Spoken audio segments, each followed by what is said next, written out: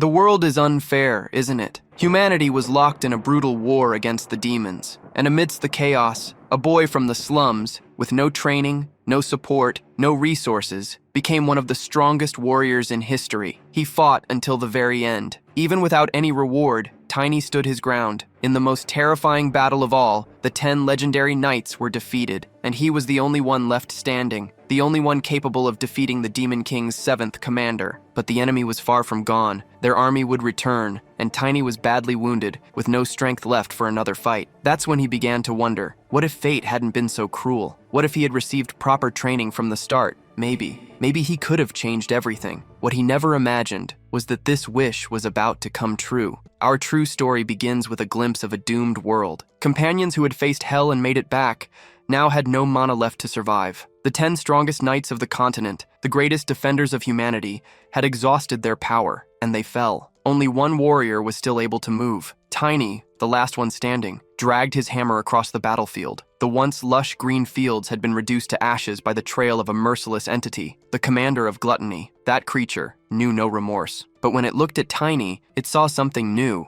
and admitted he was the strongest warrior it had ever faced. To Tiny, that wasn't a compliment. It was an insult. The creature was on the verge of defeat, and still, it remained arrogant. With fury burning in his eyes, Tiny activated his hammer and charged forward for one final strike. With every last ounce of strength, he struck the demon's arm and unleashed his thunder blow. The demon laughed, calling it useless. But that was its biggest mistake. Tiny's rage exploded past its limits. The impact of his blow turned everything around him into ashes, including the demon. Because you should never underestimate a man who has lost everything. He has nothing left to lose. Even in victory, Tiny knew he wouldn't make it out alive. He was gravely wounded, his mana depleted, and the enemy would surely return. That's when he thought, what if everything had been different from the beginning? Mana training was a privilege reserved for nobles, a secret guarded by the elite. Tiny had started from nothing. No resources, no teachers. Advancing slowly, always at a disadvantage. But he made it to the top, and now, at the edge of death, he wondered, was it all foolishness? If he'd received proper training from the start, could he have saved the continent? The commander of gluttony was only the 7th.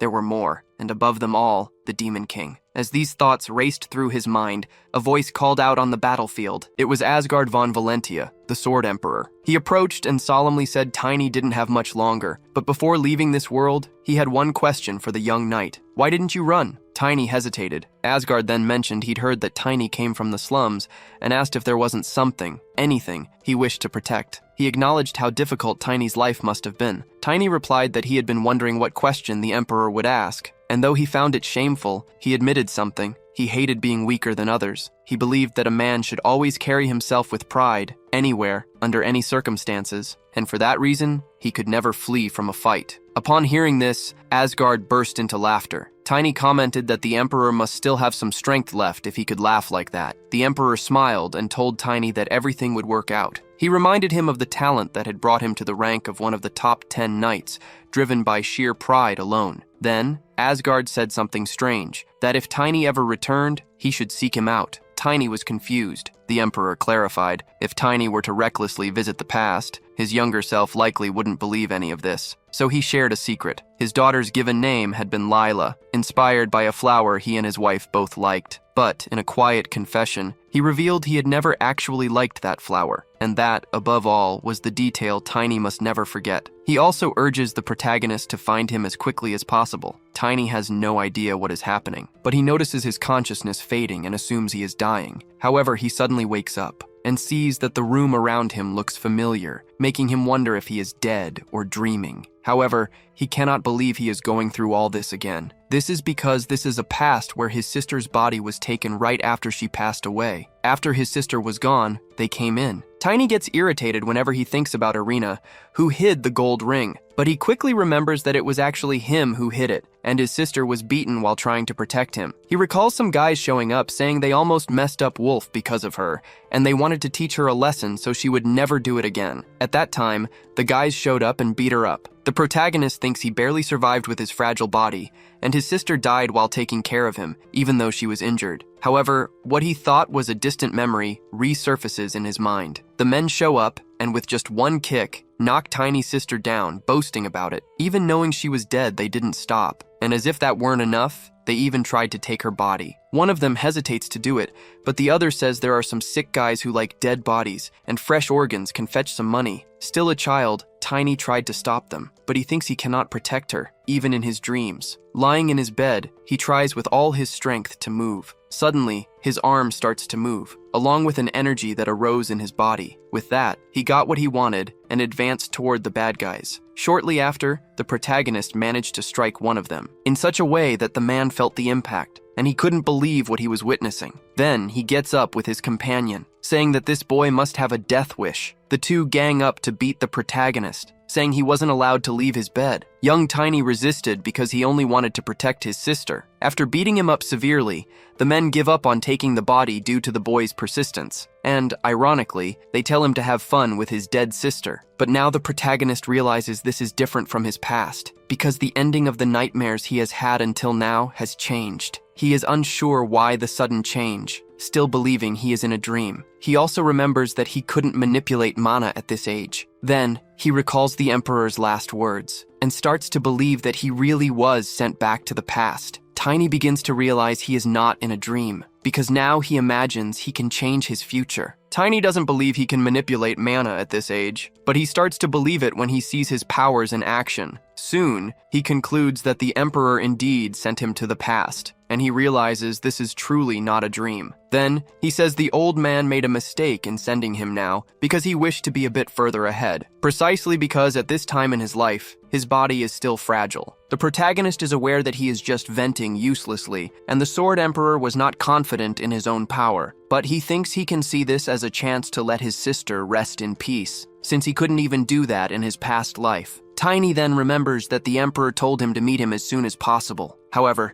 he thinks that will have to wait a bit. After finishing what he must do, he will soon make his way. Now the protagonist desires revenge against the one who killed his sister, known as Wolf, because in his past life, he almost killed him by breaking his spine. But this time, he wants a more fitting revenge. However, before that, he wishes to take his sister to a place of rest. Sometime later, he manages to take her to a cemetery, and he thinks that he wasn't connected to Arena by blood. All they had in common were their black eyes and hair, a rare sight on the continent. Many people among the invaders avoided or harmed him because of this, but his sister used to say he reminded her of her lost brother, so she named him Tiny and treated him with genuine love and care. Sending his sister to rest without being able to repay all she did for him leaves the protagonist somewhat frustrated. Regardless, a priest performs the normal funeral rites. Among the people present, a girl looks at the protagonist and wonders if Arena died because of him. Her name is Emma, Arena's friend, and she thinks Tiny seems to have changed a little. Even some time ago, she found them at their house and saw the child eating, right in front of his sister's body. But upon looking closely, he notices that the boy's wounds healed instantly. After that, the protagonist picked up Arena's body. Emma asked where he thought he was going with those injuries. Even though the protagonist insisted he was fine,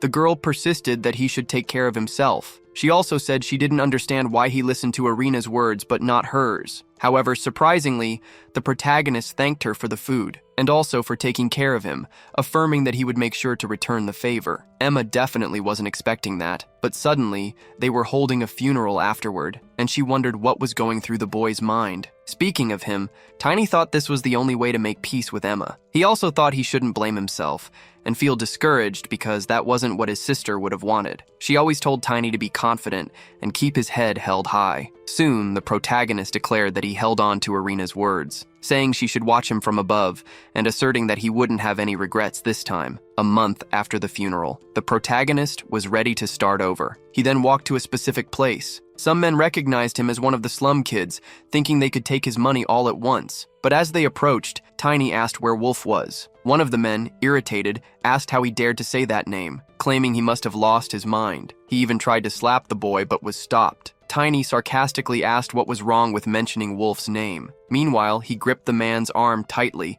making him scream in pain. Seeing his partner fall to the ground, another man asked what was wrong with this kid, thinking Tiny must have found a potion or something to have gotten so strong. But he believed Tiny was just another brat and went for an attack, grabbing the boy by the shirt. The man tried to lift him but struggled greatly, wondering why the boy was so heavy. Tiny said the man must be wondering what was going on since he was heavier than he looked, and told the man to just give up, but then added that the man wouldn't be able to do that anyway and kicked him hard. His mana body had replaced his previous weakness. He hadn't been able to do this in his past life, but now it was different, because he had perfectly fused a copy of his mana body with his physical body, one that could become more powerful as a result of the interactions between the two bodies. This was the core of the secret technique Tiny had developed. This technique was powerful, but it required him to eat much more than normal to be effective, which was why he had consumed 10 days' worth of food from Emma's house. In any case, it gave him the strength he needed. The protagonist said that in addition to realizing something after remaking his mana body,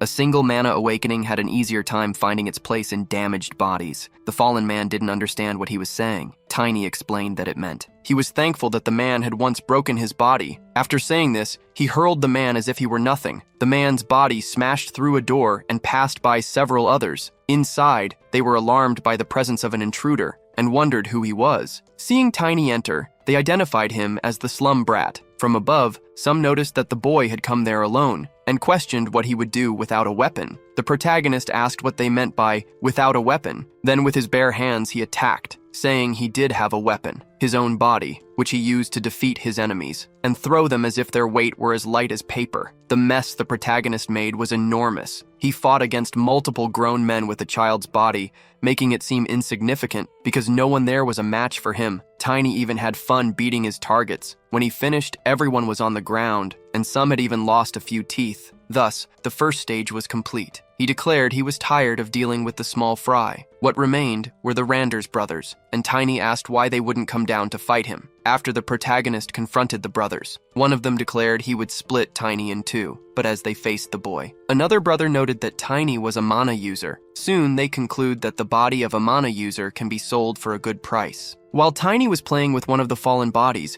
the two brothers tried to catch him off guard, and then he tossed the body aside, saying it was already all broken. A flashback from his past life shows a moment when he was using a person as a weapon. One of his superiors called him crazy and asked him to show some class, but Tiny asked how he could possibly do that. Then the superior said that instead of using a cheap trick like that, he could learn hand-to-hand combat. Back in the present moment, the protagonist thinks that with this, he should be able to maintain his dignity. So he waits for the brothers to approach, and immediately after, he dodges their sword strikes. After that, he steps back a little, making one of the enemies realize that Tiny was able to predict their movements. In turn, Tiny takes the opportunity to land a solid punch on the enemy's face. This amazes his brother, but soon after, he was the next one to fall. Their fight didn't last long, as the protagonist easily defeated them both and went straight to Wolf's room. The leader of the invaders asks who the boy is. In his past life, the protagonist did something similar. At the time, he was older, and when he encountered Wolf, who was a pimp in a remote area, he belonged to the Beastman tribe,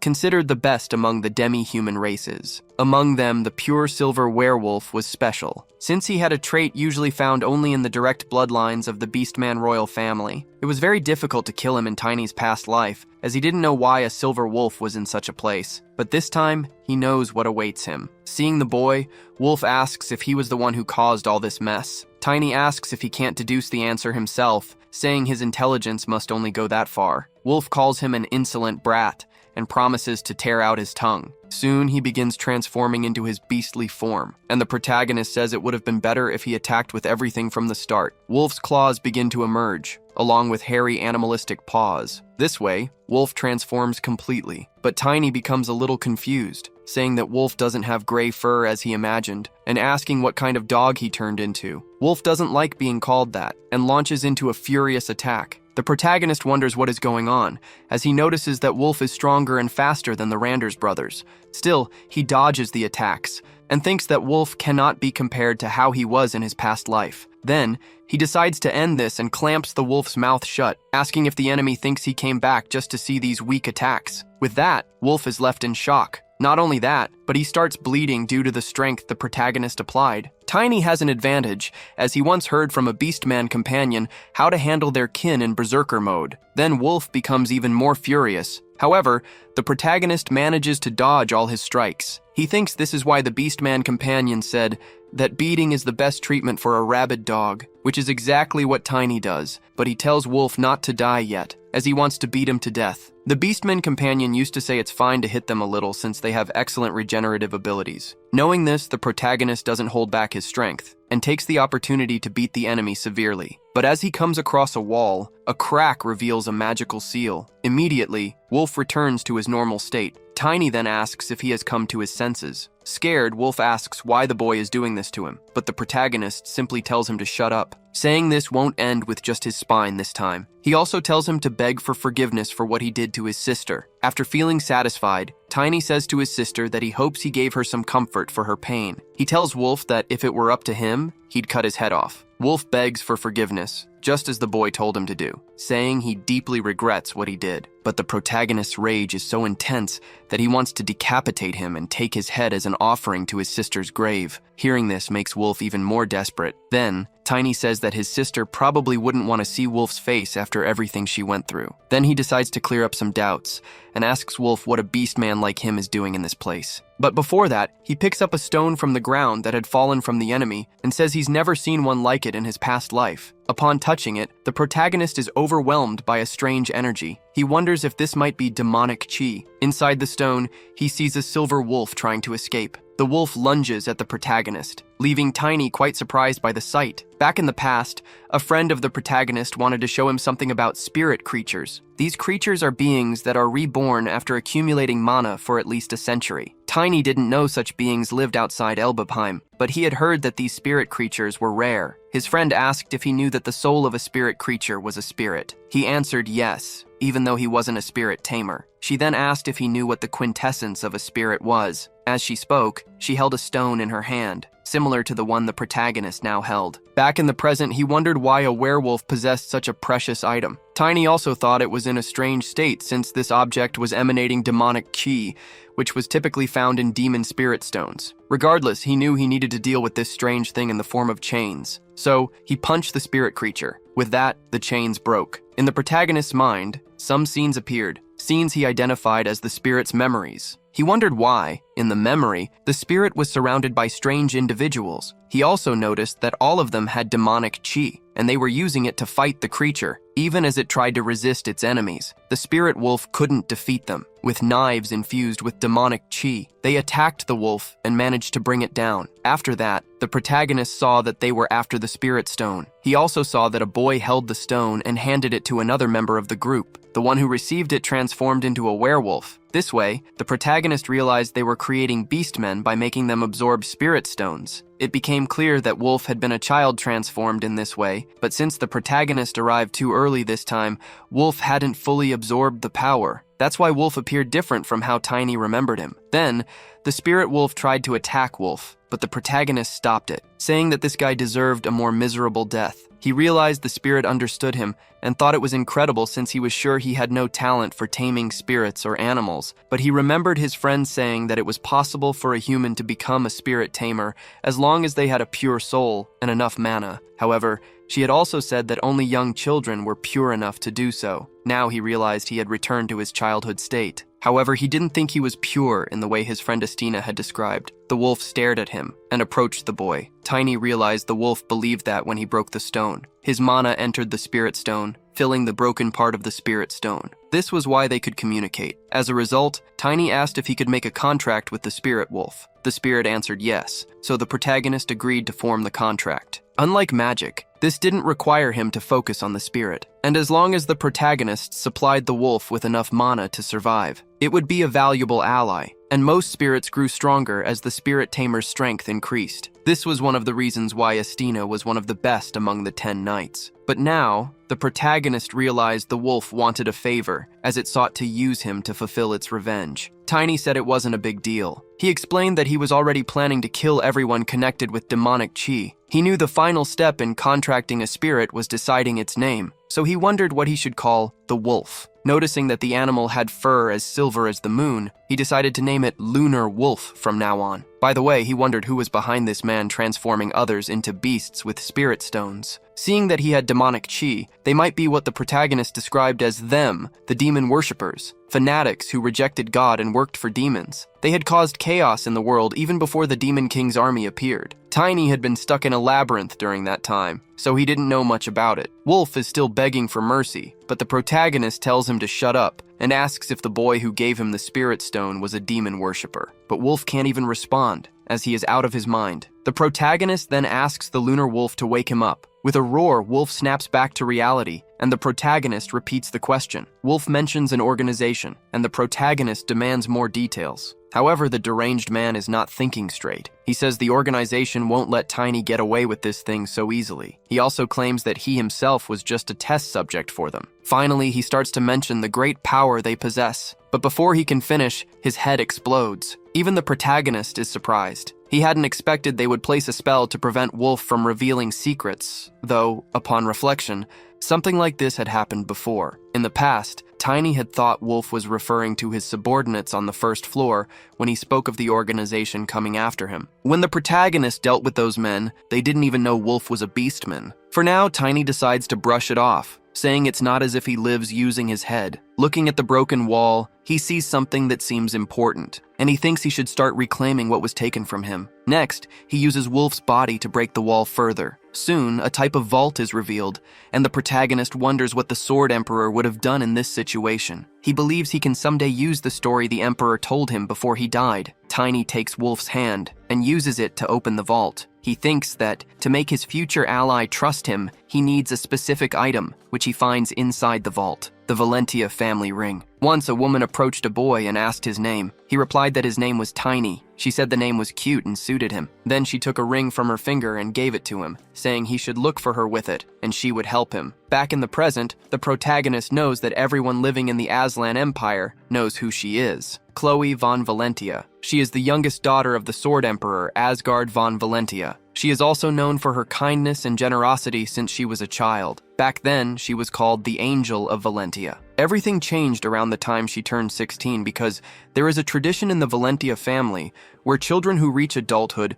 must place flowers in every temple in the empire and make their names known. This must be the reason they met an invader, the red light district of the Phillies fiefdom, located on the borders of the duchy. In his past life, Tiny was unable to retrieve the ring because it took too long to seek vengeance and getting help was difficult. But this time, the ring will be of great help. Now that it's in his possession, it should be much easier to meet the Sword Emperor. Suddenly, someone appears, asking about the protagonist, and Tiny already knew this person would show up. A man in shining armor enters the scene and is met with the chaos everywhere. Some people mention how the protagonist grabbed one of their legs and swung it as a weapon, convinced he must be a mana user. The man is surprised to hear that a child caused all this commotion, but others confirm it and beg the knight to intervene, as this guarantees the problem will be resolved. However, irritated, the knight says this is why he told them to stop that nonsense, though they insist it's not related. The man then asks how Wolf has been managing his subordinates. This man is Ian, the commander of the guards of the outer castle of Files. He quickly thinks he can use his title as an excuse to increase his protection fee, but then the protagonist descends the stairs, and the knight asks if he was the one who caused all this mess. Tiny responds that he was. The commander then asks if he has any idea what he has just done. Tiny replies that he was just taking care of some rotten scum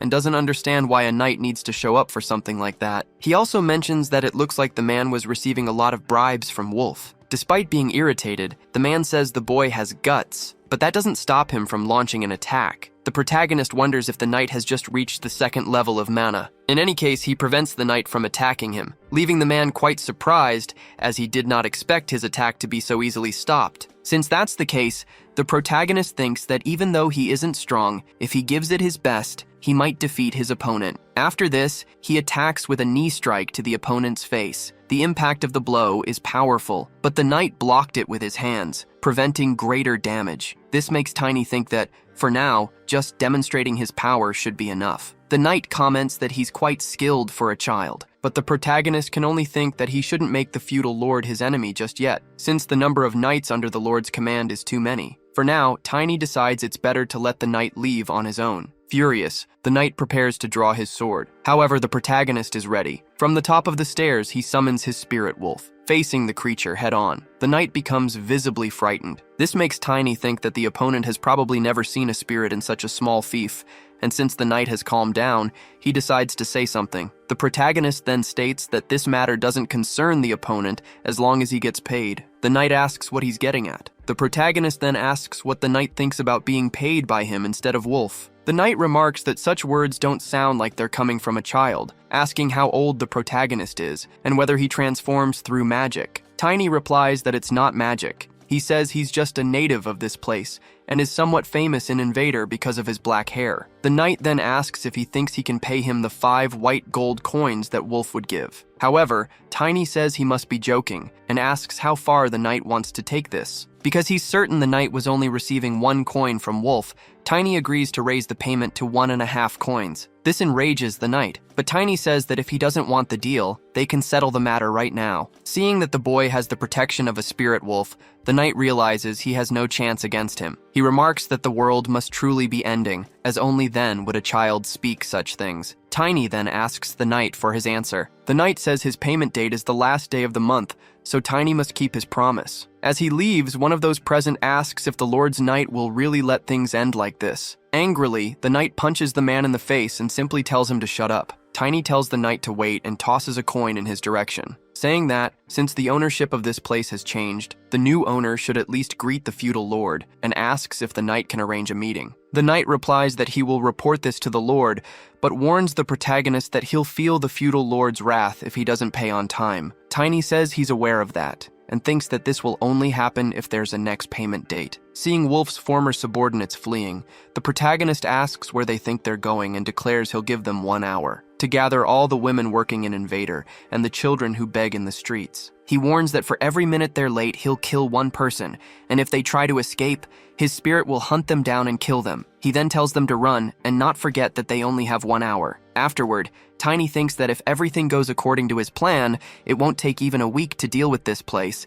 and he looks forward to meeting Duke Valentia. When the deadline is up, the men return with the people the protagonist demanded. Emma is among them. As soon as she sees Tiny, she asks what happened to his hand and if someone hit him again. However, he replies that it's not his blood and points to Wolf, saying that he's already dead. Emma wonders if this is really Wolf. Quickly, panic spreads among the others, as they believe the feudal lord won't leave them alone now. Tiny notices that everyone is scared, because no one living in Invader is unaware that the feudal lord is behind Wolf. The people begin to wonder what will happen and what kind of punishment they'll face, but the protagonist interrupts them, asking them that, if challenging the nobility is a grave sin, what will happen to the feudal lord of Philes, who is making Duke Valentia look like a fool? Elsewhere, 2 guards are talking, and one of them mentions that he hasn't seen Lord Ram around for a few days, asking if he's on vacation or something. The other guard says he heard that Ram is on probation because of that incident in Invader. His friend asks what the Lord did. He asks if his friend doesn't remember the fight between the local thugs. His friend asks if he means the time when they all hallucinated simultaneously, because no matter how they were questioned about that moment, they all said the same thing about a giant wolf chasing them. The guard says he remembers now, and not only that, but the leader of those men was unrecognizable when they found the body, and all the money the former boss had simply disappeared. But he asks what that has to do with Lord Ram. His friend responds that it seems while he was negotiating with the new boss, they had a problem. All the shops and warehouses were closed, and the merchants who visited the city have many complaints, as they are no longer making money, which has angered the feudal lord. He also says that's likely why the feudal lord summoned the new boss. While they are talking, the protagonist listens in, hidden. Back to the moment when he was talking with the people, Emma asks Tiny what he is talking about. The protagonist knows that in his past life, he used to believe all nobles were the same. So even after looking at the ledger, he didn't think much of it. As part of the feudal lord's request, he handed over half of Wolf's fortune and the ledger. In return, he gained only some knowledge about Invader, but things are different now. Even though Tiny isn't the smartest person in the world, due to his past life as a knight, he realized there are nobles who are above other nobles. And with this ledger, the feudal lord is finished. So he tells Emma that she doesn't have to understand this now, as it's not very important. Tiny says the most important thing now is that no one in Invader has to worry about Wolf anymore, and everyone there is free. Emma asks if this is true. The protagonist confirms it and says that if they want revenge or need to vent, now is their last chance. Then he points to Wolf's body. Soon, Emma remembers all the terrible things he did, and anger overtakes her. With that, she takes the opportunity to vent her rage on the corpse. Emma says she was the daughter of a prosperous merchant, and after Wolf ruined their lives, her father couldn't survive. Seeing Emma act this way encourages the others, who also want revenge, especially for those who died after being beaten by Wolf. The furious women vent their anger on the dead body. Meanwhile, Tiny thinks he has no talent for comforting people. Moreover, it doesn't suit his style of repaying a debt, because he believes this won't be enough to heal all the wounds. Even so, he opens Wolf's vault and tells them they can take as much as they want, figuring there's nothing better than money to help a bit with the process. Tiny says that this money belonged to Wolf, and any woman or child who was forced to stay an invader should take the money and leave. They don't understand why he is offering this. Emma asks what will happen to the protagonist, but he says he'll be fine and that she should take the money she needs. The girl says Tiny might not understand this because he is still young, but claims there's no one in this world who doesn't need money. The protagonist asks where she thinks that money came from, stating that even if he sends all the bad guys to hell, the money will remain on Earth. Seeing the amount, the women get excited, but the protagonist has something to say. He warns that if they commit any wrongdoing because of the money, or speak a single word to the feudal lord, he will send his spirit wolf to take care of the rest, claiming that the wolf will track them all down and tear them to pieces. Then he tells Emma that if she's thinking of leaving Philes, he recommends going to Diane. He also advises always traveling in groups and hiring mercenaries from a guild with a good reputation. However, Emma doesn't want to leave without him, but Tiny says he has another place to go and she agrees, believing he is strong enough to take care of himself. Then she says they'll do as he suggested and go to Diane. Soon, she invites the protagonist to find her if his path becomes too difficult. Tiny says goodbye and thanks Emma for everything. From that day on, Tiny decreed that the red light district of Philes Invader is closed. Back to the guards reminiscing about what happened, Tiny introduces himself. They see the boy and ask how long he's been there. They say this is the place where the Lord lives, and an ordinary civilian shouldn't be sneaking around, but one of them asks how the boy knows the name of the new boss. Tiny responds that he is the new boss. To prove it, he shows his wolf to the guards. They immediately run inside. After that, he manages to stand before a noble, but since he has the body of a child, he has to deal with others looking down on him all the time. The Grand Master of the Philes Order of Knights, Kron, says he heard from Ram about Tiny, but thinks the boy is quite young. Tiny simply asks if it is the local etiquette to keep their guests waiting while they observe them. The Grand Master soon becomes irritated and says the boy needs to know where he is. The protagonist says the same to him, telling the man not to mess around pretending to be superior to the feudal lord. He also says that he is a guest of the feudal lord, and despite knowing this clearly, the Grand Master is trying to point his sword at him. The man replies that, as expected of someone who lives in filth, his tongue clearly stinks. Tiny says he didn't know about that, but to be honest, the stench is coming from the man, specifically from the foulest mouth in the Order of Knights. This infuriates the Grand Master, but the butler tries to calm him down, saying the Lord is waiting. Master Kron knows this very well, and the protagonist is relieved that he no longer has to wait. The Grand Master then sheaths his sword and warns the boy to be careful inside because the Lord is someone very strict. In his thoughts, Kron affirms that he will kill the boy as soon as he has the Lord's permission. Anyway, the protagonist goes to meet the Lord, and Kron introduces him to the Lord as Tiny from the alleys. The Lord then tells him to come in. As soon as the protagonist enters the room, he is shocked, wondering if that thing is the feudal lord. Nevertheless, the protagonist maintains his composure, saying it is an honor to meet the governor of Philes. The Lord asks where he learned such etiquette. Tiny responds that he has been practicing for a while in preparation for this moment. His name is Baron Jaimin Volphiles, and after this, the Lord says the protagonist is very good at pretending to be a gentleman. Tiny hears this and thinks he can't get used to it. He also wonders if this is the same feudal lord he once knew. He remembers that back then, the lord was addicted to drugs, so he wonders if this was the lord's appearance before he started using drugs. But putting that aside,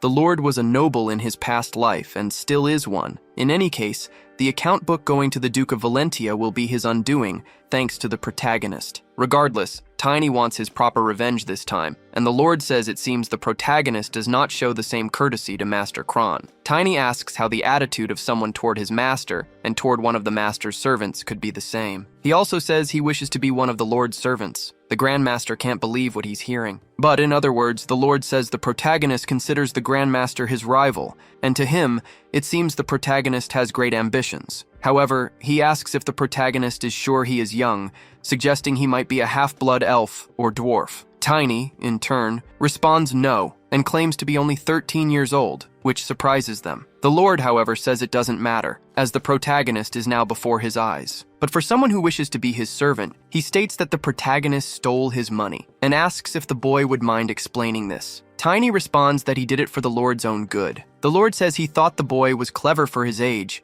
but it seems he still doesn't know how this world works. In turn, the Grandmaster says that if the Lord wishes, he can eliminate the boy right now. But Tiny asks if the Lord knew that the Duke of Valentia has started a crackdown on drug trafficking and prostitution. This leaves the Grandmaster extremely surprised. The protagonist claims to know that the Lord is aware Miss Valentia visited his land and acquired this information from her company. Tiny says he just wanted to clear things up for the Lord before it turned into chaos. He thinks this is the truth, so it doesn't matter if the Lord investigates it personally. The Lord says he heard about it during the coming-of-age ceremony for the youngest daughter of the Valentia family. They were planning something big. After that, the Grandmaster tells the Lord that all of this is just the false ideas of a child and that Valentino is full of brothels. But the Lord interrupts him, telling Kron not to overstep boundaries, so he apologizes. Then the Lord says that if the protagonist is telling the truth, despite the rough methods, it is something to be praised. Tiny thanks him, but the Lord says there is one more thing he needs to confirm. He states that he knows the boy controls the spirit of a wolf. He asks if it is a spirit the boy stole from the spirit wolf stone. The protagonist wonders how the Lord knows that, but then the lunar wolf manifests, and it uses its aura to make the protagonist see through the Lord. With that, he can perceive a circle made of demonic energy surrounding the man. Soon, Tiny imagines this can only mean that the Lord is a black mage. He knows that demons never lend their power without sacrifices. A second circle mage is certainly a lunatic who has already killed hundreds of people or made sacrifices. Tiny remembers that one of the guys who wanted to take his sister's body mentioned something about this. Not only that, but when he faced the brothers at Wolf's house, they also mentioned something similar. With that, he concludes that the Lord is the one who has been buying bodies from the invaders all this time. Not only that, but he also realizes that Wolf had a black mage behind him all along. Due to the protagonist's delay, the Lord asks why he is not speaking, but Tiny claims he did not understand the question. Then he orders Kron to attack. The protagonist realizes this is a problem because,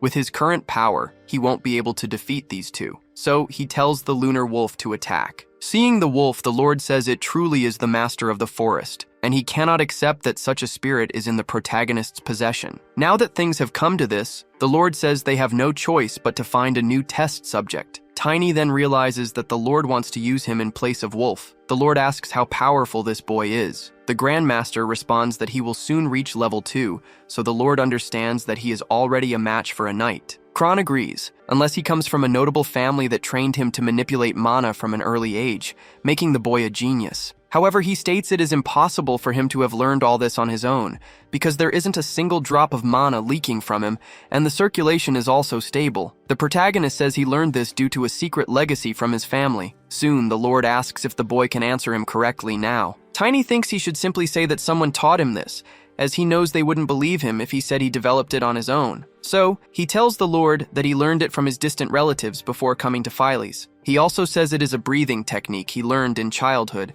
and as his strength grew, he realized it was a special method. In his thoughts, he wishes the Lord good luck trying to guess whether what he just said is true or not, because he knows the Lord accepted refugees from everywhere to increase the income source of the invaders, and it will be impossible to track his records. After that, Tiny says that the fact he is standing in front of the Lord would be proof of his words. Then the Lord says he will trust what the boy says, making the protagonist think it was easier than he imagined. But then, the Lord says the only certainty is that he will judge. The protagonist doesn't know who he is. Even so, the Lord tells him to stay around for a few days. Since he killed Wolf, some things are causing problems. Then the Lord states he will have to pin the blame on someone. This makes the protagonist think he must be referring to the members of that organization Wolf mentioned. And he considers that if the feudal lord is as cautious as he is, he might be an incredible black mage, making this very dangerous. The Lord interrupts his thoughts, demanding an answer from the boy. He also says he wants the protagonist to be his sword, adding that this shouldn't be a bad offer. Tiny simply says that if the Lord orders it, he will accept, believing himself to be a special guest. The Lord confirms this, saying the boy should be very careful with his actions in his presence. In his thoughts, Tiny notes that he still has a card to play. It will take about 3 days for the Duke's men to identify whether the account book is genuine or fake. another 3 days for the punitive army to be assembled, and about 10 more days for the army to arrive in Phillies,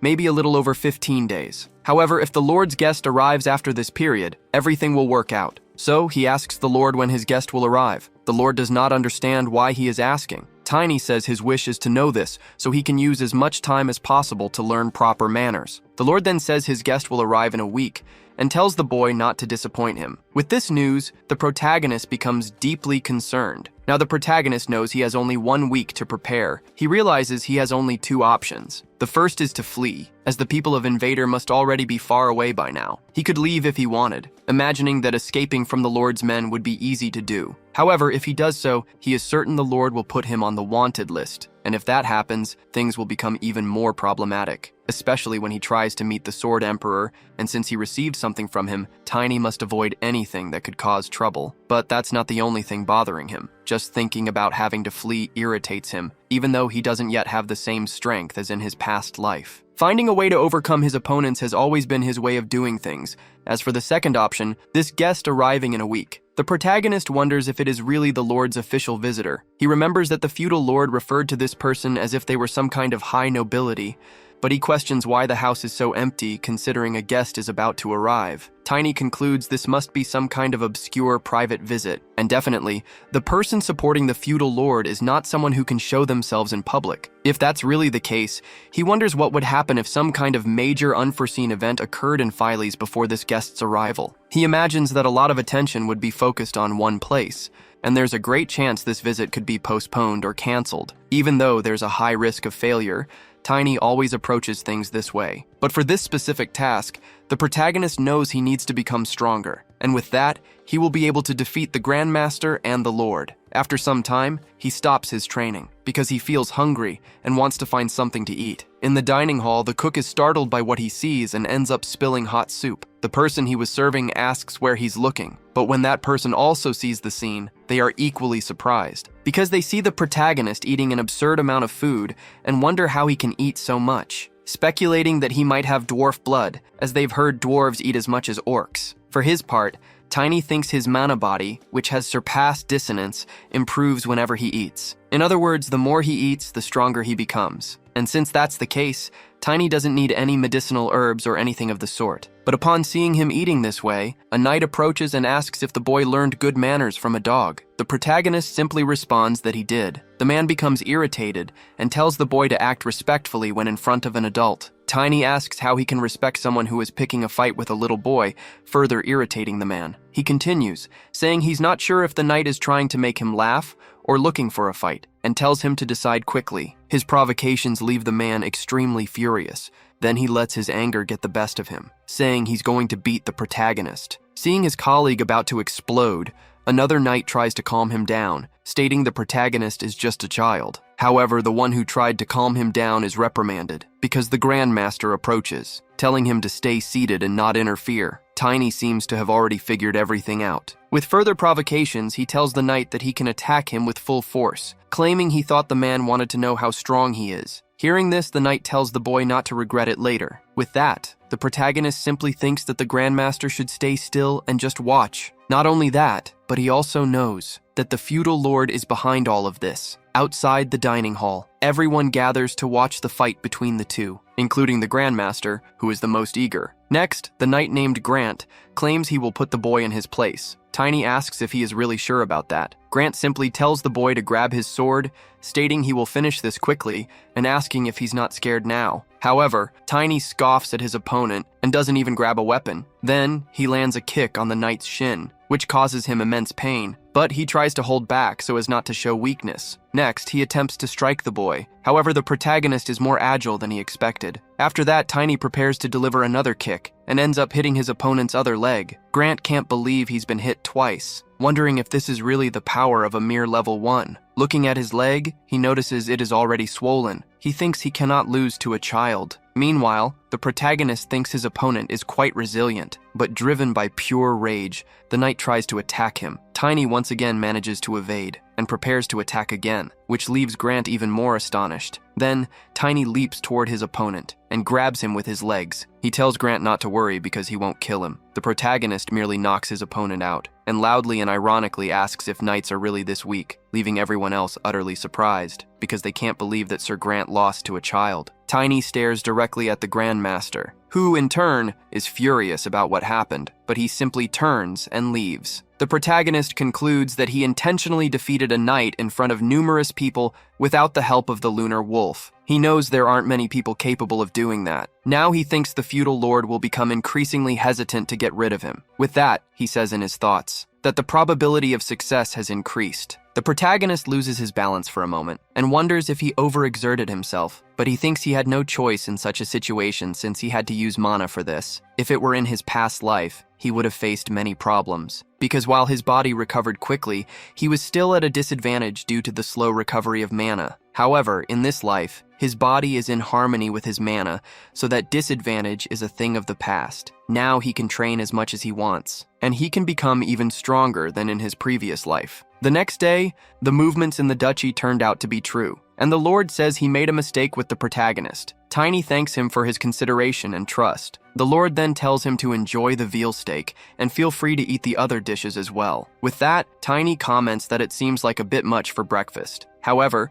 the Lord asks if his strength doesn't come from large quantities of food. The protagonist replies that what happened with that night yesterday was a fluke. Hearing this, the Lord tells him not to be modest, claiming that his future is very promising and lamenting that there isn't a good master to teach a genius like him. From what he has heard, the Lord says the greatest knights in history grew up alone without masters. But Tiny says what made them grow was having a great lord to follow. The Lord is surprised that the boy knows about history and etiquette, making it clear to him that the protagonist is no ordinary commoner. In his thoughts, Tiny says he had an entire previous life to learn these things.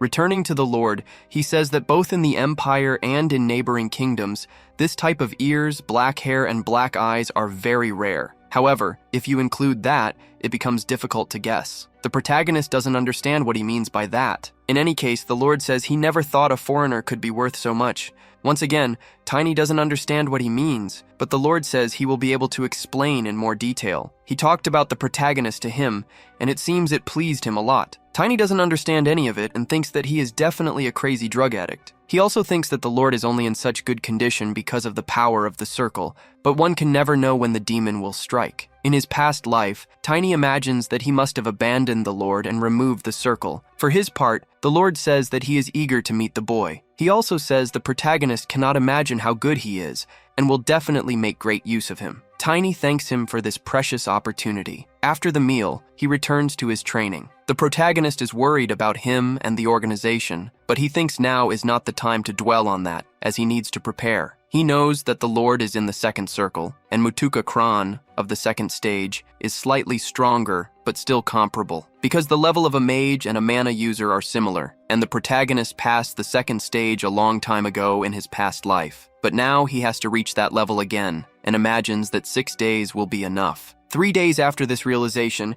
he notes that his body is still small but already quite strong. Just as much as his strength and weight were compressed, his elasticity has increased, and his movements are even better than in his past life. It seems that Tiny has rebuilt the foundation entirely, and thinks that perhaps the problem was his monstrous size. In his previous life, he only wanted to be big and strong, and his body, connected to his mana, responded to that unconsciously. The harmony between his body and his mana was broken because he grew too large, but now that he has reverted to a child's state, he concludes he doesn't need to be so big to be strong. While training, however, he notices some movement. A few guards appear and identify him as the boy who defeated Lord Grant. They then leave, saying it's better to return later. Tiny feels grateful that they are avoiding him, giving him more space to train. After eating heavily for 3 days and training for hours with the dummies, everyone eventually loses their curiosity. Now, they slowly start avoiding him. However, the captain approaches. The protagonist asks what he wants. The captain tells Tiny to follow him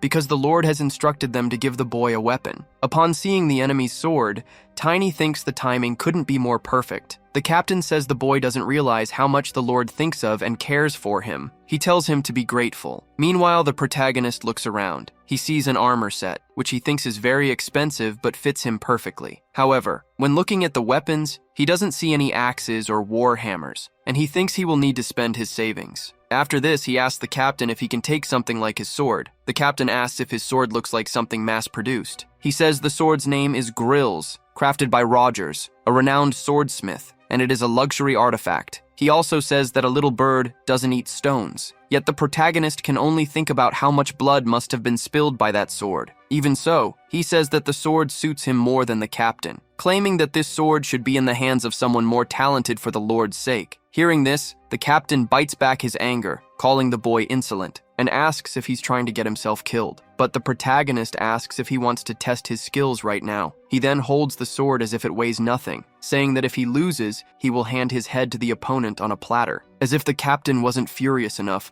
this provocation makes him attack the boy with all his strength. Outside the armory, the guards only hear the commotion and listen to the protagonist apologizing, saying he'll be more careful. But then the boy walks out of the room, and though injured, he is carrying the sword he wanted so much. The guards who see this wonder if Captain Kron hit a child, thinking that even though Tiny is exceptionally skilled for his age, this will be a problem. They also wonder if it's true that the captain dislikes this boy, as rumors suggest the protagonist might even take the captain's place in the future. Still, they think it's wrong for a captain to hit a child. But in any case, they decide it's none of their business and go about their lives. As he walks through the corridors, some maids, upon seeing the protagonist injured, ask what happened to him. Tiny replies that the captain said they were going to fetch a weapon, and he agreed to go with him, and then this happened. The maids then tell him to go rest and call them if he needs anything. Back in the Lord's chamber, he asks what is happening with the sacrifice. His servant replies that it is secure, so the Lord asks if more bodies appeared again today. The servant confirms, and the Lord thinks that this boy is turning the invaders upside down. With that,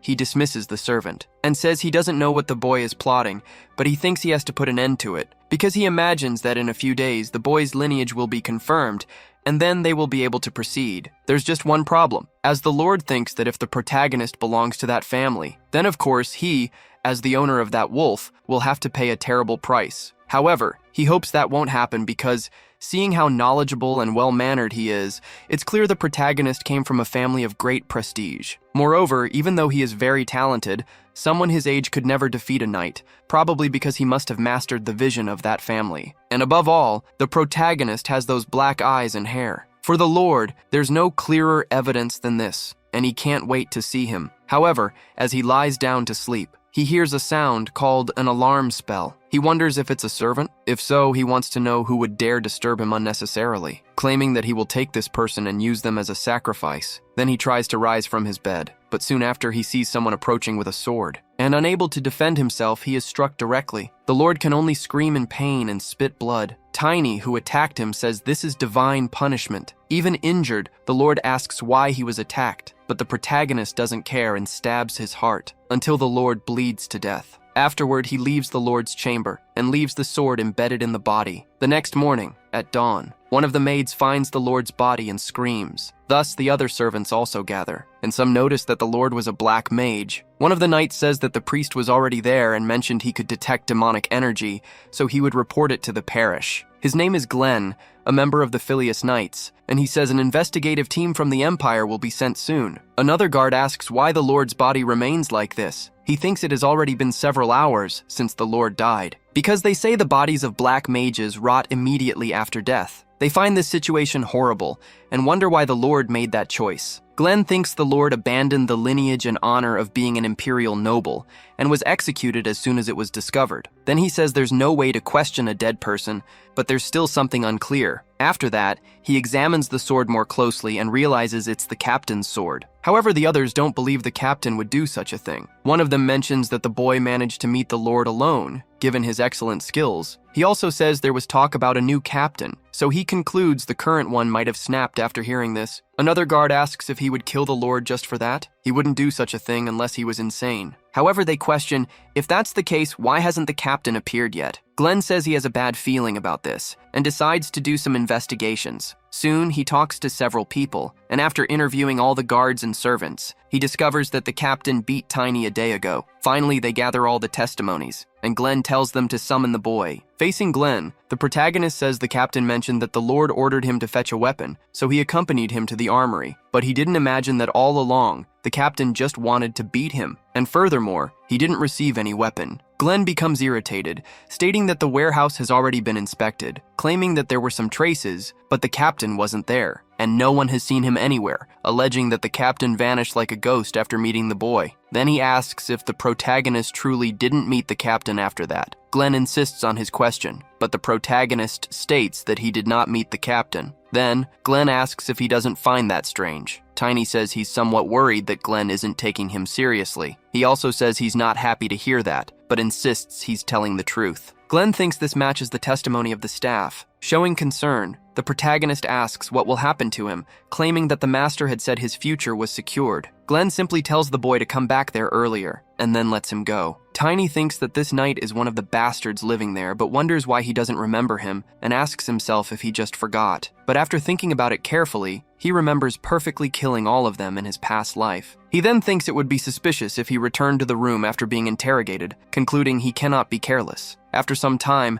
he returns to the room and receives a mercenary plate and money from Glenn. Glenn says that only commoners with the status of mercenary or merchant can freely enter other provinces, affirming that he personally verified the identity. Tiny thinks he really wanted one of those, but he asks why he's being given it out of the blue. The knight tells the boy that playing around in a rotten place will only waste his talents and advises him to go play in better places, claiming that this is advice from a life veteran. Upon hearing this, Tiny thinks this is advice the knight himself wishes to follow. Now he understands why he hasn't seen him before. Glenn must have left the place. Regardless, Tiny thanks him and says he thought he should leave anyway. He thinks that now that the Black Mage is dead, the Imperial family must act. The protagonist prevented him from making a move, but the Duke's investigation team hasn't appeared, so he concludes that he'll have to go personally. Glenn tells the protagonist that if he succeeds on his journey, he must not forget about him. Tiny asks what his name is again, and Glenn is shocked that the boy doesn't know his name. A bit embarrassed, he introduces himself as Glenn Liberty, but says the boy can just call him Glenn. The protagonist then says that Glenn also needs to remember his name. Then he leaves,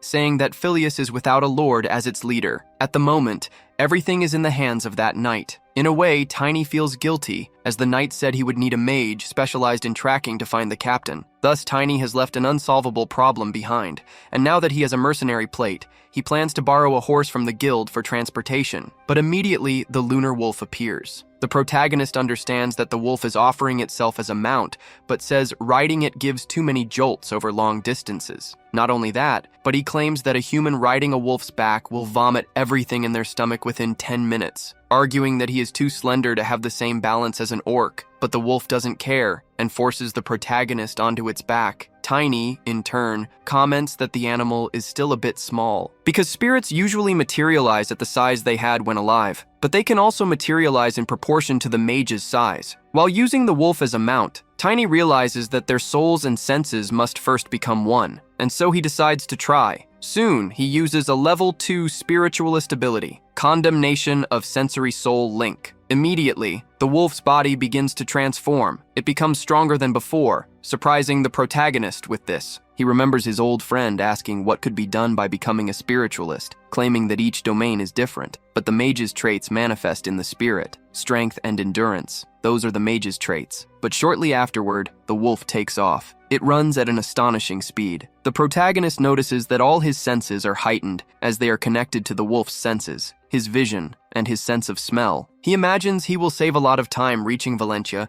and concludes he can travel farther and faster this way, possibly even reaching Karun, where the first catastrophe will occur. In his previous life, as if heralding the arrival of the Demon King, many catastrophes emerged one after another, which greatly weakened humanity's strength. It all began with the disappearance of Karun's relic, something the protagonist thinks he must prevent from happening. The treasures of humanity granted by the goddess, the 7 sacred relics. This was supposed to be the final sacrifice, but in his past life, these relics were stolen, However, in this life, Tiny wants to overcome all these disasters and become the greatest warrior because he wants to join the human army against the Demon King. The first catastrophe in Karun, the Kingdom of the Sea, is where the protagonist wants to go, right after visiting the Duke's house. At another moment, people notice that the imperial family is sending an investigation team for the Lord's murder. There are even rumors that he was a black mage. With this, they wonder if they'll end up being affected. A man talks to his friend and says it's better to be careful just to be safe, and his friend says it's better to stay out of it for now. But gradually, they notice a strange mist approaching, emanating around a mysterious person. The city guards demand that this person identify themselves. However, the person refuses and passes through the city gate with no difficulty, leaving the guards collapsed at the entrance. At night, in the Lord's palace, Glenn is still awake, working. However,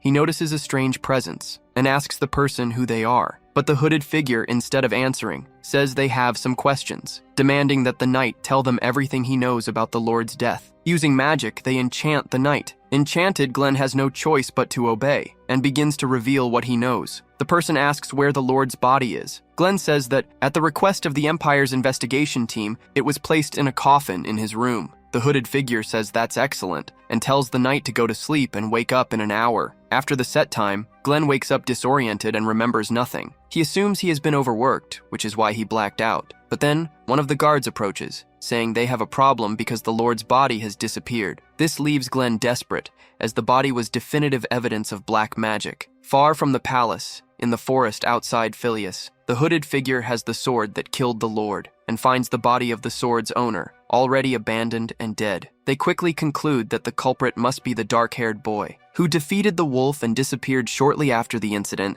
vowing that he will pay for ruining the organization's work. The next day, at the west gate of Lucentia, Tiny is about to enter and thinks that many people really come to this city. He also thinks that everything is still going well, but believes that if he moves first, everything could fall apart. He wants to get his equipment soon, feeling even grateful for Glenn's kindness, but he says this is already too much. Tiny pulls 2 gold coins from his pouch, and this quickly draws attention, as he is approached by 2 armed bandits asking if he has money. They demand that the protagonist hand over everything he has, but the tables are about to turn when the protagonist asks if they have money. In his previous life, there was an unspoken rule on the continent's dark side. If a large shadow appeared in an alley, people should hide and not even breathe. But Tiny faced them, until one day when he was approached by a man saying that killing so many people like that could taint his soul. Soon, the day would come when he would be haunted by remorse, so he should show a little mercy. But at the time, the protagonist claimed he would be fine, stating he had never killed anyone. He had only dealt with leftovers of abortions multiple times. Back in the present, he faced several local bandits and collected their money. One of them curses the protagonist, saying they are from the Rufus family, the Knights. But Tiny claims they are so weak he has never heard of that name. Angry, they try to attack him again. In response, Tiny throws the bag of gold at one of their faces, and as the bandit is thrown back, his companion trembles, knowing he's next. Immediately, the protagonist lands a kick right in his face, and with the impact, he is also thrown back, with all the bandits lying on the ground. Tiny approaches the gold bag and picks it up. Seeing this, one of the bandits says his brother won't let this slide, but the protagonist is only interested in the amount of gold he got and even laughs in their faces. Now that he has the money he needed, he decides to visit a weapons shop. The shopkeeper then presents a leather and iron armor made in the southern mountains, claiming to be resistant to most arrows, which Tiny says seems quite useful. On the other side, some men are talking, and one of them says that anyway they can't get close, but the other says they can watch from afar. Hearing this piques the protagonist's curiosity, and he asks the vendor if there's an event happening. Since the boy didn't seem to know, the vendor tells him that the Princess of Valentia is on patrol. Immediately, Tiny thinks that if Arena was the person who taught him about affection, then the princess is the first person who gave him any hope. Although it didn't end very well, thanks to that hope, he was able to leave Invader. Tiny wonders why these people changed his life, believing that if she can recognize his life, then she will know he is living according to her sister's liking. The last time they met in his past life, the princess laughed when Tiny introduced himself, claiming that his name had nothing to do with him. She even apologized and tried to keep her composure, but she couldn't hold back. Back in the present, Tiny thinks she must have already forgotten about him. However, he states that in this life, he will find her sooner, make her remember, and also secure a meeting with the Emperor. Elsewhere, a man says that the city of Lucentia is one of the largest in the central region. He is the eldest son of Count Lucent, named Edmund von Lucent. As he walks with the princess, he talks about the city's specialties, but she doesn't seem interested. Accompanied by an entire garrison, they continue walking. Edmund keeps talking about things the princess doesn't care about, but she has to fulfill her duties. So she says she isn't interested in trade and asks if they could take a look at the poorer parts of the city. This question leaves Edmund very surprised, but the princess says they are also residents of this place. Feeling awkward at her response, he agrees to take her where she requested. The princess remembers her father saying that if she is receiving the education of an heir, she should learn about real things. He told her to take a look at the poor because they should have a better life, and only then will the country become a better place. The princess wonders if it's unusual for her to put into practice what her father taught her, believing that in her heart, she wants to change everyone's perception with reality. But when her fiancé is announced at her coming-of-age ceremony, she will no longer be free for the rest of her life. This makes her question whether she should seek refuge in the temple, as she has felt drawn to it for some time. However, she knows her father would be sad about it, and he wouldn't want her to live alone for the rest of her life. Amid her thoughts, she hears that a child is trying to approach. It was the protagonist confronting the guards. Edmund steps forward and asks who this boy is and where he came from, claiming that he must leave immediately. However, unexpectedly for them, Tiny takes out an item and says this is a ring that the princess herself gave to him, claiming she said he should come see her, and even though he's late, he would like to greet her. The others think this is nonsense, except for the princess, as she recognizes the ring the boy is showing. But she says it's strange because she gave that ring to a poor child, and asks the protagonist how he got it. Realizing that the princess doesn't recognize him, Tiny now finds himself in trouble, as the guards point their swords at him, precisely because the princess thinks he stole the ring. With swords around his neck, the leader of the guards demands the boy explain himself. Tiny now thinks that they met too soon, and says it may be hard to believe, but claims that the child is him. He thinks that maybe the princess doesn't recognize him because he suddenly grew up, so he decides to give more details, saying he was the only one with dark hair in Phileas, and perhaps the only one in the entire duchy. The princess asks how that's possible because the boy she met was so frail and couldn't even speak properly. She also says he was so small and cute, but was a pitiful boy. Thinking about it, the protagonist realizes that even if he were small and cute,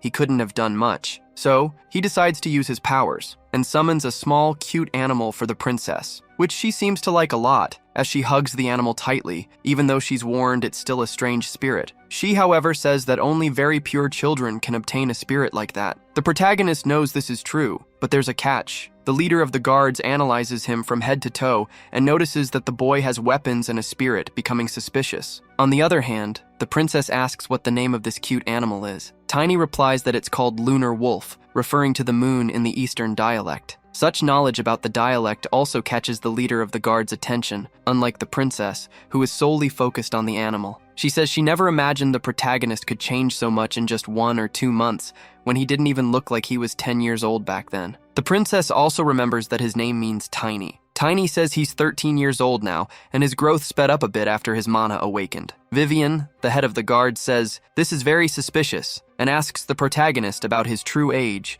and whether he's some kind of half-blood. She apologizes to the princess for her rudeness, but claims it's her duty to keep the princess safe. Edmund speaks up, saying he also finds this suspicious, and suggests it would be better to interrogate the boy after a quarantine. In turn, Tiny says he won't ask them to trust him, but reminds them that the princess said she could help him when she gave him the ring before. Edmund becomes irritated at being ignored by the boy, but the princess agrees that the protagonist needs her help. Soon, Tiny asks if she thinks he can meet Lord Esgard von Valentia. Vivian, already annoyed, asks how the boy dares and claims he must be out of his mind. Tiny simply asks if they think a boy could do any harm to the Lord of Valentia. He says there are only 7 superhumans on the continent, and one of them is the Sword Emperor, who can wield the power of destruction. Therefore, someone like that could not be harmed by a mere boy. The princess says that the title Sword Emperor would greatly embarrass her father, and notes that it hasn't been long since he was listed as one of the 7 greatest knights on the continent. With that, the protagonist concludes that this has yet to happen. Vivian says that this is definitely a title that suits His Excellency. She also states that His Excellency's prestige has spread even to the most distant fields,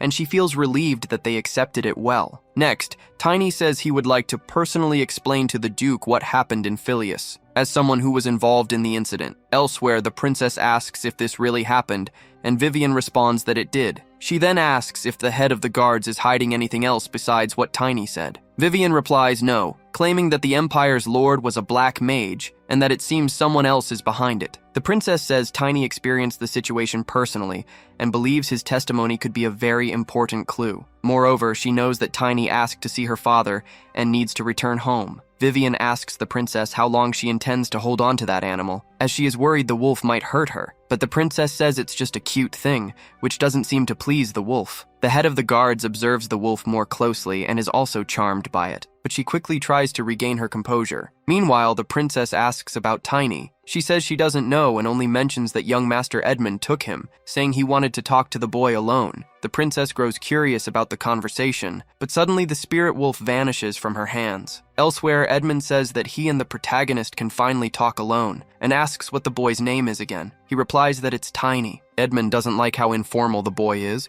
but Tiny says there's something more important than that, and asks what Edmund knows about the Black Mage. The young master says he doesn't know anything about that, and claims to only understand why the boy is so arrogant. Soon, Tiny realizes Edmund lied, but the young master says the boy is very disrespectful and seems to lack any manners. Then, Edmund raises his hand to slap the protagonist, claiming he must learn proper manners. However, the protagonist grabs his hand, stopping Edmund from continuing. Edmund becomes very frustrated that he can't free his arm. He states that he will tell the princess about the boy's lack of manners, as he dared to use violence against a noble. However, the protagonist asks what kind of bizarre social status this is, and says he'll handle it his way. But he wants to see what Edmund has prepared for him since he called him because he trusts him. Edmund doesn't like this attitude at all, but he tells the protagonist to follow him. Far away, Vivian mounts her horse because the princess ordered her to go to Tiny immediately. She thought the princess might be exaggerating when she said this, since the spirit might disappear if it's far from its master. But she knows Edmund took the boy to the outskirts of the castle. She rides off at full speed toward him,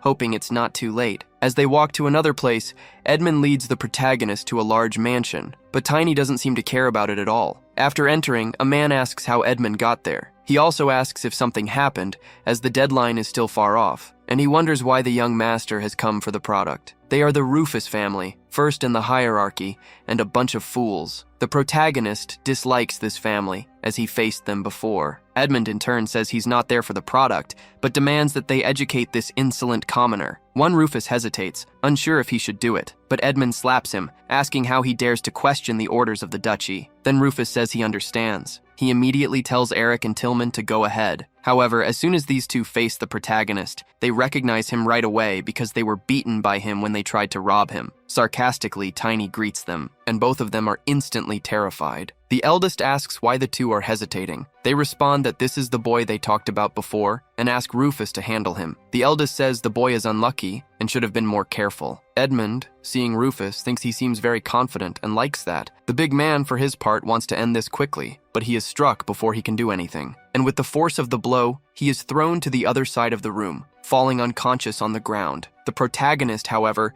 is ready to face the next opponent, but none of the others dare to confront him. Tiny asks if that's all they've got. Desperate, Edmund goes to Rufus, telling him to get up right now and protect them. Tiny says he can try if he's capable, but he won't let this situation slide. Soon, the two collapse in fear, staying on the ground. Seeing this, the protagonist calls them a pair of cowards. He turns to the others, asking if they want to fight too. The terrified expressions on their faces answer the question. Shortly after, Vivian arrives, worried about Tiny. But upon entering the house, she is faced with something surprising, because the boy had already dealt with all the bullies. Not only that, but she also sees Edmund lying in an embarrassing position, and Tiny wasn't in danger at all. On the contrary, he, in his calm demeanor, asks why she's there. Vivian replies that she's under the princess's orders because she's worried. Then, Tiny hands her a book of bribes, claiming these guys were involved in human trafficking. And with that, he believes that idiot won't be able to deceive anyone else. This makes Vivian wonder what kind of life this boy has had until now. The next day, because of this incident, Edmund was expelled from the duchy. The princess says it seems he had worked with these human trafficking organizations for a long time,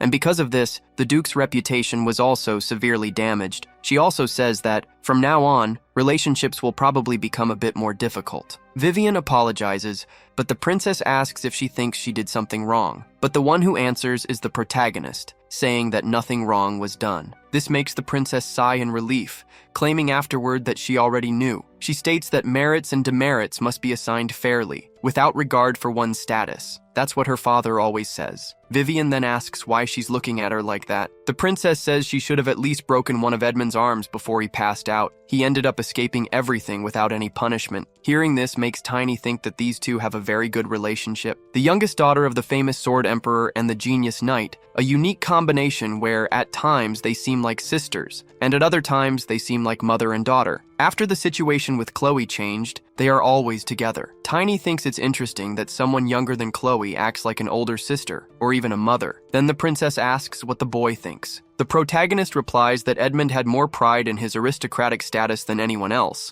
and no one will ever forget his sins. Vivian exclaims about the things the protagonist says and asks if he's really a child, but the princess is only interested in playing with the lunar wolf. Afterward, she even comments that the wolf's name is too long and decides to call him just Lunar from now on. Tiny asks if she doesn't blame or distrust him. Chloe responds that she has already heard of the dark-haired boy from Phileas. It's said he destroyed the underworld organization and freed all the victims, and since he just did it again, the princess finds it incredible. With this, the protagonist is glad she believed him. However, she tells him to never let it happen again, and says Tiny needs to share such things before acting. 3 days later, they are still traveling, until the carriage comes to a stop. One of the guards says that an elf has asked them to set up camp, so the princess steps out of the carriage along with the others. The elf introduces herself as Irina, an envoy of the World Tree. After greeting the travelers, she asks if she may join them for a moment. The princess seems pleased with the idea. However, Tiny recognizes the elf as a fifth circle sorceress. Elves, descendants of fairies, are famous for their beauty. Elvenheim, the kingdom of the elves, is located in the far west. For this reason, it has always been difficult to see elves in the Aslan Empire, which is at the center of the continent. Even so, most of the Empire's people are friendly toward them. Elves born with elemental abilities are known for being pure, gentle, and peace-loving. And this elf is a large-scale fifth circle black mage. In turn, the princess asks if Irina is crossing the Valentia Duchy to reach the kingdom of Weravist in the north. Irina imagines that it might be inconvenient for the people of the Aslan Empire, since the empire has been in conflict with the kingdom of Weravist for some time. But the princess says that's not the case and states it's just a long journey. The elf says that's exactly the point, as her goal is to travel the world and hear new stories. Chloe mentions that she has heard about this and asks if Irina is undergoing elven training for the elite elf knights. The elf replies that yes, that's exactly it. However, something piques her curiosity. Irina asks if the princess is the owner of the spirit wolf in her arms. She responds that it's a good guess, but says the spirit belongs to the boy, pointing at the protagonist. Irina says she has heard that there are very few humans with elemental powers. Tiny thinks he already knows everything, and never imagined that this person was someone of high rank. Soon, he says he is impressed, as it's the first time he's seen an elf up close. But it's all an act on his part, because the protagonist believes he can't fight her now and will have to wait. However, his performance convinces Vivian and the princess, and he thinks it doesn't suit his demeanor, but he has to keep up the act. Fortunately for him, the elf doesn't know the lunar wolf's abilities, as only the owner knows all of the spirit's capabilities. He also wonders how the elf manages to hide such a high level of magic. Irina, in turn,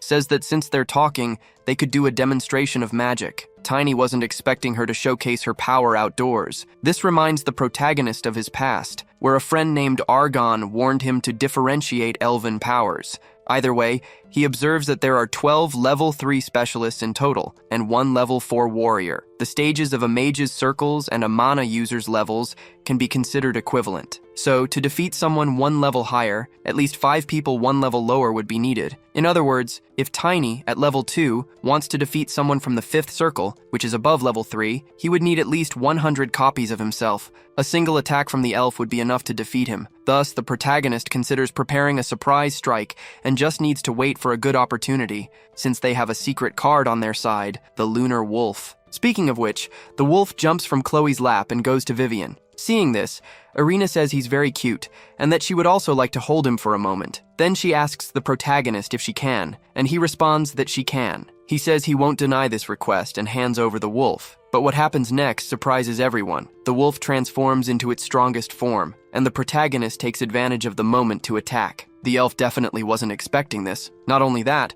but Vivian also attacked her with her sword. Irina ended up using her magic, revealing to everyone that she is a dark mage. After being exposed in front of everyone, the princess thinks it was good to have Tiny's company. Since the protagonist can synchronize with the wolf, he was able to warn the princess that the elf was a dark mage. He also said that Vivian could help. At that moment, Chloe was a bit shocked, but she knew she had to maintain her composure. The protagonist knew this could become an international issue, but he said he hoped the princess would understand. He also explained that, at the rear of Phileas, if they didn't launch a surprise attack at that moment, they would be in danger, and he would risk his life to deal with it. After making the princess aware of his plan, the wolf leaped into Vivian's arms. This allowed the protagonist to alert her as well. With that, the two managed to coordinate their attacks, catching the ill-intentioned elf off guard. However, this didn't last long, as the elf managed to escape soon after. From above, she summoned a magical shield. Vivian shouted for her soldiers to attack together, and they did so in unison. The protagonist wasn't left out, as he attacked along with the others. But as expected, the elf was very strong, and he couldn't penetrate the force field. After that, one of the guards also attacked. However, this only made the elf angrier. She used her magic to push them away. Irina, furious at being discovered,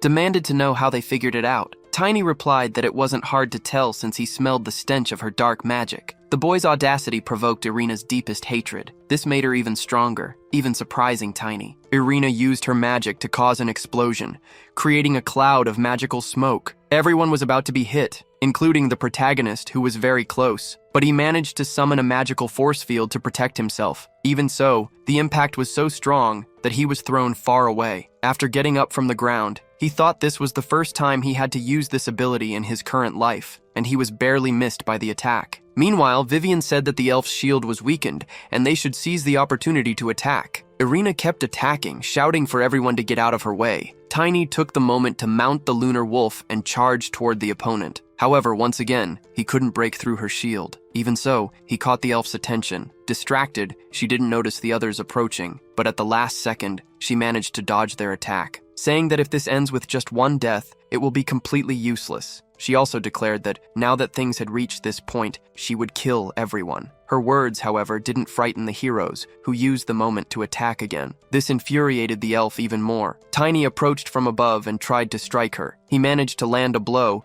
but it only hit her shield. However, the force of his attack was so strong that it knocked the elf to the ground. This caused her force field to start cracking. Irina didn't like this at all, but Tiny said there's more where that came from. In turn, the elf declared she would take all of them with her. She then used an area of effect spell, affecting everyone around her, including the princess who, seeing the approaching danger, was startled. But Vivian stepped in, stopping Chloe from being hit. Then she told her men to hold on a little longer. However, looking up, she saw something surprising. It was the protagonist moving like a meteor. Tiny, for his part, thought it was perfect that the flames were completely blocked. And thanks to his improved vision, the iron armor is much better and more useful than in his past life. Now he thinks he must attack with full force to finally defeat the enemy. After striking the elf's force field again, he managed, through the impact, to cause another magical explosion. The impact threw Vivian far away, and Tiny too, though he was saved by the wolf. Even so, he got hurt, but it could have been much worse. His effort, however, wasn't in vain, as Tiny succeeded in destroying the elf's magical shield. Having succeeded, he mounts the wolf again and charges forward, telling the others to attack as well. Vivian stands up and acts according to the plan. Frustrated and angry, Irina asks how they dare, calling them filthy humans and pushing them back with magic. Vivian notices that the elf still has considerable power. Looking at the protagonist, she sees that it hasn't stopped him from attacking. The protagonist continues advancing toward the opponent, and as he gets close enough, he launches another attack on her. Then Vivian tells the guards they need to finish this quickly. Realizing she's at a disadvantage, the elf retreats, and the protagonist notices she's fleeing. He immediately tells everyone to stop her by attacking, but the elf wasn't fleeing. Instead, she gained enough height to unleash her most powerful attack yet. Tiny realizes she's the last follower of the demon, but sacrificing her body to amplify her powers is absurd to him. Even so, Irina performs the fiery offering, aiming to burn everything below. After that, the black magic flames engulf the area, hitting several royal guards. The protagonist manages to escape with his wolf, and notices that the warriors are already at their limit, concluding they need greater power to end this fight. So he says they must have bought enough time, and states that it's Chloe's turn to act. The princess then begins to manifest her power. She uses her ability called Shine, the divine power channeled through penance and blessings. Those who attain priesthood through penance,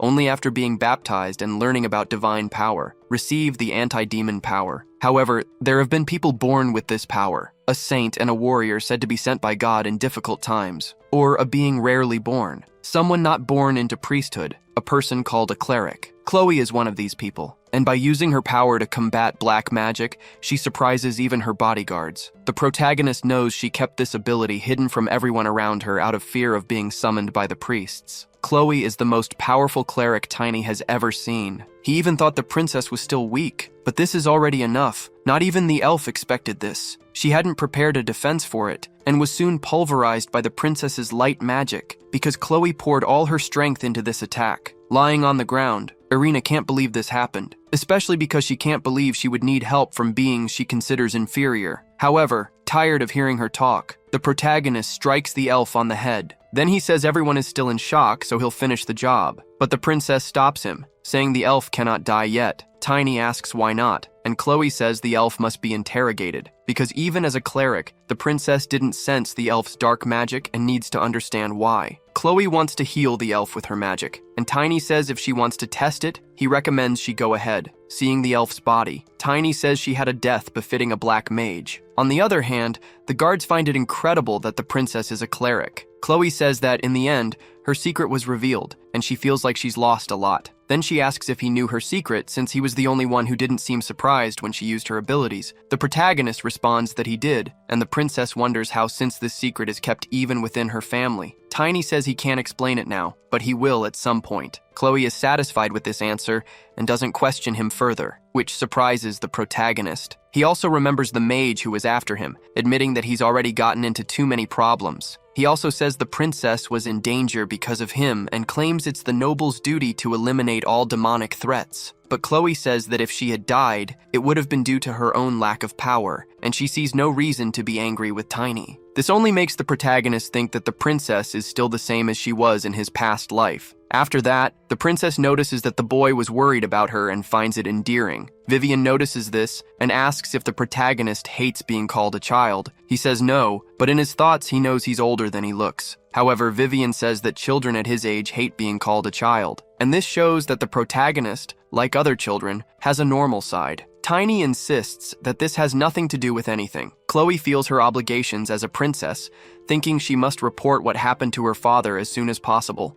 She concludes that she will send a report as soon as they reach the nearest city. Sometime later, they arrive at the main gate of the city of Taiban. Seeing the reception, the protagonist thinks to himself that he knew the Sword Emperor takes good care of his daughter, but this is a bit much. Not only does he think this, but Chloe also does, blushing with embarrassment. The people around are also impressed, as a fleet of blue-winged knights presents itself to welcome the princess. Seeing this, Tiny thinks the Valencia elite is quite over the top. All these knights are at least specialists and belong to the most powerful group in the empire. After this, Garen Clemen, vice captain of the Blue Wing Knights, leading a force of 103 knights, introduces himself to the princess with greetings. The princess says he and the other knights have done a great job and tells them to rise. Garen expresses his happiness to see that the princess is safe and says that His Excellency was very worried. Chloe, however, says she is sure she wrote in her report that she was safe, claiming that it's a bit of an exaggeration for them to appear here. Garen asks if she didn't face an attack by a dark mage, and says that if there weren't an emergency at the moment, her father would have come to meet her personally. The princess asks what emergency this is. The vice captain explains that, about a month and a half ago, the Tempest family's relic suddenly disappeared, something that shocks Chloe. Tiny also becomes concerned about this. He asks if this relic is an artifact, but Chloe isn't sure. This grabs the protagonist's attention even more. She explains that this is a secret only passed down to the head of the family. She adds that no one else knows, and she can only suppose it might be a powerful artifact. Then, Tiny says he knows why the relic disappeared. Everyone present is shocked to hear this, but the protagonist simply asks to meet His Excellency, saying he will tell them everything he knows. After that, the Blue-Winged Knights escort the princess and her group back home. Meanwhile, the vice captain reflects on what the protagonist said and asks one of the princess's personal guards about him. The guard says the boy's name is Tiny and claims he's an incredible boy, even saying he captured the Dark Mage. He also mentions that he heard the protagonist is almost at the expert level, which doesn't match his age, surprising the captain. Because he knows that even the 7 knights didn't reach that level at such a young age, making the boy seem like a genius or a monster. Garen Clement even thinks it would have been amazing if this boy had been born into his family, but then he remembers something and says he recalls who brought the letter from Phileas. He states that the name is uncommon, and it must be him. In the carriage, the princess is mesmerized by the scenery, seeing a field of flowers outside. Seeing this, Tiny asks if she likes lilacs. Chloe responds that she does, adding that her father and her late mother also loved them, and they even named her after the flower, to which the protagonist says it suits her. Vivian comments that the love between the Duke and the lady was very famous, and she's heard that she was the only woman the Duke ever loved. However, Tiny remembers that before he died, Chloe's father said he actually didn't like that flower very much, and asked Tiny not to forget it. Now, the protagonist knows that, without a doubt, the Sword Emperor would want to keep this a secret. He also knows that the Emperor likely won't remember his past life, but the Emperor told the protagonist to find him immediately, so there must be a way. Tiny thinks he must meet the Sword Emperor to define his path and find a way to become a great knight. For the protagonist, his level is the priority right now. If he doesn't reach at least commander level, it won't help him at all, because in this life, he wants to destroy those who stood in his way in the past. At the mansion of the Duke of Valentia, one of the largest in the Aslan Empire, the guards celebrate their return home. The princess asks the protagonist if he has been to Valentia before. Tiny responds that this is his first time. Chloe doesn't quite understand what he means, but then both are startled, because the princess's father shouts with joy upon seeing her again. Right away, the protagonist recognizes him. However, he didn't expect to see such a formidable warrior acting like a doting father. The old man doesn't care about that, as he's just happy to see his daughter. On the other hand, Chloe is dying of embarrassment. When she sees her father running toward her for a hug, she dodges. Her father asks why she's doing that, and she says everyone is watching, and he should have a little pride. Crying, he asks what's wrong with a father worrying about his daughter, but Chloe says it's no use making that face, and he should apologize to the knights who had to suffer so much for nothing. So he does, saying they did an excellent job, and that, thanks to them, his daughter is safe. Then he expresses his gratitude as a father, above being the Duke of Valentia. After that, he says a banquet has been prepared for them, and tells everyone to enjoy it. The Duke then asks who the boy accompanying his daughter is. Tiny realizes the old man didn't recognize him. Chloe says she already told him about the boy, mentioning that the protagonist will testify about the Black Mage. Her father says he's been very stressed lately and didn't remember that. But straight away, Tiny tells the Duke that he can say where Tempest is. His direct statement surprises everyone, including the princess, who definitely didn't expect this. Even the Duke is startled, calling him a cheeky boy. Quickly, the protagonist feels something strange, as he's under the effect of soul pressure. But he thinks the Sword Emperor still has much to learn before finally reaching the level of previous proficiency. Among the 7 knights, Estina has the highest proficiency, and Jarek is another who could have achieved that level. In his thoughts, the protagonist concludes he can suppress all of this with the power he accumulated in his previous life. After that, he asks the Duke if they can talk about this right there, outside. Such boldness shocks the Duke. But the princess tells her father that the protagonist is still just a child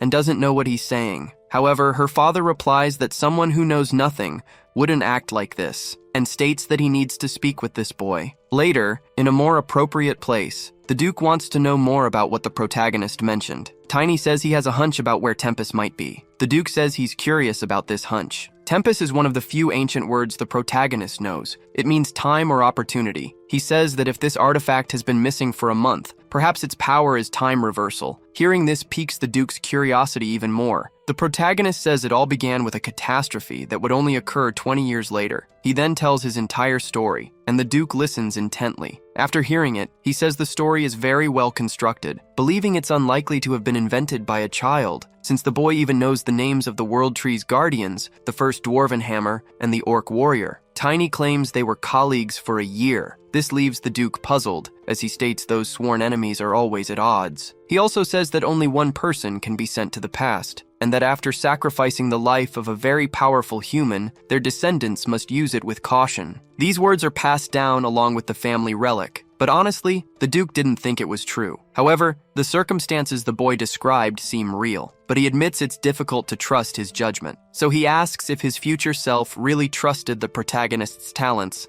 and sent him back in time. The Duke says that if it had been him who returned, he would have used his experiences from the previous life and his status. Thus, he'd be ready to organize humanity's power to face the Demon King's army. Despite that, he's still doubtful about one thing. Why didn't he return instead of the protagonist? The Duke becomes indignant that it was the boy who returned in time, not him, and asks why this happened. Tiny says only the Duke's future self can answer, as before sending him back, the Duke said something about saving his talent. That's when the protagonist realized the Duke had gone mad. The Duke understands and imagines that his future self didn't know where he was sending the protagonist. Tiny is surprised to have been sent back by someone who didn't know where he would end up. Since he had never used the item, the Duke says he couldn't know, but instead he simply conveys these words. He says the protagonist should return to where his soul was most troubled. Looking at Tiny's current state, the Duke believes the boy has returned to the moment when he found his determination, and so his future self must have foreseen this as well. Now the protagonist understands the reason he returned to the day his sister died. After this, the Duke asks if he thinks his future self made any mistake. Tiny replies that he doesn't believe so. He states that the Sword Emperor isn't to blame, and he's already happy that he can see his sister once again. Then the Duke says they have one more thing to confirm. He mentions that if his future self told the protagonist to find him, there must be some form of confirmation prepared. The protagonist recalls that the Emperor said his daughter's baptismal name is Lilac. She received this name because it was his wife's favorite flower, but the Duke says that information is already well known. However, Tiny reveals that, in truth, he doesn't like that flower very much. That would be the confirmation his future self passed on. Upon hearing this, the Duke lets out a loud laugh. He says that's absolutely something he would say, remarking that telling the person he sent back words he could never say to anyone else is exactly like him, since he'd never want anyone to know about it. Now he knows it's all true and isn't sure whether to laugh or cry about it. The Duke realizes that only this would make the disappearance of the relic make sense, as it was always in his room, in his hands. Tiny feels relieved that the Duke believed his story. However, the Duke then says there's still one thing to verify. He orders that Knight Royer be summoned. Afterward, Tiny asks what he's doing. The Duke explains that while he believes in Tiny's regression, he's not sure he can fully trust him, because the protagonist claimed to be Tiny, one of the 10 Knights of the future, and he wants the boy to prove it's true, confirming that his abilities were recognized by his future self. Later, outside the palace, Tiny starts to think it's a bit unfair since the Emperor told him to seek him out, but now his current self wants to test his abilities. So the protagonist decides to use this chance to tease the Duke and asks if he's never wondered what his future might look like. The Duke replies that he has many times. Tiny then asks if he wouldn't like to know a bit about the duchy's future, but the Duke responds that he doesn't need to know. He states that everything he's curious about involves the foreboding of a disaster, and tells the protagonist never to say otherwise, neither to him nor to others, because people evolve through their mistakes and failures. The Duke asserts that he is proud to have taught his children the right way, ensuring they wouldn't crumble in moments of frustration, and he doesn't want the protagonist to disrupt his children's opportunities to grow. Even so, Tiny insists that he knows a little about the princess's situation, but he asks how someone like him, who struggled so much because of his body, could get close to the Duke's family. The Duke is taken aback by this and asks if the protagonist truly has no idea what might happen in the future. Tiny replies that he only knows the aristocracy turned into chaos. With this, the Duke asks if that's all he knows. Tiny responds by asking what else he wants to know. Referring to Tiny, the Duke says he is the only allied force from the future and asks if he doesn't think the Duke needs to know what happened in the meantime. But the boy's lack of information drives him mad. So the Duke tugs on Tiny's ear, telling him he'd better remember quickly or he'll be beaten to death. He also says the pain in his ear will serve as motivation. Later that night, in another location, the Duke, reading a document, wonders why it remains so empty. He also discovers that there are more than 10 disasters and wonders what they are, and why the protagonist is so careless. Except for a few, Tiny learned about most disasters through rumors or from some of his comrades. In a serious tone, the Duke asks if he has any useful information. This makes Tiny think he needs to grow quickly, at least before they were on equal footing. The Duke says the only useful information the boy has is about a holy warrior who is mentioned in the oracle. The name would be Cromwell, and he was 20 years old, so the Duke says he needs to find him to train him. However, regarding this last piece of information, Tiny highlights an important detail, that the warrior was 20 years old in the future, but now he hasn't even been born yet. The Duke becomes desperate, asking why the protagonist is doing this to him and wondering if it's his future self's fault, or if he should simply kill this boy who isn't helping him at all. But then, his servant appears, saying that he has already summoned Royd. The Duke, however, instructs him to bring Drexler instead of Royd and to tell him that there's someone deserving of punishment. After this, Drexler Ainen arrives. He is the vice captain of the Blue Wing Knights, a level 5 superior rank. Drexler is extremely excited to have been summoned by the Lord. The Duke greets him formally and says he needs him to test the boy to see if he's worthy of his trust. This surprises Drexler, as he wasn't expecting to have to fight a child. He wonders why his lord called a vice captain for such a trivial matter, and questions whether he did something wrong to be demoted. In his mind, he imagines it would be very difficult to maintain the mansion without the vice captain. But the Duke calls him back, telling him not to get lost in his useless imagination. He also says this is a very important matter, so Drexler should fight the boy carefully. Drexler takes a good look at the protagonist and notices something surprising. The boy is at level 2, even before becoming a specialist. The boy seems to be about 10 years old, so Drexler wonders how that's possible. In turn, Tiny asks Drexler to introduce the craftsman who made his weapon. He says it would be better if the hammer were bigger and even gives some tips about it, but the Duke tells him to focus, as failing the test would mean not fulfilling the promise. The Duke also tells Drexler not to hold back, encouraging him to fight with all his might. Afterward, he tells the protagonist that he promised to help him, and he will decide whether to keep that promise based on the result of this fight. Tiny asks if the outcome depends on who wins. However, the Duke responds that he doesn't think it will go that far. He also says that if Tiny manages to land a single hit on the vice captain, he will pretend the boy won the duel. That's enough to get Tiny excited. Drexler then prepares his weapon, and the protagonist does the same. The two face each other, making the Duke realize that the boy has a unique way of handling mana, because he created a very clear vision, undoubtedly marking him as a genius. But he suspects that's not all, because if he had the experiences of the future, he himself could become a specialist far beyond common limits. Even so, it was this child who returned in time, and the Duke imagines there must be some reason beyond his talents to warrant such attention in the future. Then, he orders the two to fight with all their strength. In turn, Tiny summons his spirit wolf, saying that if his opponent doesn't attack, he will. Mounted on the wolf, the protagonist charges forward. Drexler is impressed that the boy has a spirit, but claims it doesn't matter, because he shows no fear in this situation. However, as he attacks, the protagonist dodges, something Drexler wasn't expecting. Tiny takes advantage of the chance and tries to land a hit on his opponent. He manages to strike a blow on Drexler's armor. However, it doesn't leave a scratch, which makes him wonder if Drexler specializes in both attack and defense. On the other side, Drexler says he's having fun. He also says he'll take it easy so the boy doesn't end up dying. With his hammer, he attacks but ends up hitting the ground. Tiny then focuses and says he will compete using speed. Drexler doesn't just stand still. He finds the protagonist quite bold, and, with a ground strike, he collapses the columns the boy was using to move through the heights. Tiny then realizes not just that, but Drexler has advanced and narrowly missed him, as he managed to jump at the last moment. The protagonist is surprised to see Drexler wielding a hammer larger than a sword with a single hand, making it seem as though shields are also used in pairs. This means he's focused on defense. Drexler asks how long the protagonist plans to keep running. Meanwhile, Tiny continues evading from above, making Drexler realize he's very good at dodging. From outside the arena, the Duke observes, thinking he can read all of Drexler's movements. The vice captain thought he would only face a 10-year-old boy, but it seems that Tiny's past life's experiences still remain with him.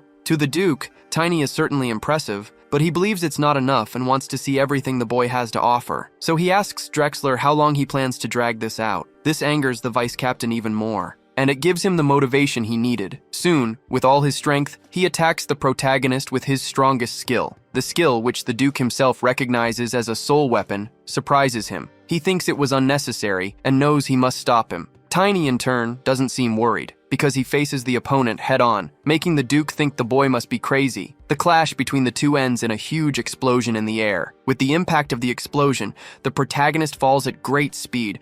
The Duke then calls him an idiot, and Drexler apologizes for the excessive force. The Duke says he wanted to see the protagonist's talent, not his courage. But, with a smile on his face, Tiny says he won. The Duke doesn't quite understand what he's saying. However, when he looks at Drexler, he notices a wound on his face. When the protagonist advanced in the fight, before being hit by his opponent, he threw his weapon toward him, because he managed to get close enough. So, at that moment, Drexler was struck. That's why Tiny jumped, And now that he understands this, the Duke says the boy could have died and shouldn't do something so reckless just to win. Tiny insists that he didn't die and that he won, but the Duke asks if he was this reckless in his past life. The protagonist confirms that he was, because according to him, if he didn't act that way, life would become a dark alley with nothing to offer. After all, he asks if this isn't just a game where they have to win no matter what, stating that's how he's lived until now. Then he asks what the Duke thought, and if he managed to prove anything. The Duke says he would never do something like that, and imagines that, perhaps in his past life, he must have thought it was worth attempting something so reckless. Then he says he will keep his promise and give the protagonist what he needs most now. Tiny tries to thank him for his kindness, but then he loses his strength and collapses on the arena floor. After some time, he wakes up, and upon seeing the Duke, he asks where he is. The Duke says he recovered faster than expected and mentions they have much to discuss. Tiny asks how much time has passed, and the Duke replies that it's been about half a day. The protagonist then asks if he called any priest, but just then, the princess appears, saying she just finished recovering and asks where he wants her to take the boy who just woke up. She also asks if he didn't intend to hurt him again. However, she hears from her father that the boy hurt himself, and he wouldn't hurt his daughter's benefactor. The protagonist is surprised to be called that, since he thought it was the opposite until now. Chloe says he was between life and death, but Tiny simply smiles and says that, as the Duke mentioned, he was too greedy. He apologizes for the trouble. The princess tells him he should act more like a child. However, the Duke approaches him closely, saying that it seems that, even as a child, Tiny recognizes beauty and warns him not to dare touch his daughter. Tiny deflects, saying he's just embarrassed to be called the princess's benefactor, stating that this never happened originally, and becoming a benefactor right after capturing a dark mage was something he didn't expect. The Duke then understands this didn't happen in his past life. The princess then asks what they're talking about, and her father evades, saying that if it were important, he would certainly tell her. He also says she should focus on her coming-of-age ceremony, as the preparations are almost complete, and he's sure she'll enjoy it. The princess, however, seems a little upset, and walks away with a sad look. Tiny seems to have noticed this but lets her go. Afterward, alone, the Duke says he forgot to give an important piece of advice, and tells Tiny that the fact he returned to this moment must remain a secret between them. The protagonist says he doesn't intend to tell anyone, and the Duke says this must not reach other ears, especially priests in particular, because the flow of space-time is the axis of destiny organized by the Creator, a power even the goddess who governs all things cannot touch. A mere human going against this is akin to blasphemy. That's why your family has kept the existence of Tempest a secret. Tiny asks if the goddess isn't the same as the Creator. The Duke replies that he shouldn't know because this information was erased from the temple's scriptures. However, something that the true scriptures say has been passed down among the oldest families. For now, the Duke wants to leave things as they are. He says that the 10 knights the protagonist mentioned must be the only ones aware of this information. Tiny agrees, saying he has no intention of leaving the 10 knights alone. He adds that this will make him stronger than before, and that he knows all the strategies of the future. The Duke says that's perfect, and asks what abilities he used in the future. Before answering, Tiny asks if the Duke will turn him in. This catches the Duke by surprise. The protagonist says he should be more aware of what he promised to give, claiming that he's becoming old and senile. This leaves the Duke super irritated, and he smacks the boy on the head. Tiny then asks why he did that. The Duke takes him back to the arena, saying he must start educating him. Tiny asks if he knows his real age, to which the Duke responds that it only makes the problem worse. But since he promised, he'll give the protagonist what he wants. And he also wants to tell him about some visions dedicated to the Duke of Valentia.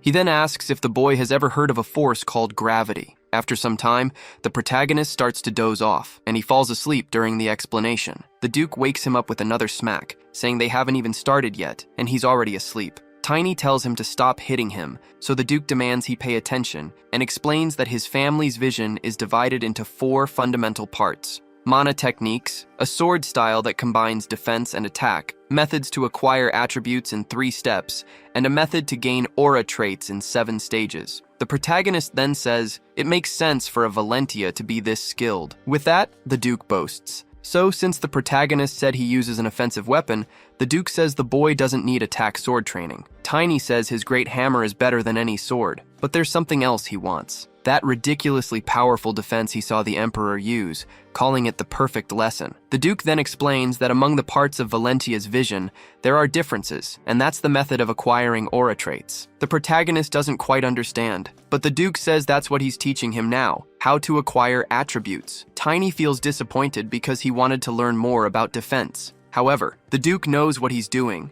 Elsewhere, far from there, a meeting of hooded figures takes place, and one of them says Elaine is dead. He adds that she was the blade meant to pierce the heart of Elvenheim, and losing such an important resource so easily is something they can't accept. But he states that the culprit is a child who believes himself to be a descendant of the Morse family. Then he tells the others to gather information about this child, but they must ensure the Empire knows nothing. The others agree with this decision. Before concluding, the leader says they must remember that, for now, Karun's mission is the most important. Back to the protagonist, he's all battered, but has learned that, to acquire attributes, he first needs certain traits. Next, he says he already possesses all the attributes convenient for him and asks if the third stage will cause an explosion like in his previous life. The Duke replies that he already checked when his body collapsed after that fight, and he states that, even with a child's body, Tiny was heavier than most knights. Therefore, his body is shaped by the vision. Tiny isn't sure about that, but the Duke tells him to think carefully and asks if he didn't use armor in his previous life. With that, the protagonist remembers he did use very heavy armor. The Duke then says that the heavier the body, the heavier the armor. In other words, the greater the energy absorbed,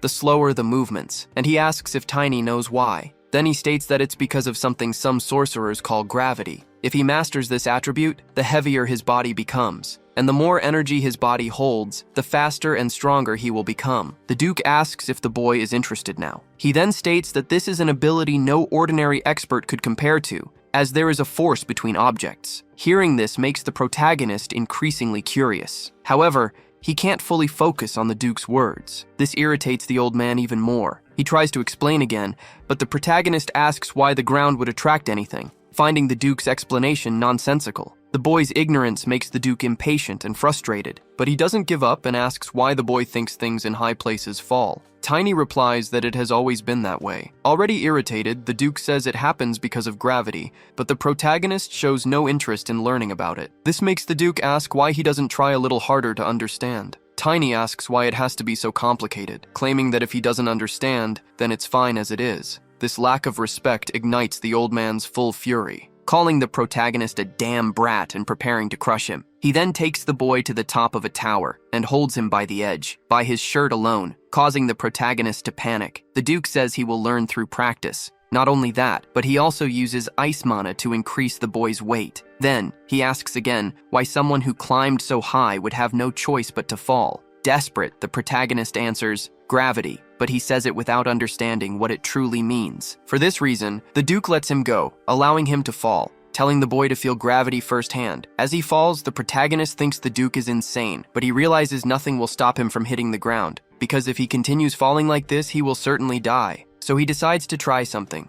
and calls his lunar wolf. The wolf appears on the ground slightly disoriented, and sees that Tiny is about to fall straight onto him. The protagonist, somewhat embarrassed, apologizes to the wolf for what's about to happen. Then, he falls onto the animal. With this, his fall is cushioned, and he manages to survive. But shortly after, the Duke appears, asking if he felt the greatness of gravity. Tiny replies that he felt it in every part of his being. This satisfies the Duke, who states that this was a height from which he wouldn't die if he fell. He then asks if the boy understands what gravity is now. Tiny, however, doesn't seem to have understood, so the Duke says they should try several more times until he gets it, claiming that practice is the best way. However, the protagonist dislikes being thrown off again, saying it would be better to learn just with words. After falling several times from the tower, he wakes up in a bed, being healed with magic. Chloe is happy he has finally woken up, saying it's amazing that he has already become an expert, something Tiny wasn't even aware of himself. He remembers all the times he fell, and wonders if that's even possible. Chloe says that even though he's happy to be her father's disciple, she asks what kind of training it was. Not even the protagonist knows how to answer that. Even so, the princess says it's amazing he became an expert, and she's happy that a genius has appeared in Blue Wing. Tiny, however, asks if it's okay for her to be there. He states that she should be preparing for her coming-of-age ceremony, as her father mentioned. The princess becomes a little flustered, and says There's nothing to prepare. The only thing she needs to do is learn etiquette. Tiny becomes a bit thoughtful, but says she'll do well. Chloe asks what he's talking about, and he replies that he means the ceremony. Then, the princess tells him to stop joking, stating that she knows she'll do well because that's the day she'll be the star. She then asks if she looks nervous. Tiny responds that everyone close to her can see it. In any case, Chloe says it's fine because Tiny is part of the family now. This surprises the protagonist. However, Chloe says he's her father's disciple, so they're part of the same family, and even tells Tiny he can call her sister from now on. The protagonist definitely wasn't expecting that. Chloe asks what kind of reaction that is, claiming it's a great honor since she's the Duke's daughter. And since they're now family, she asks if the protagonist can keep a secret. He replies that it's not a problem. Thinking it over, the princess mentions that Lord Drexler is looking for Tiny, something he didn't know. After that, he heads back to the arena. This time, many people are watching him, because Drexler says he heard the protagonist has become a specialist. Tiny says yes, but doesn't understand why he was summoned. He realizes this doesn't seem like something ordinary, due to some people watching him closely. Drexler says he doesn't need to worry, and asks the boy what he thinks about a rematch. Seeing that Drexler dropped his weapon, the protagonist wonders if it's because of what happened in their last fight. Drexler says it's not typical for knights to lose their patience with children. Then he says they'll fight now to help him get used to his new level. Tiny says that if that's the case, he won't refuse the invitation, and immediately goes on the attack, striking his opponent's shield. Even with the shield, Drexler feels the blow, and wonders if this is really the same boy he fought a week ago. Again, the protagonist prepares to attack. Then he puts some distance between himself and his opponent, and charges again. But this time, he's not unarmed like his opponent. With his weapon charged with energy, Tiny prepares to strike him. Drexler doesn't stay idle and charges his punch, thinking that even a light touch could cause significant injury. However, both end up colliding their attacks, causing an explosion and throwing them far from each other. Drexler wonders why the boy's attacks feel heavier. Either way, he regains his composure and withstands the protagonist's consecutive attacks. Meanwhile, he observes the boy, noticing that he's even faster than last time. With his club, Tiny attacks, and doesn't hold back on the energy in his strikes. Even those watching from a distance notice how heavy his club is. Not only that, but they see that the protagonist can handle it with remarkable speed. Drexler gives up fighting unarmed and says the protagonist doesn't need to hold back on him. Tiny then says he'll do just that.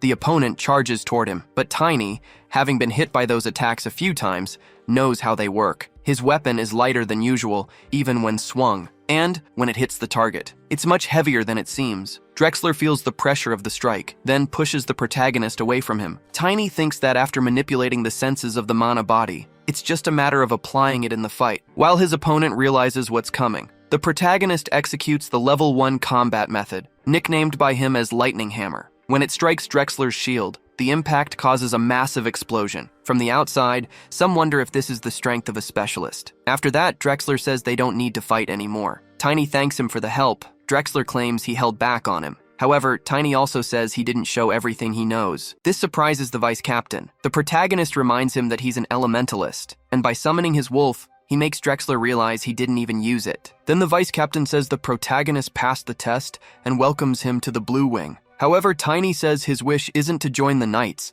and asks if the Duke didn't inform him of the situation. Drexler didn't expect to hear that, and is surprised the boy doesn't want to be a knight. Later, in the Duke's office, he tells the protagonist that he forgot to inform the Blue Wing, and says that if the protagonist plans to travel the continent, it's better not to belong to any family. Either way, he says he did an excellent job, and exceeded his expectations, but Tiny knows what he had to go through and doesn't like it at all. In any case, the Duke says they're almost ready to face the first catastrophe. Tiny asks what's missing. The Duke replies that they still need to create a Warhammer artifact for the protagonist to use, an artifact infused with nearly permanent magical power. Its value can vary greatly, but it would take at least a few years' salary of a knight to buy something like that. Then the protagonist asks if it wouldn't take too long to produce one. The Duke replies that one has been in progress for a few months. It was a secret because it was originally meant to be a gift for Drexler's loyalty and service. After that, the protagonist goes to Valentia's best forge, called Rendal's Hammer. He then requests an adjustment, but Rendal, the dwarf craftsman,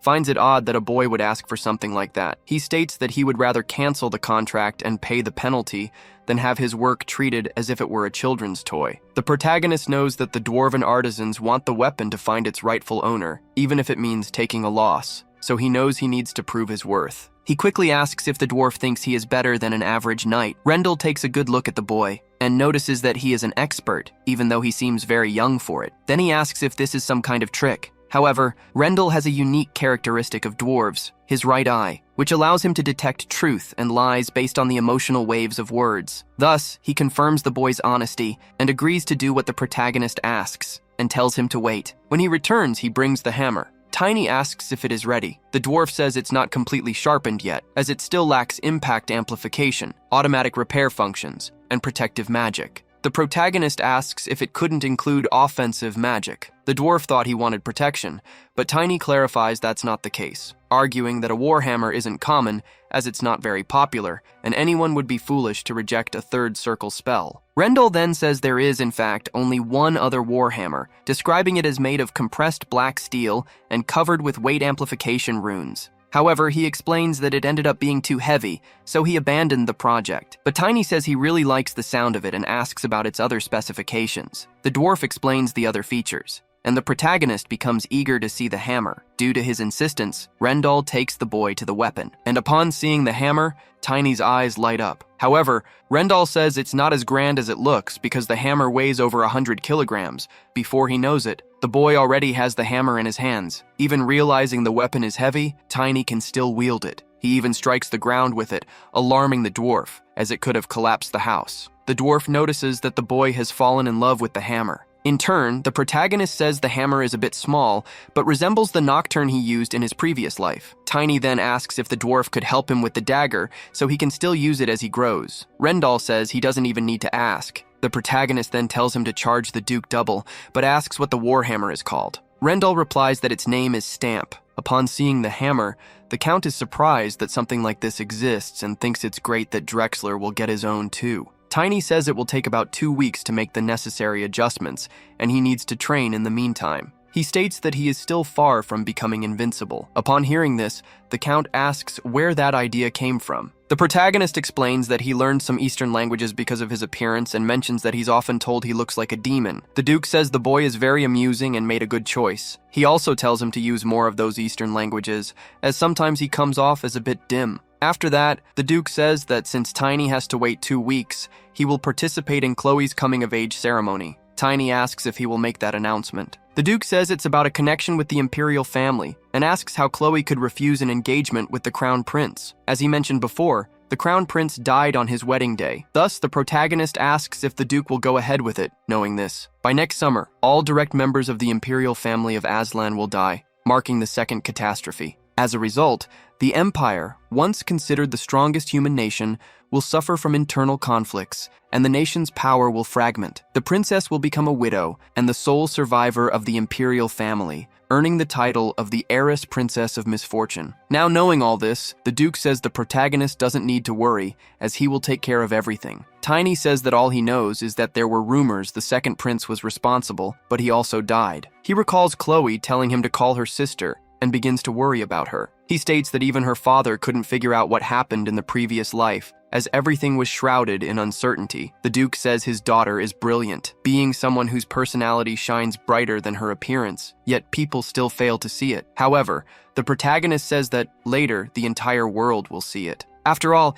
even if the Duke helped her, it was she who managed to rebuild the ruined empire. Nevertheless, she didn't seem happy. Then the Duke says that, for his daughter, and for the entire world, he will choose the best path, claiming that he can prevent all of this from happening precisely because he is Esgard von Valentia. If that's the case, the protagonist states that he will not stop him. Instead, in the end, he will save Chloe his own way. However, jealousy overtakes the Duke, as he claims that the protagonist is too close to his daughter and doesn't seem to have good intentions toward her. The protagonist knows the Duke loses his temper when it comes to his daughter and says he misunderstood him, trying to calm him down. Outside, 2 men are talking, and one wonders if everyone is there because of the princess's coming-of-age ceremony. The other says that everything is now ready and that he has taken care of everything. Thus, his companion can have fun safely. The big day has arrived. The commander of the Blue Wing Knights tells the Duke that they have received more guests than expected, saying it shows how influential Valentia is. His name is Genus Freewell, and he claims they will make this day unforgettable. By the way, he also mentions they've received a guest from Rockter. It's the third son, known for being a parasite. The Rokter Duchy is a major power in the empire,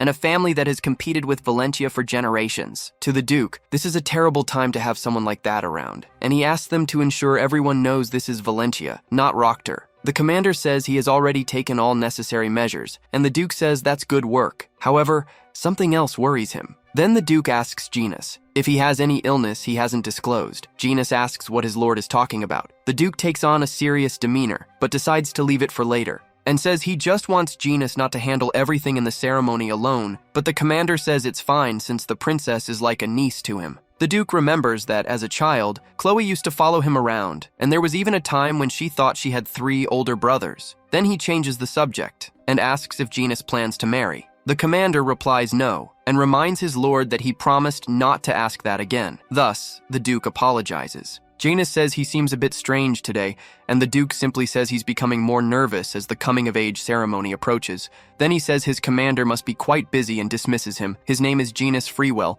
just a child who became commander after his father passed away. The Duke had asked the protagonist about him, but Tiny didn't recognize him or have any information about him. This makes the Duke wonder if Janus won't be by his side in the future. Moreover, it won't be because of a chronic illness or a marriage. However, Genus is a level 6 mana user and won't die in any ordinary battle. It will probably be because of the second catastrophe, at least that's what the Duke thinks. Back to the protagonist, he is training, and remembers talking about Genus. Thinking that the Sword Emperor's theory makes sense, there's a high probability something will happen on Chloe's wedding day. Perhaps more than one person is involved in it. Then, the princess appears alongside Vivian. Tiny asks if it's okay for her to be there since many guests are arriving, and he also asks if it's against etiquette for her to talk to him. Vivian even tried to warn her, but Chloe says it's boring being stuck in her room, and says that when she's with Tiny, she can hear interesting stories and even see the lunar wolf. The protagonist then offers her the wolf to borrow for a while, and the princess says that with the wolf by her side, she'll be able to endure much more. Suddenly, someone appears,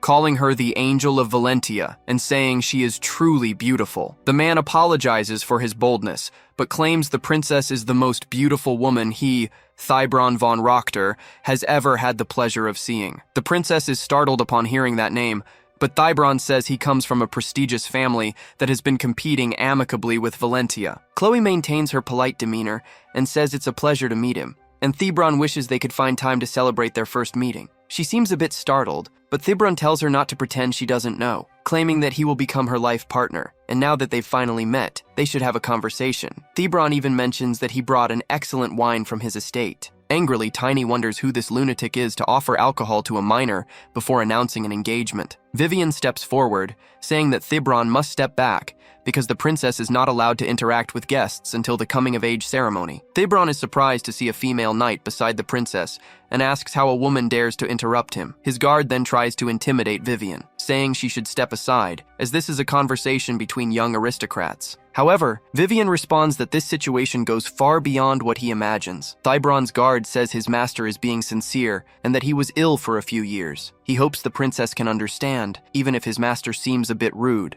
Thybron agrees and asks for at least a chance. From afar, the protagonist observes everything, and he thinks that this guy is even stranger than the last idiot. Determined to make him pay for this, Tiny calls Chloe his sister and, adopting a completely childish demeanor, asks who these strange people are. Thybron immediately asks who this insolent boy is and orders Griam, his guard, to get rid of him at once. Without warning, Tiny advances and delivers a solid slap to Thybron, calling him trash and throwing him far away, claiming that he is an expert. Seeing his master attacked, Griam prepares to act. However, he too is struck and even loses a few teeth. From a distance, the fight between them can be seen. An aristocrat notices that a boy just knocked down a knight with a mere slap and is incredulous at the sight. Seeing the boy leave his opponents on the ground, the man wonders who this boy is. After being struck like that, Griam wonders how it ended up this way. He remembers receiving the order to bring Thybron to the princess because his master said it would cause a scandal in Valentia. However, at the time, Griam pointed out that it would also tarnish the Rokter name, but his master said Thybron would soon be expelled from the family. This information left Griam deeply surprised. His master explained that if everything went well,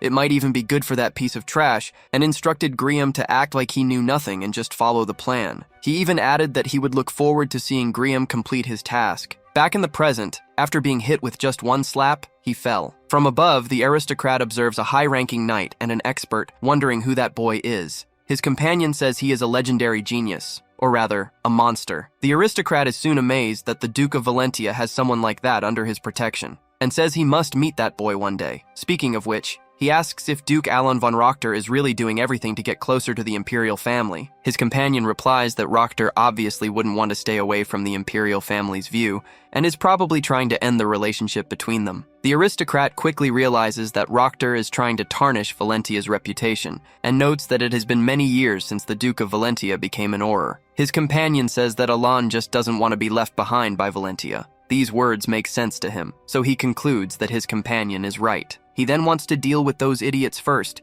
and says that at least they didn't have the decency to arrive quietly. However, his companion says his lord won't need to go there, because it seems that the children of Valentia care a lot about their youngest, and they are all already back. Later, the Duke speaks with the protagonist and says that Thebron has been expelled from Rochter, and thanks to that, Tiny won't need to come up with an excuse for hitting a noble. The protagonist says that's good, but the Duke disagrees. He calls it an unfortunate event and asks the boy to control himself. The Duke asks if he's trying to end up in prison before the Demon King's army attacks. Tiny tries to justify himself, claiming the two behave poorly, but the Duke says he already knew that, and states that he himself would love to beat up that idiot Thybron. Furious, the Duke asks how he dared to enter Valentia and go after his daughter, saying he deserved what happened. Tiny wonders if this is the same man who just asked him to control himself. Outside the room, he sees two men approaching. They run down the hallway, shouting how dare that bastard touch Chloe, saying he deserves to be taught a lesson. The protagonist thinks he has seen them somewhere before. However,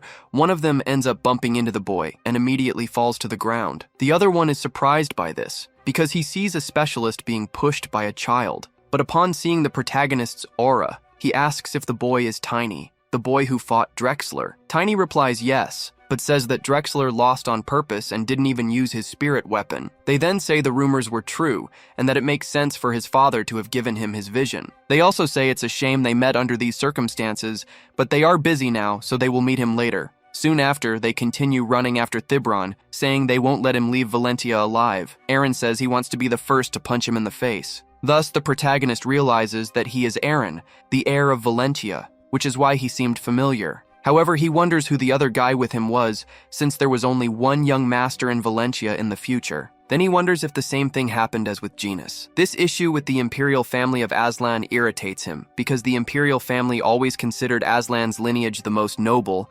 Only those from Aslan's lineage were allowed to attend the banquet. Even Valentia's guests had a very limited and small number, without even imagining the consequences. The protagonist knows that the blood of the noble golden dragon froze to death, but then his thoughts are interrupted, because the aristocrat from earlier appears and says it's always good to check the surroundings for the slightest noise. Tiny asks who he is, and sees that his face is fake, created by magic. The noble says he hasn't introduced himself yet, and says he is Baron Redley von Narsa, a guest at the princess's coming-of-age ceremony. He also says he heard rumors that Tiny defeated a knight and wanted to meet him, so he asks if the boy is from Valentia. In turn, Tiny replies no and says the Duke is just looking after him for a while. Redley says the Duke of Valentia really has a good eye. Seriously, Tiny says this is Valentia, and the Baron should be careful about what he says regarding the Duke. Baron Redley says he deserved that and asks if they are even now, making the protagonist question his age. Redley says that if they are even giving each other advice, he thinks they can already be considered friends, and he asks if he can treat Tiny to dinner to celebrate their friendship. He tells the boy not to refuse,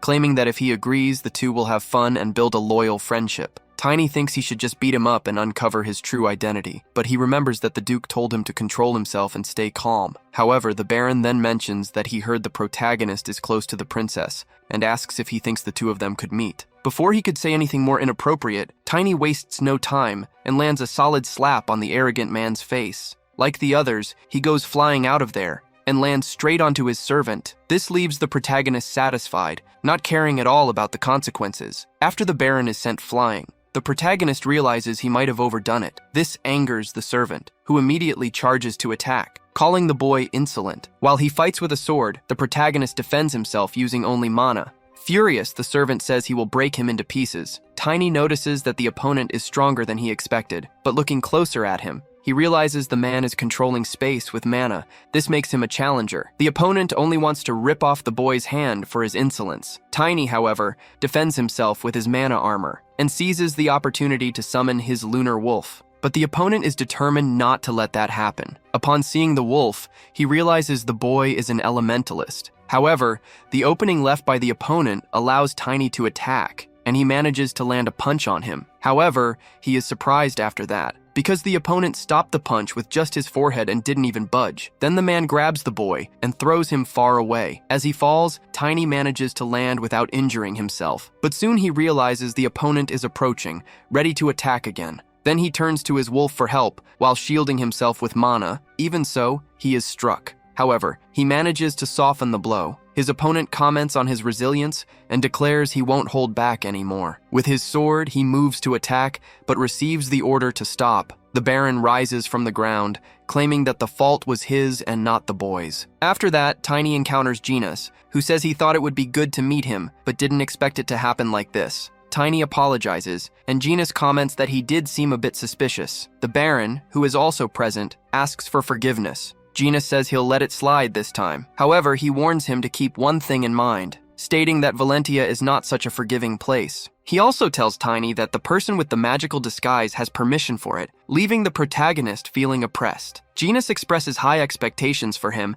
and claims that if he's a bit more cautious, he believes Tiny could become very promising. He then says he's a little busy, but Tiny wants to ask him something before he leaves. He questions him about the Baron. Genus replies that it's still confidential, unfortunately. The protagonist asks if he's someone connected to the Imperial family. This makes Genus think he said something he shouldn't have. Tiny concludes that it makes sense since Challenger-class knights are so rare. Genus, however, tells him he must never repeat this. Tiny thinks to himself that he already knew about the arranged marriage and assumes the Baron must be some kind of Imperial inspector. After all, Chloe's coming-of-age ceremony has finally arrived, and they will likely announce her engagement to the Crown Prince. A week after the coming-of-age ceremony, Genus reflects on Chloe not as a princess, but as his younger sister, and vows to make this day the most beautiful of her life. However, he grows irritated hearing Tiny talk, as the boy is savoring the food and not paying attention to anything else. Tiny even tries to speak with Genus, but he's only focused on his duties. Genus tells Tiny to eat more slowly because there's plenty of food. Tiny tries to respond, but his mouth is full. Genus then tells him to stop eating before he breaks his jaws. The protagonist is startled by this, but Genus just thinks he's a growing boy lacking discipline. Soon after, the Baron approaches again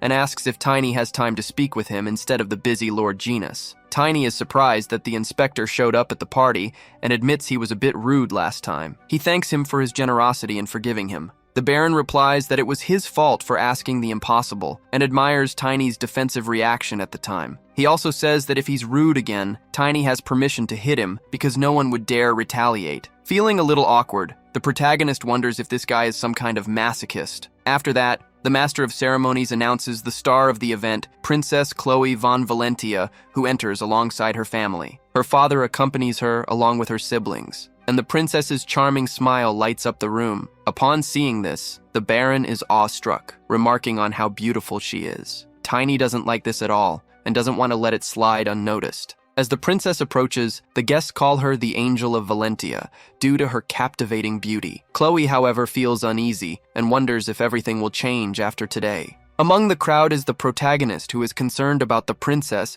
remembering her saying she considers him her brother. He then summons his lunar wolf, wishing her happiness in her new life. The wolf approaches the princess, brightening her day. The Duke and others are surprised by its appearance, except for the princess, who is enjoying herself and trying to keep the wolf calm in her lap. Her father feels relieved that it isn't a threat, but suddenly the wolf begins to transform and shifts from its small form, growing larger and assuming its adult persona. Even so, it remains by her side. Seeing a spirit next to the princess, some guests think she's no different from a goddess. Even the Baron is impressed upon seeing the spirit's true form and thanks the protagonist for the beautiful distraction. Tiny wonders why this guy is thanking him, finding it all too strange. Back at the ceremony, the Duke once again thanks Chloe for growing up healthy. He also says that if her mother were there to see her today, she would be very happy. The father's words to his daughter move many of the guests. However, not everyone seems to know the Duke's story, as one of them appears confused about it. In any case, the ceremony continues. The Duke places a necklace on his daughter, and all the guests are dazzled. The Master of Ceremonies announces that now comes the highlight of the evening and says it's time to present the princess's fiancé. The Duke then declares that his daughter's fiancé is this person, pointing to the hall, but not to someone physically present. Instead, it's a magical projection displaying the fiancé for everyone to see. His name is Bradley Van Asran.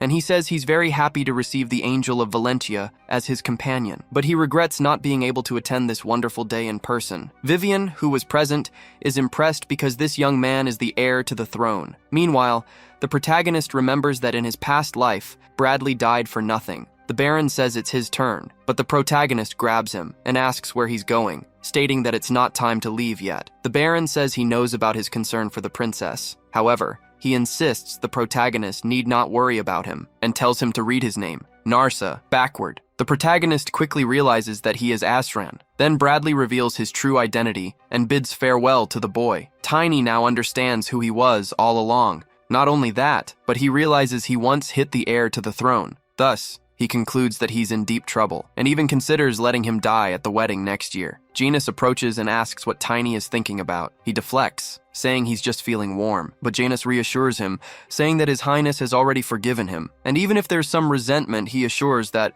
as long as Tiny is within Valentia's territory, he will be safe. It was the Crown Prince who sought this engagement to go against the wishes of His Majesty, the Emperor, who preferred the Rochter family. Tiny then understands that the prince favors Valentia. Janus has more to share and reveals he has a message from his master. He says everything is ready and instructs the boy to meet with the Duke after the ceremony ends. That's what happens, and the protagonist goes to the Duke's office. The old man thanks him for revealing the spirit, as it seems to have relaxed Chloe. Tiny says he didn't do anything significant and asks if everything is ready. The Duke replies yes, but honestly, it's still a bit hard to believe. He explains that Humanitas, the sacred relic of Karun, has disappeared, and Orthus, the capital, was destroyed by the great demon Kraken's attack. Then he asks how it could possibly be Kraken, of all demons. Tiny says he needs to find out. The Duke says the agreement is over, and he can stop by the blacksmith to pick up his weapon. The next day, the blacksmith explains that he enhanced the weight and impact, added self-repair, and optimized the mana waves for him. Thinking about it,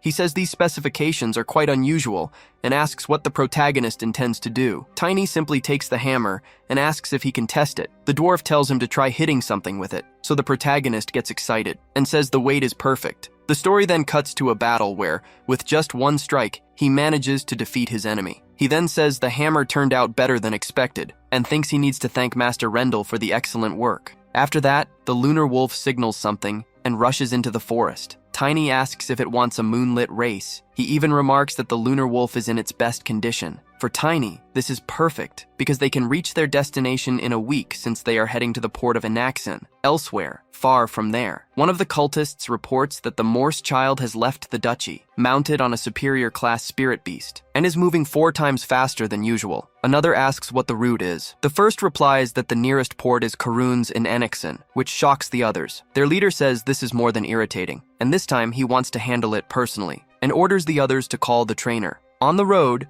the protagonist encounters an ambush and asks who these idiots are. The men don't like being called that and ask if the boy still hasn't fully grasped the situation. They know the boy is at an expert level but claim he's just an elementalist against 5 of their best men. They also say that this boy needs a wake-up call because they, the Black Knights, will teach him a lesson. At that moment, an archer shoots an arrow at the protagonist. Meanwhile, Tiny mocks the entire group. He deflects the enemy's arrow with just his hand, surprising everyone else, as they believe such a defense is impossible. But one of them shouts to the others not to be afraid, claiming it was just a cheap trick and that they have the numbers advantage. Hearing this, Tiny says the best remedy for foolishness is a good beating, and with his hammer, he strikes one of them. The others are terrified of the boy's strength and wonder if this is truly the power of an expert. The one who was struck is sent flying. Meanwhile, the protagonist remarks that real knights are amazing, but they are just followers of the demon. The leader of the group is in shock and starts running, claiming they weren't paid for this. Tiny, however, doesn't want to let them escape, so he dismounts his wolf and, with a single strike to the ground, intends to kill them all. Immediately, he hits the ground with his hammer, causing a massive impact and cracking the earth. In this way, the enemies are swallowed by the ground. Tiny, still standing, watches his enemies defeated and fallen. Ironically, he says his hammer turned out amazing and plans to use it even as he grows up. However, he still doesn't know how these idiots knew where he was heading and thinks he should have spared one to interrogate. Just then, he hears the sound of a tree falling beside him that nearly hit him. His wolf managed to dodge the attack. After that, Tiny notices something gigantic approaching and realizes it's a 2-headed troll that is furious about an intruder in its territory. It quickly starts chasing the boy, And, while preparing to flee, Tiny wonders why a high-class monster is there. Monster classification is determined based on their partnerships. This means a Class 5 monster is cooperating with a 5th Circle mage or a superior mana user. Knowing this, the protagonist is puzzled about how and why such a troll is right in front of him. He then tries to escape with his wolf. While running, he sees that the troll is being controlled by someone who refers to the protagonist as trash that only gets in their way. The mage orders the troll to crush the boy like a worm. This makes Tiny realize that the reason a monster like this appeared is that it has a mage as its master. So, he orders his wolf to go after the mage and leave the troll to him. However, the mage won't let that happen. So he uses the troll as a shield. The giant then attacks, preventing the protagonist from advancing. Not only that, but it ends up cutting down several trees, making Tiny's situation even harder. He realizes the monster is of the berserk type. Before he can react, the troll appears behind him and tries to catch him off guard, but Tiny narrowly escapes. He knows that Class 5 trolls have strength enhancement and regeneration abilities. But the berserk mode has its limitations, and he just needs to hold out until an opening appears. The giant tries to attack the boy with some kind of acid breath. However, Tiny uses a mana shield. He also notices that the enemies are alone, so they shouldn't be using up so much mana. Before he can think further, the troll attacks again. Tiny tries to counter it with his hammer, as it's too late to dodge. In doing so, he manages to push the giant back, and as soon as the troll hits the ground, Tiny jumps to try to attack it by surprise. He lands the hit, making the troll scream in pain because his hammer has weight and impact amplification. Afterward, the troll manages to get up. Despite being struck in the knee, it resumes its attacks. Tiny dodges the enemy's blows and moves into counterattack because he doesn't want to give the giant any respite. From a distance, the mage observes everything and wonders how long the protagonist will keep running, claiming that the moment he's caught, it will all be over. Back in the fight, the protagonist ends up in a dead-end path, finding himself cornered. The troll is about to strike him when suddenly the magic controlling it is interrupted. Seeing this, the mage becomes desperate as the berserk mode ends. Tiny asks if he really thought he wouldn't retaliate, claiming he was just waiting for an opening in the enemy's frenzy. The mage hadn't expected such intelligence from the boy. Thus, he becomes vulnerable, and the wolf manages to grab him and attacks him, preventing the enemy from fighting back. Tiny tells his wolf it did a great job. He also tells it to hold the mage tightly. Meanwhile, he charges at the troll, attacking it with all his strength. As a result, a massive explosion occurs, leaving the troll's 2 heads in the protagonist's hands. He approaches the mage and asks if he wants to play too. After a few questions, Tiny learns that the organization's headquarters is in the lawless city of the Alliance and asks if the mage's boss is the mayor there. The mage answers yes. Tiny says that it definitely isn't those two, but the mage doesn't understand the statement. He knows his wolf is a spirit beast and has a spell for explosions. Tiny says he can't let a 5th-class beast-taming mage go so easily, and asks if they're planning to steal Karun's relic. The mage insists they are not, which makes Tiny think he was right. He only wants to know one more thing and asks the name of the person who gave this mission, claiming he'll let the mage go afterward. The enemy hesitates to respond, but the protagonist tells him to think carefully, and asks if he's ever heard of a head suddenly exploding. The mage responds that he thinks he has. Tiny asks if he thinks the chances of that happening to him are low, just because he's in Tiny's hands now. The mage panics at hearing this, and doesn't know how to react. A little later, the protagonist is walking in the port city of Enixen. The people around are wondering who set off fireworks after seeing a massive explosion in the sky. Tiny remembers the Duke telling him the agreement was over and that he'd wait for him at the bar in Enixen.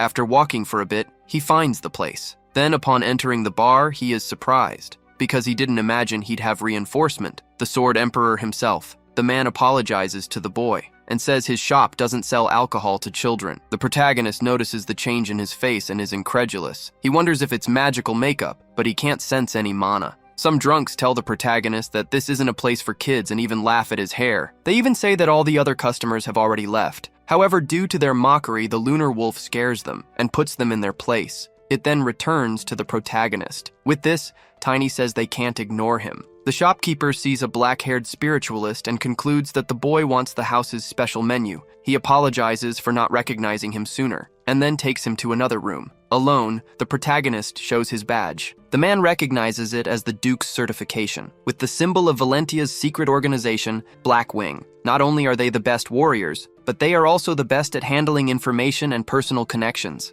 The man introduces himself as Jay and says he is the commander of the Black Wings. Tiny understands this means Jay is literally the chief and has a question. He says that if Jay is the leader, he should at least be a blader class, but he didn't sense any mana from him, and asks how the leader manages to hide it. Jay replies that he hasn't awakened the use of mana. He also says that sometimes the tricks for hiding mana become the hardest disguises to detect. Then he uses the Duke's face again, leaving the protagonist thoroughly impressed. Jay explains that it's just a simple disguise. Tiny then thinks he wasn't wrong and asks Jay if this isn't very dangerous. Jay replies that's what makes it all so exciting, making the protagonist think he has strange tastes. Then Jay says they should focus on their work, not on his personal preferences. Jay reveals that Gail Anderson, the Tsunami Mage, who was supposed to receive a recommendation letter, is missing. This information leaves Tiny quite surprised, because Tsunami Mage is a title given to a 7th Circle Mage. The protagonist asks if he shouldn't be especially stronger since he's near the sea, given the title. Jay says they lost contact with the mage during his voyage,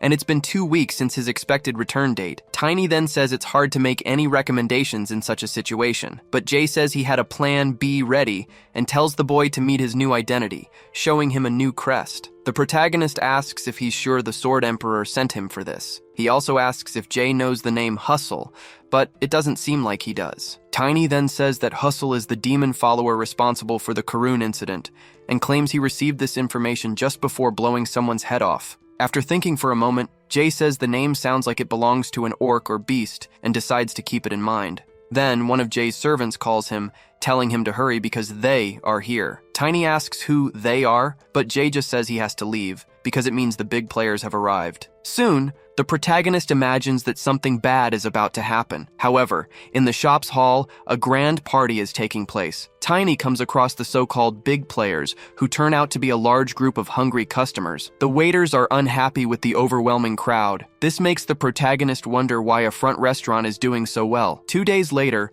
aboard the ship Flaxen, the boatman says they'll depart soon, until a hooded figure asks if this is the ship to Karun. Afterward, a sailor identifies the figure as a child, and asks where their identification is. Tiny, who had been keeping a low profile until then, shows the identification given to him by Jay. Immediately, the sailor realizes he's a noble, and wonders why a noble is there without an escort. He quickly apologizes for his oversight. The protagonist says it's fine, as he's just a fallen noble now. Even though he doesn't fully understand, the boatman wishes him a safe journey. Meanwhile, Tiny recalls Jay mentioning a noble family called Moors that was accused of being demon followers and disappeared 40 years ago. Black hair and dark eyes were marks of their descendants, but with so few heirs, they couldn't recover over time. From now on, Tiny must assume the identity of one of the Moors who fled and had a child with an elf. Tiny has to take on this disguise now, but thinks that even as an elementalist, it's still a bit strange. Then, he starts to feel a bit different, and quickly realizes there is magic within the ship. The protagonist senses a presence, but doesn't see anything unusual around him. He knows, however,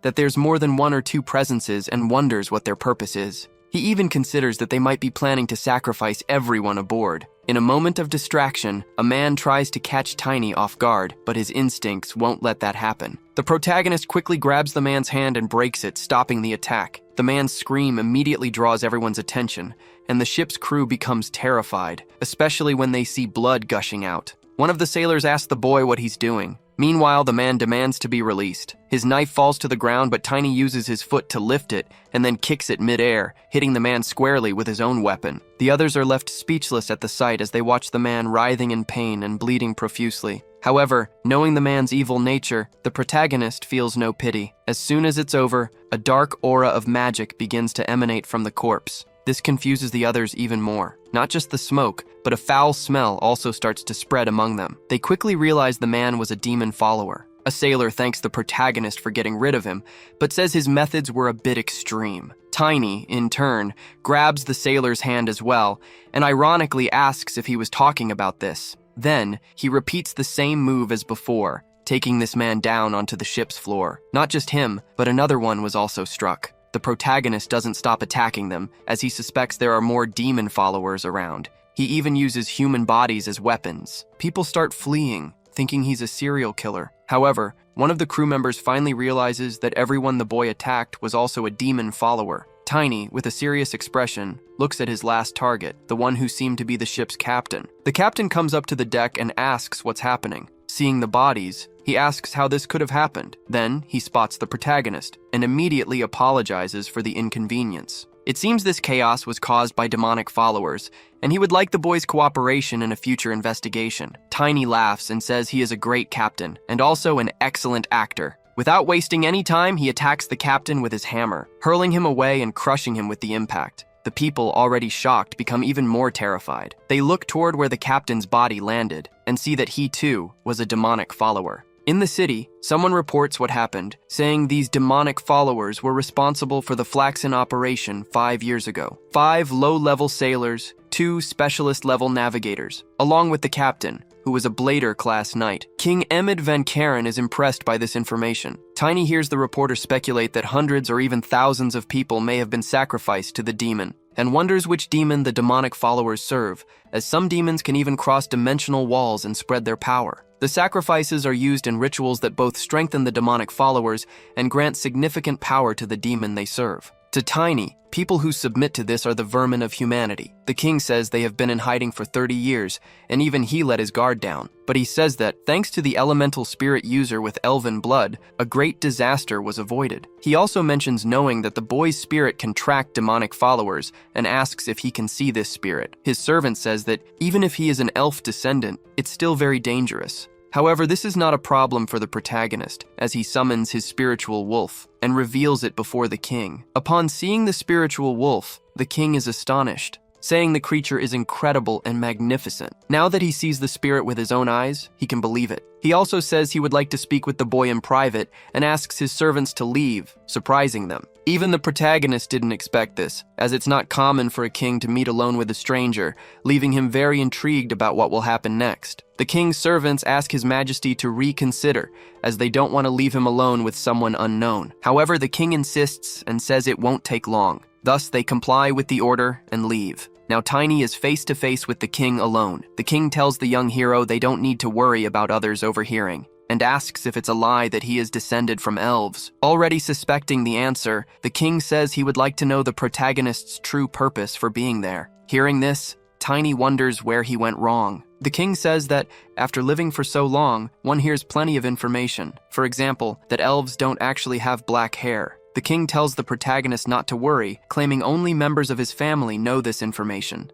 Embarrassed, Tiny apologizes for the lie, and says he was hunting demonic followers, because he's trying to stop them from stealing relics, and causing further damage in Karun. The king says that apparently, the protagonist truly is worthy of the empire. He also mentions that Karun is a neutral country, but still part of the Union of Kingdoms. The king states that it's very difficult to trust an empire that goes against the Union. He then asks if that's why the boy hid his identity, even though his intentions were good. In any case, the king decides to trust the boy's words, making Tiny remember why he is known as a wise king. The king says the boy is a spirit user with a pure soul, which makes Tiny think even a wise man cannot avoid prejudice. Because elemental spirit users deal with the essence of mana and spirits, they are natural enemies of demonic cultists. But just because of this, they are labeled as good people. In his past life, there was one who was entirely the opposite of this concept of goodness, and this bothers the protagonist a little. However, setting that aside, he wishes to ask the king for a favor. He asks to be sent to the Sanctuary Guard to try to resolve Karun's catastrophe. The king agrees, and even says he'll give the boy some credit for defeating those demonic followers on the ship.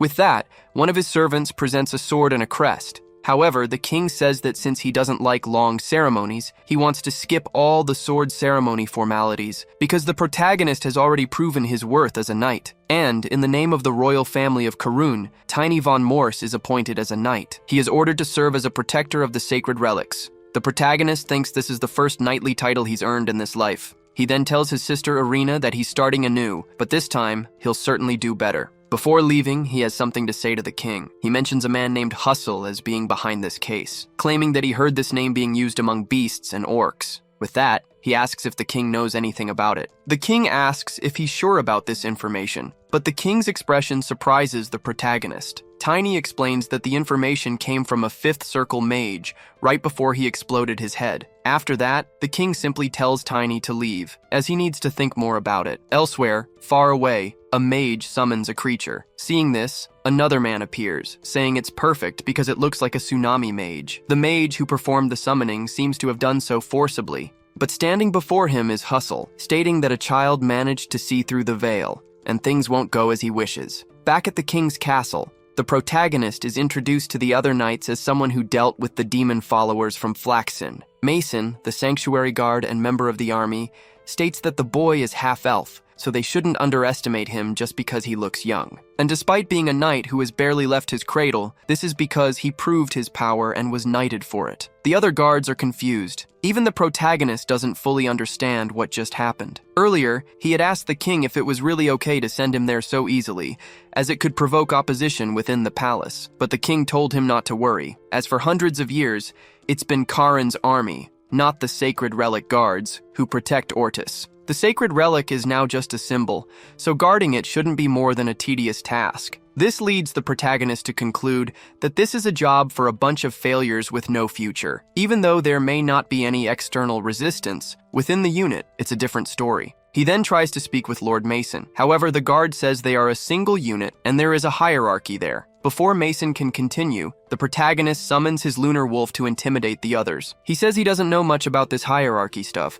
but he does know how to burn a demon follower if necessary. He then asks if the others know how to as well. No way, they reply. Thus, the protagonist says he hopes to get along well with everyone. Speaking of which, he's still concerned about the king's reaction, which might indicate he knows who Hustle is. Soon after, someone appears, asking if the boy is the elemental specialist who defeated all those demon cultists. The man approaches the protagonist and says it's a pleasure to meet him, introducing himself as Truman, the sanctuary guard captain. Tiny also says it's an honor to meet him, but upon analyzing Truman, he realizes the man is just an expert, weak for a captain. Regardless, Truman heard that the boy volunteered to join the guard and asks if it's because of an interest in divine artifacts. The protagonist decides to confront him to figure out the old man's intentions and wonders if he's connected to the Karun calamity. However, Truman reacts entirely differently, becoming excited and saying the protagonist came to the right place, leaving Tiny completely taken aback. Truman explains that the artifacts are merely symbols,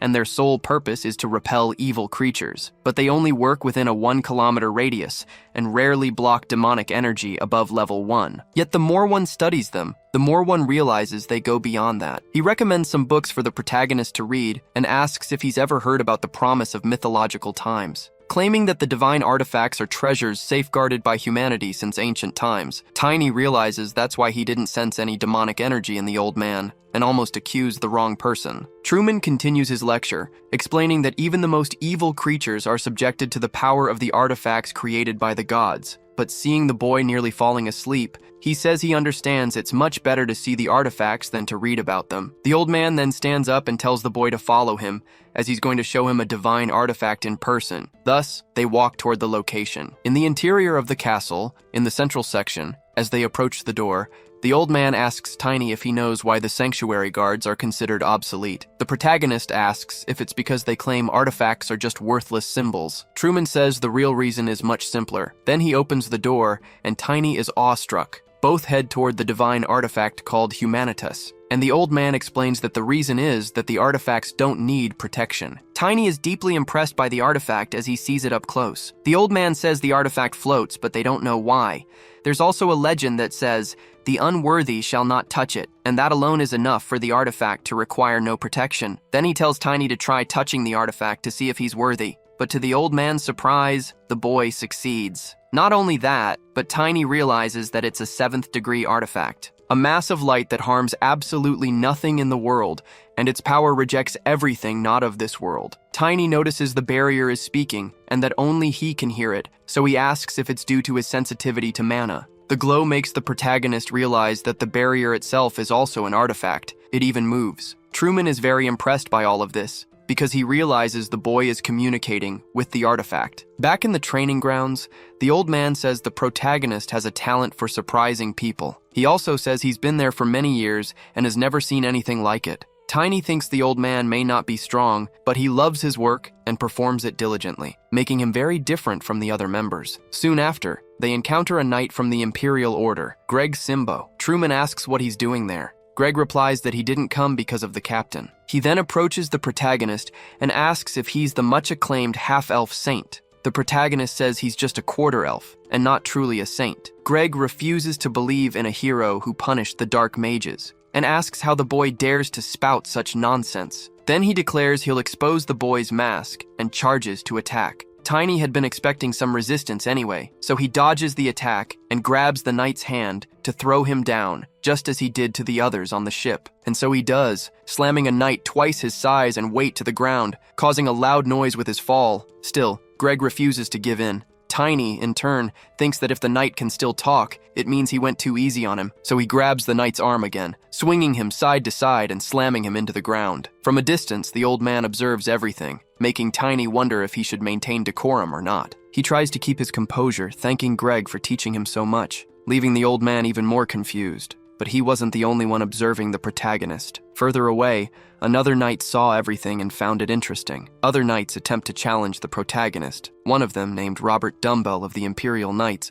heard that Tiny defeated Greg and wanted to verify it, but the way he found out wasn't ideal, as Tiny landed a solid punch on his face. Tannen Royer and Edgar Albert, also from the Imperial Knights, present themselves to challenge the boy. However, they stood no chance, as the protagonist didn't spare them from public humiliation, until another challenger appears. His name is Randolph Granches, commander of the Imperial Knights Order, and he proposes a duel against Tiny. But on the first hammer strike he receives, he's already sent flying. The protagonist says that, at least, he's a little less useless than the others. He also says he did him a favor by not finishing him off, and now wants a favor in return. Tiny then asks if he knows someone named Hussel. Randolph replies that he doesn't know anyone by that name. This leaves the protagonist slightly puzzled, because no one he interrogated knows Hussel. Afterward, another knight appears, saying he's impressed that the boy defeated Randolph. Tiny asks who he is, thinking this might be someone of a higher class or a beginner-level challenger. Either way, the man introduces himself as Liam von Peterson,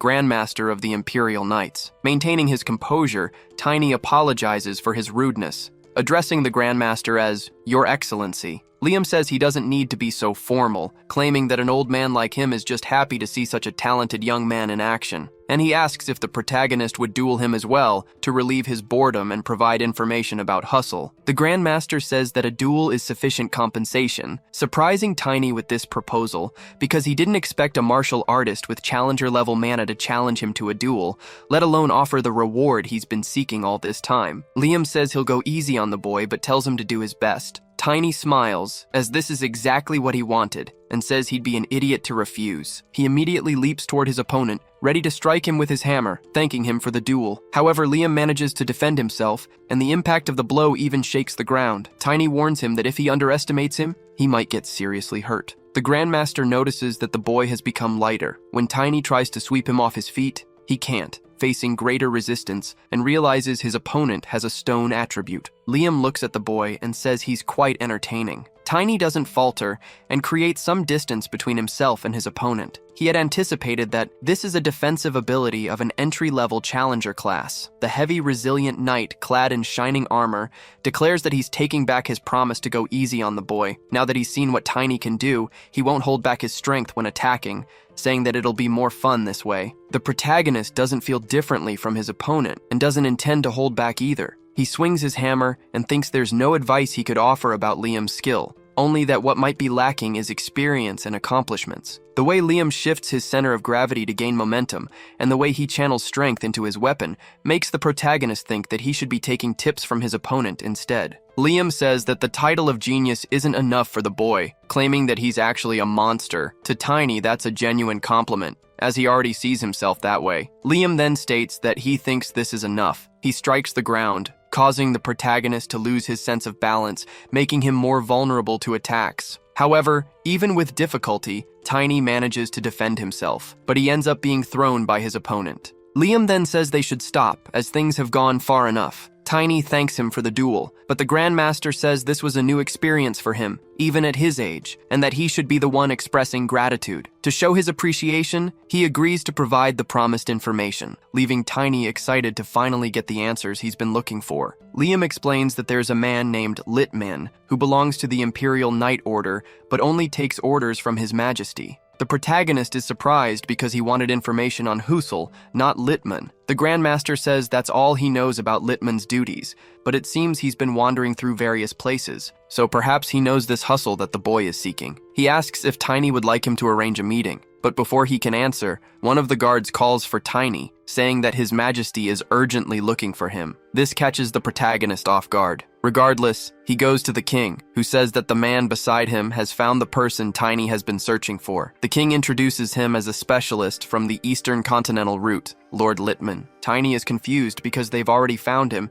and he hasn't even asked about him yet. Moreover, if this is Littman, the protagonist wonders if he's the same man Lord Liam just mentioned. Littman greets Tiny, saying it's a pleasure to meet him and calling him the hero who massacred the demon followers, asking if the boy has been looking for him. Tiny says yes, and replies that it's a pleasure to meet him as well. The king notices that something is off with the boy. Meanwhile, Tiny thinks that if His Majesty was going to stage this spectacle, he could have at least warned him beforehand. Littman tries to speak with the protagonist, but Tiny quickly says that, given his appearance, he thinks his roots might be from the Eastern continent. So when the king asked what he wanted, he answered that he wanted to go there at least once. Soon, Littman says that His Majesty gives very generous rewards. He also mentions that over the past decade, every time they discovered a new route, he also received undeserved favors. Even so, the king tells Tiny not to leave for the east immediately, claiming that he must keep his promise to eliminate the base of the demonic cultists before departing, something Tiny intends to fulfill. Tiny is puzzled by how suddenly the king mentioned the demonic followers. He immediately becomes suspicious of Littman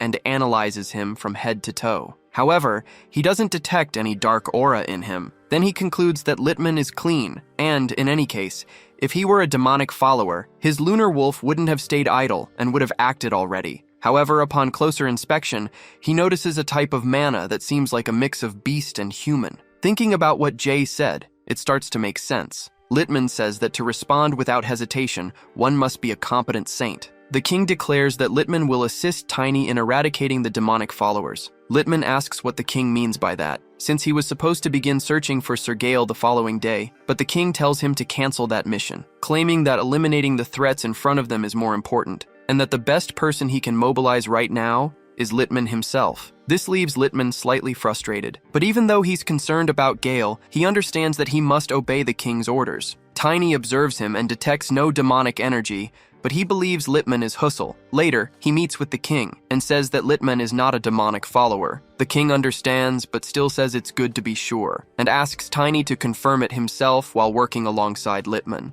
The protagonist asks why the king didn't say so earlier, and the king replies that he had no choice. Tiny then asks if it's due to a mana oath. The king confirms it. This type of oath is bound with mana, creating a lightning discharge equivalent to the circle level of those who break their promises. A promise made in the third circle causes a small shock, but it can become a burden if one doesn't have much time left to live. Tiny then asks why the king is doing all this, considering that Lord Littman has been loyal to the king for decades, while the protagonist is only meeting His Majesty for the second time. The king says that they of Karun's blood, upon living to such an age, begin to experience strange premonitions. A dream where the sacred relic vanishes, and demons destroy the entire capital. A dream the king has repeatedly had, day after day. Tiny appeared out of nowhere and said the sacred relic would disappear. That was enough to raise suspicions. It would be great for the king if it were just an old man's random dream. If this ended only with the resentment of a loyal subject, then the protagonist feels something different and realizes Hustle is no longer there, wondering if he left the palace. Tiny rushes off mounted on the lunar wolf and thinks that not even his wolf could detect demonic energy, so he wonders if the real Hustle is somewhere else. But if that's the case, why would he flee at such a time? To the protagonist, the answer is quite obvious, and he just needs to gather some evidence to prove his point. At the city's port, some men are loading equipment onto a ship. One of them tells the others to move the boxes quietly, as they work at night specifically to avoid drawing attention. Then a hooded man appears and catches their attention. The man removes his hood, revealing himself as Littman, but the men recognize him as Lord Husel and ask what he's doing there, since they were expecting him only the next day. Husel explains that some things happened. He says the king has put the boy on his trail. One of the sailors says the boy hasn't seemed to be around for a while, but Husel admits he doesn't know what's on his mind. He orders the men to hurry because he wants to leave immediately. The sailors comply and rush with the preparations. However, what they didn't expect was for their ship to explode out of nowhere. Not only that, but it's rendered incapable of departing, as it's split in half. And standing on the ship's bow is the protagonist, asking what they're up to in the middle of the night and calling them demon worshippers. The others immediately recognize it as an ambush. But before they can do anything, the protagonist strikes the ground with his hammer. Hustle sees that the boy has already taken down 4 of his men. Ironically, Tiny asks if anyone else wants to enjoy eternal sleep. Those still alive call him a monster. In turn, Hustle remarks that the boy may be a follower of God, but he's only at the expert class level and must already be exhausted from all the fighting. He also tells his men not to fall for it, claiming this must be the protagonist's plan to recover mana. Tiny admits he's been found out, but says he doesn't care. Hustle comments that he didn't expect the boy to face him alone, and declares he will end him right now. But the protagonist tells him to try all he wants. Thus, the two begin their clash. Hustle attacks with his sword. Tiny counters with his warhammer. He manages to block an enemy attack, leaving his opponent very surprised. While Tiny holds the enemy's sword, he orders his wolf to attack. The lunar wolf strikes the opponent, drawing blood with its blow. Hustle, enraged, asks how they dare to leave a scar on his body. He also declares he'll tear the wolf apart right before the boy's eyes, claiming that when a spirit is forcefully summoned, even tamers like him are shocked. Tiny refuses to let this happen, but Hustle rushes toward the wolf, claiming he'll deal with it first and then finish off its master. The lunar wolf stands its ground while taking the hits. Tiny grows deeply worried for his companion. Yet, the wolf walks toward him, still able to fight despite its injuries. Hustle notices this and is incredulous, believing his blow should have been devastating, but the wolf survived. He wonders how it resisted a reverse summoning. Not only that, but looking at the protagonist, Hustle realizes the boy is conserving mana by healing only the injured parts. Hustle calls it a terrifying talent and resolves to kill him today. Hustle's men refuse to let him fight alone and charge at the protagonist, but with just one swing of his hammer, Tiny takes them all down. This allows him to refocus on the main enemy. As he advances, he calls Hustle a lunatic beast man. Tiny tells his wolf they're running low on mana and advises it to focus only on moving. Hustle realizes the king must have told Tiny about him, claiming that old man doesn't know how to be grateful. Tiny takes offense at how the enemy speaks. A flashback shows that when Tiny discovered Hustle had left the castle, the king warned him that Hustle was a man with many stories. Lobists usually inherit the powers of terrestrial animals, but sometimes mutants are born among them. However, wolfmen kill these children immediately because they remind them of the ancestral sirens who defied their god. Tiny asks why the king is suddenly telling him this. The king explains that he once encountered a mutant who somehow survived and concealed his true identity to live outside his native village. Since the king needed his abilities, he swore on his mana to keep the mutant's identity a secret, but while sharing this, the king suffered severe damage due to the oath. Back in the present battle, Hustle asks if the king didn't mention anything else about him. After that, he uses magic to manipulate the seawater. At this moment, Tiny recalls the king's warning that if Hustle ever became his enemy, he should never fight him near the ocean. A crucial detail the protagonist forgot to consider. Now he realizes Hustle is a mutation of a killer whale. By the sea, Hustle prepares to attack. He fights by launching water blasts toward the protagonist. Tiny, struggling, manages to dodge, but Hustle continues his relentless magical assault. With each strike, the water blast grows stronger, heading straight for Tiny. Amid the fight, Tiny notices that Hustle's aura weapon grows more powerful with water. Eventually, Tiny gets hit, and Hustle declares that it's over. But what seemed unlikely happens. Tiny, along with his wolf, emerges from the wave, ready to fight again. As he attacks, the protagonist tells Hustle that he's the only one who will die today. Still shocked, Hustle tries to defend himself from the boy's relentless strikes. He also notices that Tiny's regeneration is abnormal. Hustle grows frustrated, realizing reinforcements should be arriving soon, but he knows he can't let this drag on any longer and tries to hold his ground as best he can. Hustle moves away, and the protagonist assumes he's fleeing, especially upon seeing the enemy diving into the water. This leaves Tiny quite frustrated. However, he soon realizes it's not exactly the case, as Hustle reappears, stating that he's not just any ordinary specialist, and claiming he will delay his death a bit longer. Then he dives once more. In his whale form, Hustle moves through the water. Tiny realizes he cannot pursue him into the ocean, but then he has a vision. His wolf shows him something. The protagonist sees the wolf walking through the air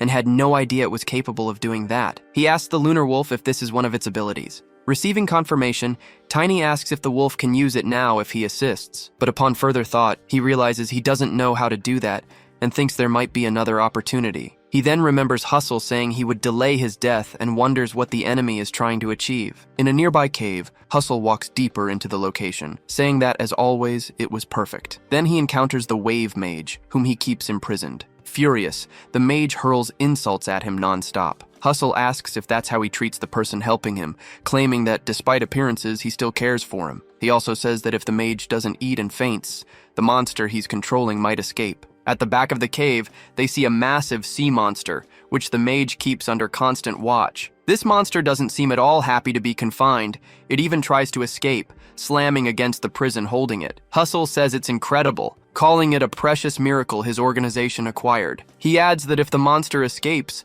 it will send a telepathic message to its mother, and if it's killed, the mother will know immediately. To him, it's only a matter of time before Karun is destroyed. He then tells the mage that if he wants to save his hometown, he must put more effort into keeping the monster trapped. Angrily, the mage says Hustle will face divine punishment. Hustle merely laughs at this provocation, claiming he already received such punishment at birth and stating that what's about to happen is just settling old scores. As soon as he leaves the cave, the mage feels a bit relieved. Still, he remains focused on the monster, keeping it trapped within his magical cage, because he says he won't let Hustle's desires become reality. Sometime later, the protagonist returns to the royal palace. Liam accompanies him and, before the king, confirms the report that all the sailors were demonic followers. The king asks about the cargo. Liam replies that it consisted of items used for magical rituals, and that the combined value was equivalent to half the kingdom's annual provisions. This makes the king think he should have suspected Hustle sooner. Hustle had told the king he would show how mutants could contribute to the world. He was a man of great ambition. He also proved to be competent, so the king wonders why he switched sides. Tiny apologizes to His Majesty, but says he heard from Liam that almost no one knew about Littman or his duties. The king says that's exactly what Hustle wanted, since he was trying to avoid the killings of beastmen. The protagonist states that they should have suspected it, asserting that those with ambition don't hide. Liam doesn't appreciate Tiny's tone, but the king says he's right, and that they of the royal family should have noticed Littman's malicious intent. However, he affirms that crying over spilled milk won't change anything. Then he calls Tiny a little hero, and now that they've lost Hustle, he asks if Tiny has a way to track down the demonic followers. The protagonist replies that he does, and asks for the king's help with something specific to carry out his plan. After that, Tiny heads to another location. He knocks on the door of an establishment. Jay answers, saying they're still closed. However, the protagonist introduces himself. Jay doesn't recognize him due to his hood, but nonetheless, he asks what's accompanying him. After some conversation, Jay understands what happened and realizes Tiny encountered a demonic follower who was difficult even for him to identify. Now he understands why things became so complicated, but Tiny says the man didn't have any apparent demonic energy. Hustle is simply working with the demon worshippers. Jay concludes that there really are people who make such choices, and he is truly speechless, as he didn't expect Tiny to approach him so directly. He says he has long wanted to show him the potential of the Black Wings. Tiny asks what would happen if he still had a chance. Jay asks what he's talking about. The protagonist then picks up one of the boxes he brought and says that His Majesty has ordered him to collect all the remaining artifacts. He adds that if Jay truly belongs to the Black Wings, they must at least have a specialist in tracking magic. He also says that now is the time for the Black Wings to shine. Tiny tells Jay to find a tracking magic specialist to examine all the artifacts so they can get rid of them. Tiny then asks where the tracker mage is and tells Jay to bring them immediately, but Jay says that will be very difficult. Desperate, the protagonist asks why. Jay explains that they've tried before, but the enemies must be very cautious as they get rid of all evidence. The protagonist thinks he's doomed now and wonders if he went through all those trials for nothing. However, Jay says that's not entirely true. He explains that the shipment of demon worshippers' goods Tiny brought to his establishment is massive. It's not the kind of quantity they'd gather at once without a good reason. Indeed, Jay says that ordering such a large amount can only mean they're preparing for the ceremony. Tiny doesn't quite understand what that means. Jay elaborates that if Karun is to be burned all at once, they will be very selective about magical items. But with the ingredients, it's different. At least 3 and at most 10 ingredients are required to perform a single ritual. They'll try to acquire ingredients that don't draw attention. And to amass such a large quantity, it will take time. But if there's a shop in Karin that sells all the ingredients, they will certainly go to that place to save time. Tiny says that's impressive and tells Jay he's not just good at business. A waiter approaches, and Tiny asks what this is. Jay says he arrived at the perfect time because he wanted him to try it. It's the popular menu item from his restaurant, roasted chicken with vegetables. Tiny thanks him, but wants to avoid it. Jay insists that he try it before passing judgment. Cautiously, Tiny picks up a piece. After taking a bite of the chicken, he's shocked at how good it tastes. He wonders how that's possible, as he didn't expect the dish to be this delicious. After finishing everything, Jay asks how it was. Tiny asks Jay why he doesn't work as a real chef. Jay feels proud of the compliment, as it shows his dish was truly excellent. Now, he says he can move on to the next mission without regrets. He's eager to start hunting those demon worshippers, as he's certain an opportunity will arise. 2 months later, some cultists walk through a dark alley. One of them asks if this place is really safe. The other responds that the store owner's background check has already arrived. He did his part in the business and probably did it for money. The first cultist asks if his colleague disobeyed the elder's instructions, but the colleague replies that the investigation has already been concluded. They need to use their time wisely in circumstances like this. As soon as they enter, the store owner greets them and asks if they are looking for something. One of the cultists says that this place deals with all kinds of items and asks the seller to bring everything on this list. The seller takes a look and thinks that these men have no idea he works with Tiny. Earlier, they carried the boxes that the protagonist brought and set up the items in the store as requested, making this place pass as a real store of various goods. Jay thinks that 2 months of hard work are finally paying off and tells the men he will prepare the items immediately. He just asks them to wait a moment. The most nervous cultist asks his colleague if everything is really fine, and his colleague responds that the first elder told them to take care of this, and in this way they will save a lot of time. He is sure the elder will like his work. However, the two are startled right after. Another one enters the store saying that this story is quite interesting and asks if the others want to hear his. The two are shocked when they see the elder and ask how he got there. Jay realizes they are a group and wonders what they are talking about. Back to the elder, he says he can no longer just sit back and watch. Mediocre people taking on great responsibilities and failing. Soon the two become extremely frightened. One of them even tells the elder not to worry about the owner's identity because he has already arrived, but that does not stop him from being obliterated by his leader. He begs the elder for forgiveness and dies right after, those being his last words. The one still alive is given the task of cleaning up his companion's remains. Meanwhile, the elder turns to the seller,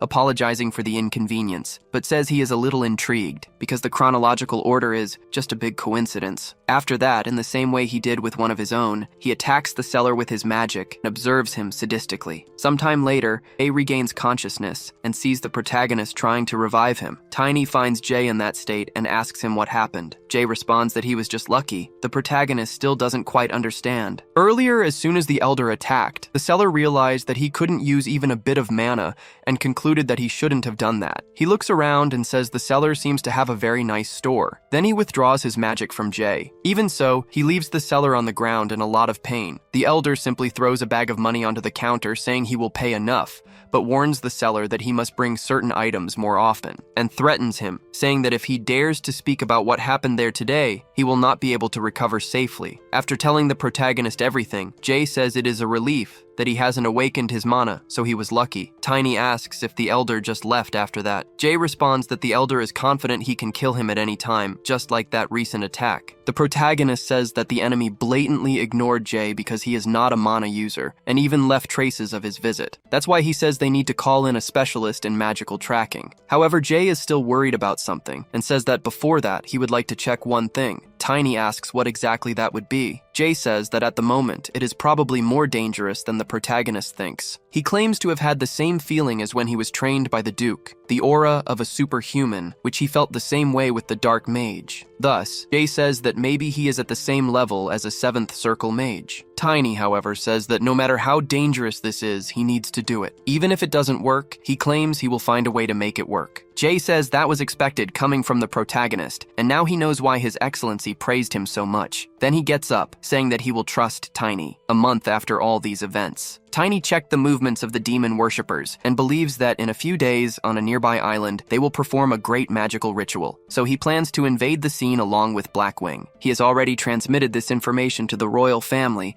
and expects to receive reinforcements soon. His Majesty has also sent reinforcements. Then he notices someone approaching. The senior knight says that several of the other knights are on vacation. Even Lord Liam is on leave. Tiny asks if he has a good relationship with Lord Liam. The senior knight says they are friends and always drink together. Then he asks if Tiny would like to have dinner with them for a while. The protagonist apologizes to the Grandmaster, but ends up declining the invitation. With that, the old man asks if Tiny will take a vacation as well. He responds that he will. Soon the Grandmaster understands that this cannot be avoided, so he just wishes Tiny a good rest, and Tiny thanks him. A few days later, on the scheduled day of the operation, some knights say that the main members of their order are absent and they cannot miss this opportunity, because tonight they will take the relic. Tiny, however, was already waiting for them and says they did a good job taking leave, but claims that their despicable behaviors are too obvious. Even so, he looks at one of them and says he didn't expect to see him there, the Grandmaster Truman. Tiny asks if he can explain why he is there. The others say that the protagonist is just an outsider and ask what he knows about the Grandmaster to slander him like that. One of them claims that the old man is the one who trained several royal knights and is also responsible for reforming the Order of Knights. Then he asks if it is justifiable that he is destined for a unique task of protecting the religion. Tiny asks if the Grandmaster was really from the Order of Knights. He replies that it was a long time ago. He says that back then, he realized his limits early on since one of his companions was an unparalleled genius. After realizing his situation, he tried to earn merits through training, and what he got after all that hard work was a barony without land and just a transfer notice. The old man claims that this was not fair at all, and that His Highness, the current king, did nothing about it. At that time, Lord Littman was the only one who contacted him, because he was also neglected due to his origins and showed him a new purpose in life, a world that valued knowledge and not just individual strength. It was a dream of creating a new kingdom. Tiny asks how he intends to create a new kingdom by being an accomplice to a demon worshipper. The Grandmaster says that it is too late to turn back now. Thus, they advance to try to capture the protagonist. Being honest, Tiny says that this is good. Then he attacks them with his hammer, and the old man is astonished to see all the others being defeated so easily. Tiny says that this way is better. After that, only the old man remains. He tries to help the fallen, but cannot believe this really happened. The old man then says he will end this quickly and throws a sphere. However, the protagonist easily defends himself, and the sphere that the old man threw ends up going in the opposite direction. After that, it disintegrates, revealing that it contained dark magic. Soon, the sphere bursts, and its contents leak into the air. Tiny tries to defend himself from it, but realizes that this sphere is nothing ordinary.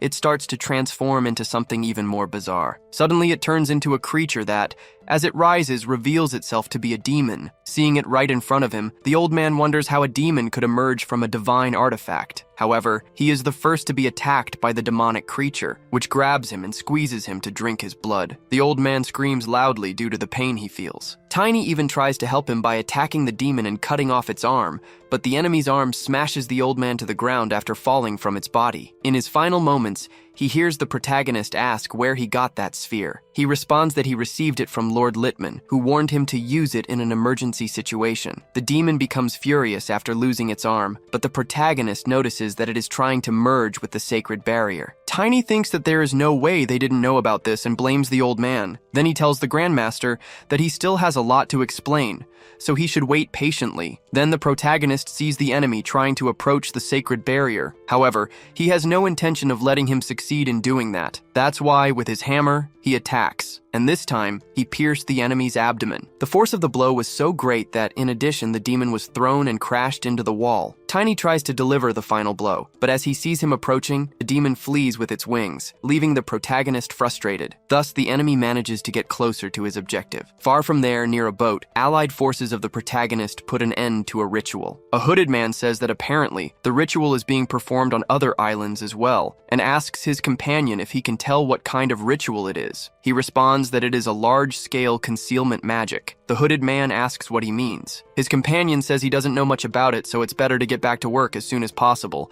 because if they are using magic for concealment, then their true purpose must definitely be Karun. Through this, the hooded man concludes that Tiny is in danger. Back to the protagonist, he becomes worried upon seeing the enemy approaching the barrier, but he knows that above all, he must prioritize command. So he moves to stop the demon, and before it could touch the barrier, Tiny arrives at full speed and stops it, knowing he must keep it away from that source of power, ordering it to take its hands off the barrier. With his hammer, he strikes the enemy on the head. The impact of the blow is so great that the enemy falls to the ground and becomes furious immediately after. Tiny, who is still in the air due to the force of the strike, takes advantage of the enemy being immobilized and attempts to deliver the final blow. As soon as he lands the hit, Demon is shattered into pieces. Tiny says he didn't know a demonic beast of this class could move that way inside the sacred barrier, and sees that those demon worshippers are using far more advanced magic classes than he had imagined. However, he soon realizes that old Truman is no longer there. So he runs off in search of the Grandmaster,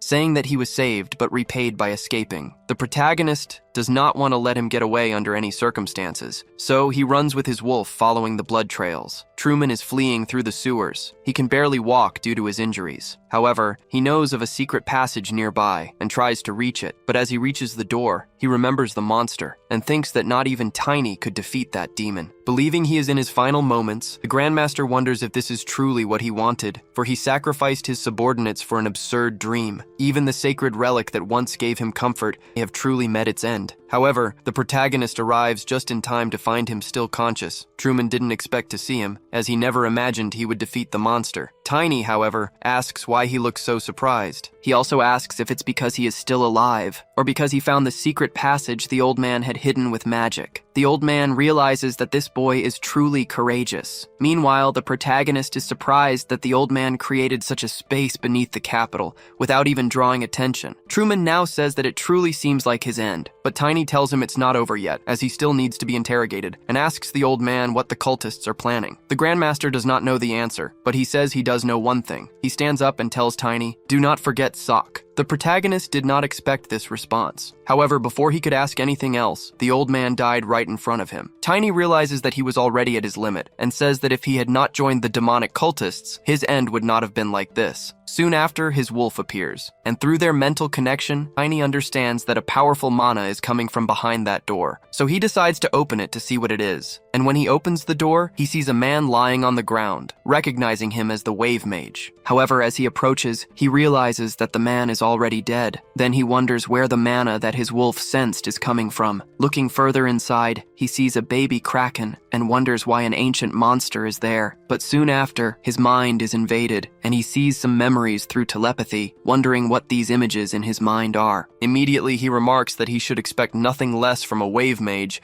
as he sees that he was protecting Karun even after his death. Then, Tiny senses a sinister aura approaching, carrying an immense amount of energy. He then deduces that it must be of the same rank as a glutton. He doesn't have much time. Even so, he knows that 2 spells are still missing. First, he will insert mana into the first spell that stopped working. Then, a beam of light appears, illuminating the sky above, which can be seen from afar, forming Gale's letter in the sky. The king, upon seeing this, is in shock and is unsure of what is about to happen, until his son appears. His name is Henry von Karen, and he says they are in trouble. The prince says that a massive tsunami is approaching, and a standard evacuation announcement will not be enough. So he wants his father to declare the highest level of alert. The king thinks that if it really is the Kraken, not even the power of the sacred relic will be able to stop it, and he wonders if this will truly be the end of Karun, until Tiny appears and asks if he is already giving up. He enters the room carrying the mage's body, until one of the king's servants calls him an ill-mannered brat and says he cannot be there. In turn, the prince recognizes the body and asks if it is really who he thinks it is. Tiny replies that this is Lord Enderson. He fought for Karun until the end and perished. The prince asks who would dare attack a 7th Circle mage, and Tiny responds that the mage fell into the scheme of the demon worshippers. The prince is outraged that they have destroyed Karun's last pillar. However,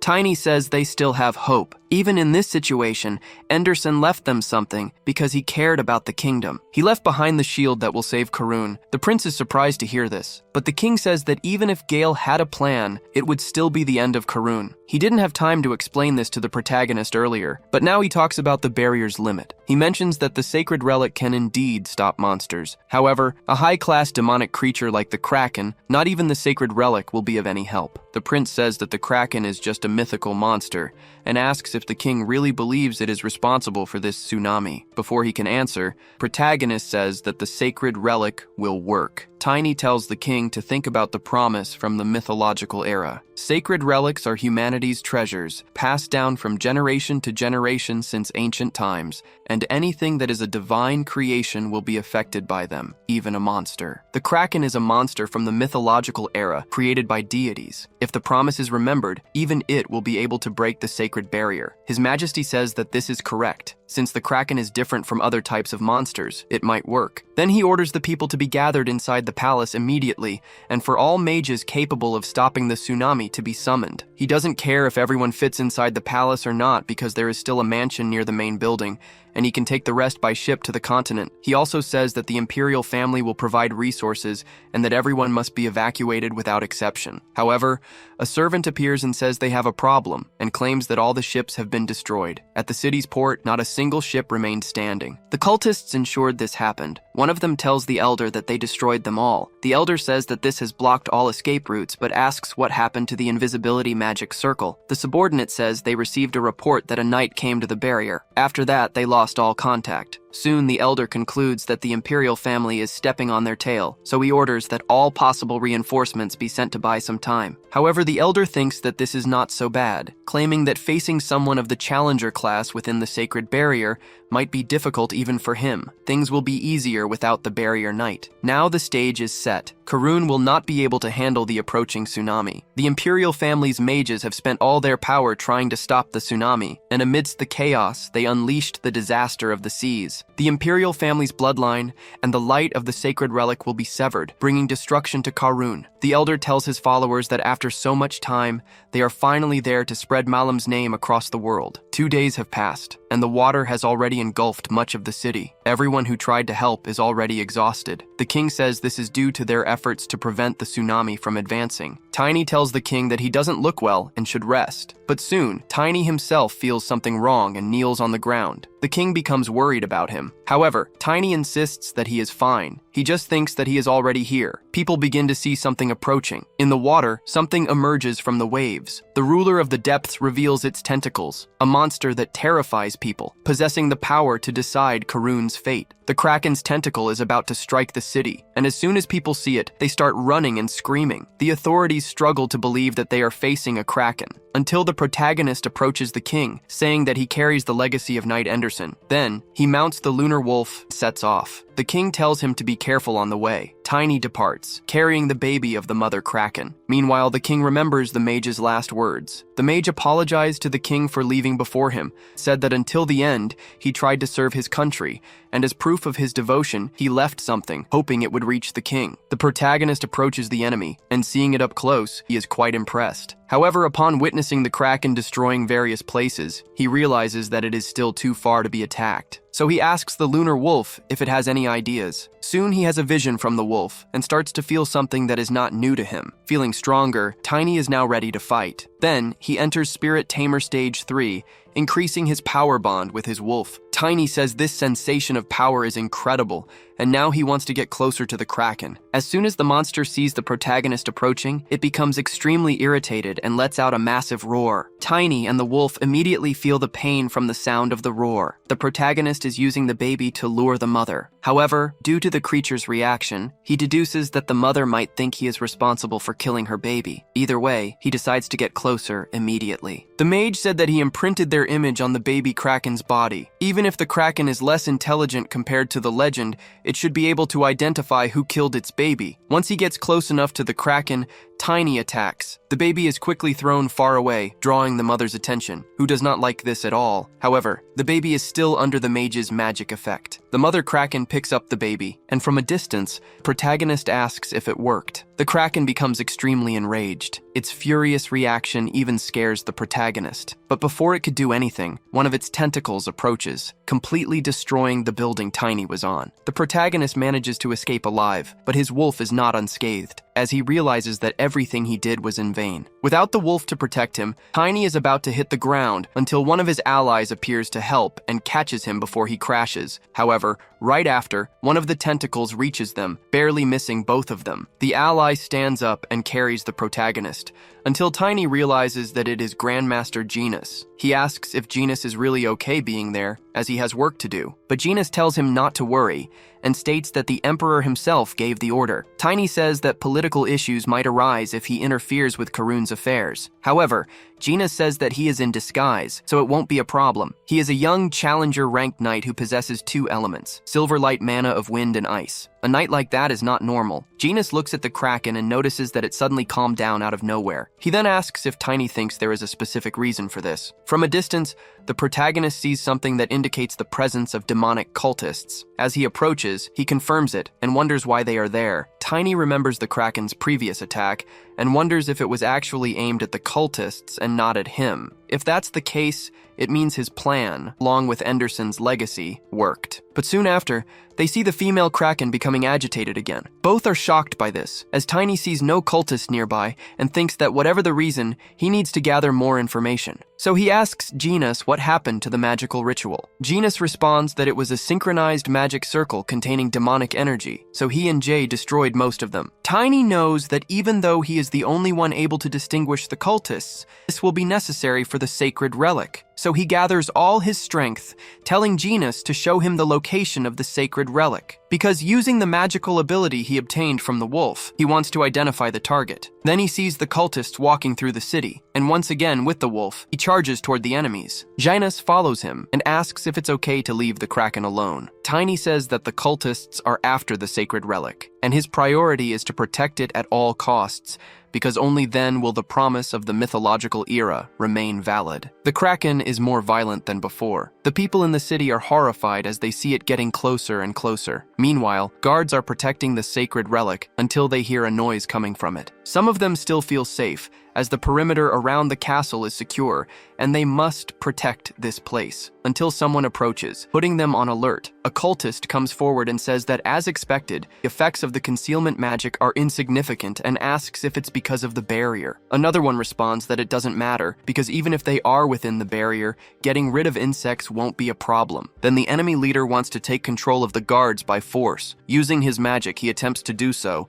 leaving the guards deeply frightened, but they cannot put up resistance strong enough to match the darkness. Soon, cultist leader is more than satisfied. Nearby, Tiny and Genus approach the relic, until a group of cultists spots them arriving and is ordered not to let the protagonist take another step forward. Tiny says that he was already busy enough without these nuisances. However, Genus takes the initiative to deal with the enemies to create an opening for the protagonist to advance. Thus, he attacks from a distance, keeping the enemies out of Tiny's way. As expected from the Northern Wind Knight, with great speed he throws them off balance. Then Genus asks if the enemies are capable of touching the relic, as they shouldn't even be able to get close to the barrier. Tiny says that maybe they are not part of the demonic cult, because he has seen a case like this before. Even so, it is just as disturbing. Judging by the chaos they have caused, this might not even be the worst case scenario. Janus asks what that means, but before he can answer, they see someone. It's Lord Liam, who appears to help. He asks the protagonist what has happened to the world this time. The protagonist tries to explain,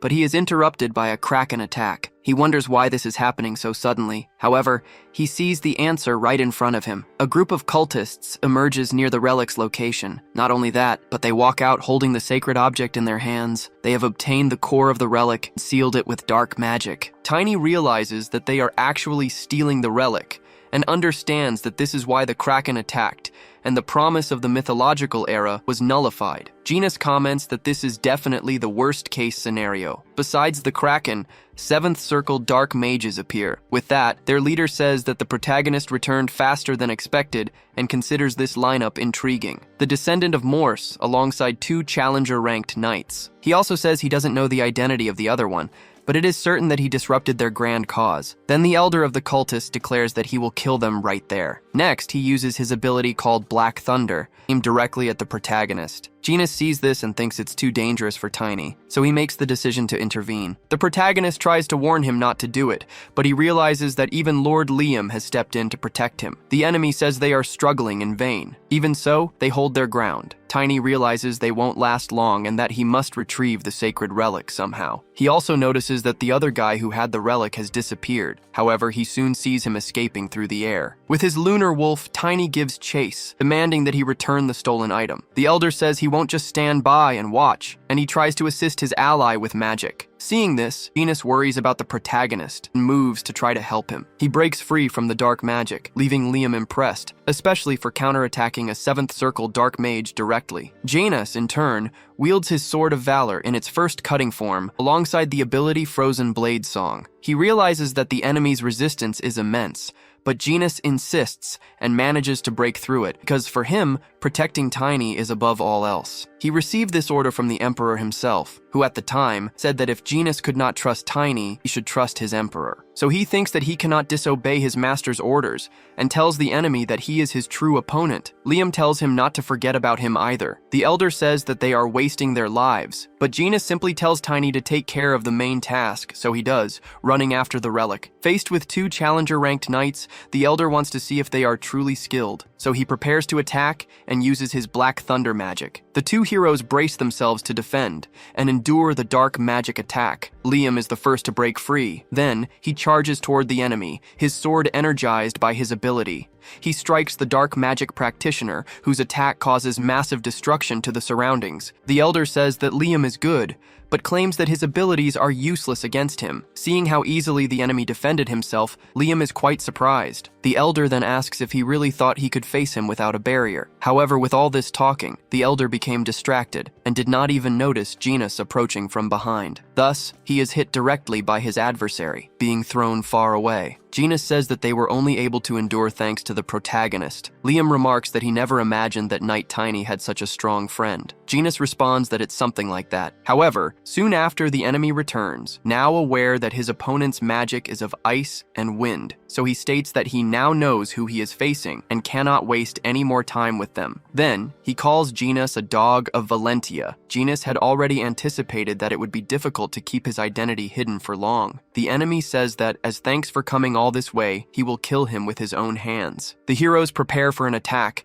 as they see the enemy charging up his next move. Soon, the Elder attacks with the intent to kill them, launching a massive blast of dark energy. The knights think there is no way to stop it, feeling anxious about what comes next. So they simply dodge the attack, watching as it passes them but destroys everything in its path. Genus thinks that this power is devastating and concludes that it is best to act before the enemy attacks again. However, right after, he notices something. The Kraken has appeared right in front of him and is about to attack. With one of its tentacles, it strikes. Back to the Protagonist. He is trying to stop the thief of the sacred relic until the moment comes when Tiny attempts to strike him, but the enemy escapes into the water. From there, he calls Tiny an idiot for trying to start another fight with him in the ocean, revealing himself as Hustle. However, Tiny asks if he is sure about that, as he tells the enemy that this time, things will be different. Hustle says that he can try. With his hammer, Tiny prepares to attack, and the enemy declares that he will make the ocean his grave. Then, he uses water typhoons to attack. However, Tiny is not afraid at all, as he manages to turn the situation around,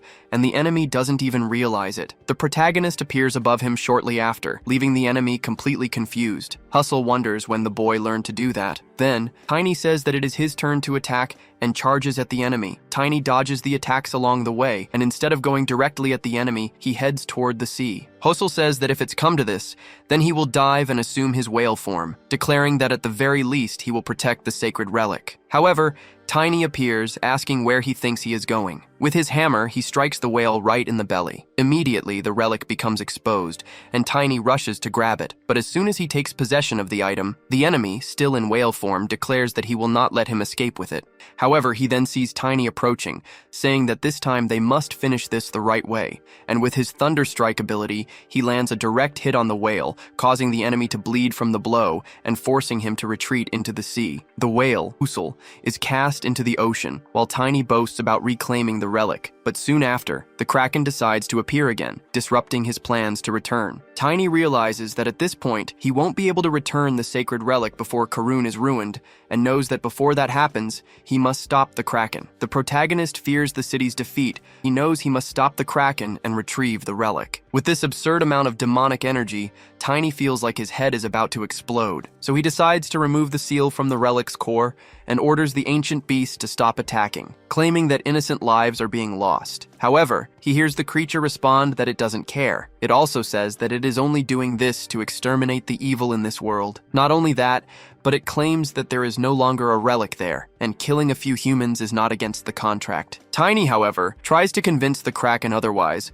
telling the creature to stop attacking. But the monster calls the Protagonist a human with the Alliance contract. It knows that the Protagonist is asking it to stop, but it asks if he knows the pain of losing a child. Tiny realizes that there is anger in the Mother Kraken's demonic energy, but he also feels her sadness, so he claims that he will find out who killed her child. However, he asks the Kraken to trust him and stop attacking immediately. Even so, Mother says it will not be possible because of the man's abilities with the relic. Tiny tries to convince her, saying he will make it happen no matter what. Thus, the Kraken says it will lend him a little of its power, so he cannot fail. Her attacks cease. Meanwhile, back to Janas. He and Liam are recovering from the battle. The knight says he was lucky not to have died, as he thought that would happen when he was attacked.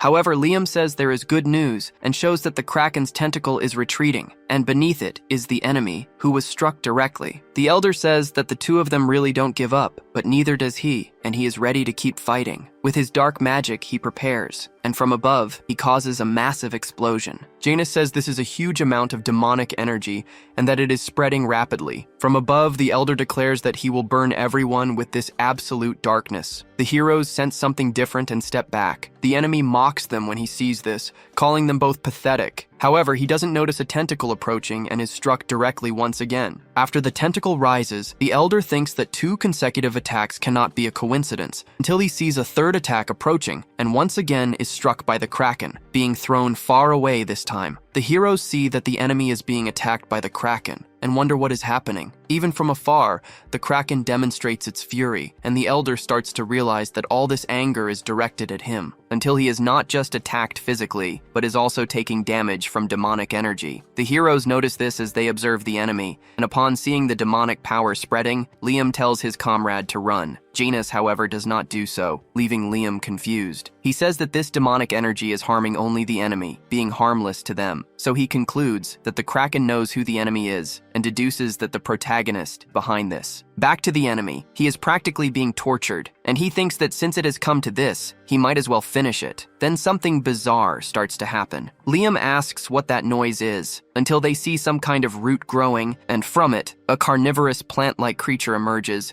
which immediately attacks the heroes. Janus and Liam defend themselves, but they start getting trapped by the plant's roots. Meanwhile, the elder is writhing in pain. However, the plant moves toward him and captures him. Liam is extremely shocked to see this, and immediately after, the plant leaves. He doesn't like seeing the enemy escape, so he frees himself from the binds. After that, he frees Janus. Now that they are free, they can continue. Liam says he cannot let the enemy head toward the castle. He and Janus run toward the enemy, arriving with full force at the castle. But as soon as they arrive at the place, they see that everyone present has been zombified. The guards have been brainwashed. Now they only want to kill what they see in front of them, which, in this case, are Liam and Janus. They received the order from the great man. The elder is behind this, and he says that his great work has been ruined because of the two of them. But he still has something, as he claims that at least he can achieve one of his goals. And he tells the heroes to do whatever they can against these innocent soldiers if they want to catch him. The two become a bit nervous, and they wonder where the Emperor is. Liam says that the Emperor might be in danger, and that at the very least, he will bring him honor. He then asks Janus to go easy on the soldiers. With that, he charges into battle, but does not hold back his strength. Janus notes this, as he himself was instructed to go easy. However, Liam says that he is striking with the dull side of his sword, so they won't die. Then, he declares that he must reach the Empire, and orders everyone to get out of his way. Janus observes this, and thinks that he can take it easy. Near the Emperor's chamber, the elder takes down his personal guards, killing them mercilessly. He says that it took him longer because of those who stood in his way, and believes that at the very least he must hurry to reach the precious imperial family. The Emperor then realizes that this was the enemy behind everything. In response, the elder says that as a reward for correctly figuring it out, he will put an end to the Karun imperial bloodline today. However, someone appears, saying that before that happens, he will die. The elder quickly notices that one of the knights has already approached him, but claims that their attacks will not work on him. Yet, because of this distraction caused by Janus, the enemy did not see Liam approaching and was struck. Liam apologizes to the Emperor for the delay. The Emperor is relieved to see that he is safe, but right after, the enemy rises again, and says that this will only add more bodies to the count. He declares that they will witness their own deaths approaching. Liam is shocked that the enemy still has so much strength, and realizes that even if he manages to dodge this attack, the Emperor will not, and there is only one thing he can do now. So he apologizes to Janus but grabs him as a kind of human shield, declaring that he will do anything to protect his majesty. However, he coats Janus's body with a type of armor, and then both are struck directly. Liam recalls the moment he became the leader of the Imperial Knights, personally appointed by the Emperor, who entrusted him with this role. As the dust from the attack settles, he thinks that he let his guard down too much and should have kept moving as if his life were at stake. and he tells himself if he were stronger, he wouldn't have to resort to such measures. However, someone approaches and says that the power of the devil infiltrates through weak minds. It was the Emperor, who also tells Liam not to give up. He adds that even he, who had been making the wrong choices, did not give up. Seeing the Emperor using his healing abilities, Liam tells him not to push himself too hard and says that he is already feeling better thanks to his majesty. Genis gets up and tells Liam not to forget about him and asks how he could use someone who came to help as a human shield. He also says that he won't forget this, but Liam claims that he will make it up to him somehow. However, he wants to finish off the enemy first. The Elder is outraged that they are still alive and prepares to attack again. Genis says they have only one chance and will try to break the enemy's magic. The enemy declares that this will be the end, but with the swordsmanship of Valentia, Genis prepares and charges his most powerful attack. He then hurls several magical swords at the enemy, using his ability known as Mad Mind's Melody. Upon being struck, the enemy wonders how a mere challenger could land a hit on him, but then he realizes that this is not all, because this time he sees Liam behind him, also preparing to attack. Liam unleashes his ultimate ability, alongside the imperial swordsmanship of Karin, an ability called Stone Thunder, and hurls his sword. The enemy is hit directly, and a powerful explosion follows. Soon the prince asks if it is over, and the Emperor says that this is favorable, but then collapses, weakened. They realize that the Emperor has fainted, but Genis notices another problem. He picks up an arm from the ground and states that all they did was dismember the enemy. The Elder managed to escape, even though he was severely wounded, but still alive. However, on his way, he encounters something. Tiny, riding his lunar wolf, spots him from above and asks the old man why he has the sacred relic instead of his subordinate. The Elder falls into despair. He wonders why the shadows are not responding to him, because the number of people assigned to this mission was a third of their entire group, and on top of that, he was severely injured. The moment comes when he finally encounters the protagonist, sees the relic in his possession. A magical prison surrounds them both. Tiny asks the Elder what he thinks about the relic being in his possession. The enemy replies that he doesn't care how Tiny got it back, because it means nothing now. Then he attacks the protagonist, but Tiny instructs his wolf to counterattack, so he doesn't stay still and charges toward the enemy. Seeing this, the Elder doesn't understand. Tiny uses the Iron God's armor, adding more weight as he accelerates, but becoming lighter when he jumps. And with his iron body, he increases his impact power. Soon, he easily crushes his target. The enemy finds this absurd because he sees the protagonist breaking through his magical barrier. Tiny says he won't just break through, he will crush the enemy's head. He calls for his lunar wolf,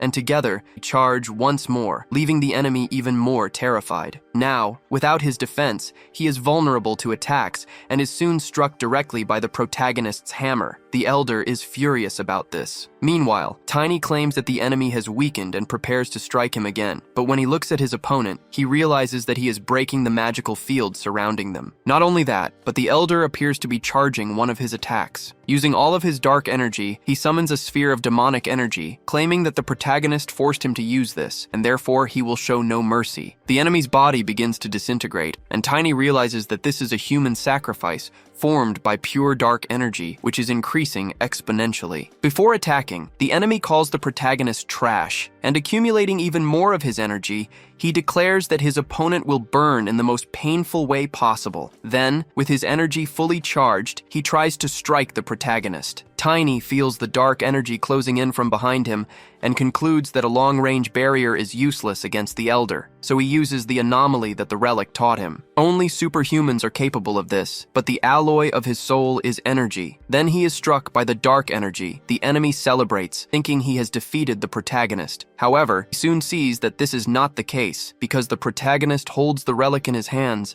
once again surprising the Elder. Tiny activated the compressed barrier, allowing him to escape the enemy's attack. The Elder says that his opponent is just a specialist, and tries to belittle him since he cannot land a hit. But nothing shakes our small protagonist, because he sees an opening to counterattack, and he doesn't waste the chance. With his hammer, he strikes, shaking the enemy's entire structure. Then Tiny makes sure his strategy worked, but surprisingly, the enemy still resists and grabs him by the arm. The Elder says he cannot accept this, and that he will have to study the protagonist piece by piece. However, he doesn't understand why the boy is smiling, until he looks behind and sees a kraken tentacle approaching. He tries to escape the attack zone, but Tiny grabs his leg, preventing his escape. The elder says that if that's the case, the protagonist will die too. But for Tiny, as long as the elder dies, it's fine with him. Soon, the elder realizes that because of the protagonist, he is going to die. Then, he is struck directly by the Kraken's attack and is buried beneath the rubble of the ground. In freefall, Tiny has no mana left to summon his lunar wolf.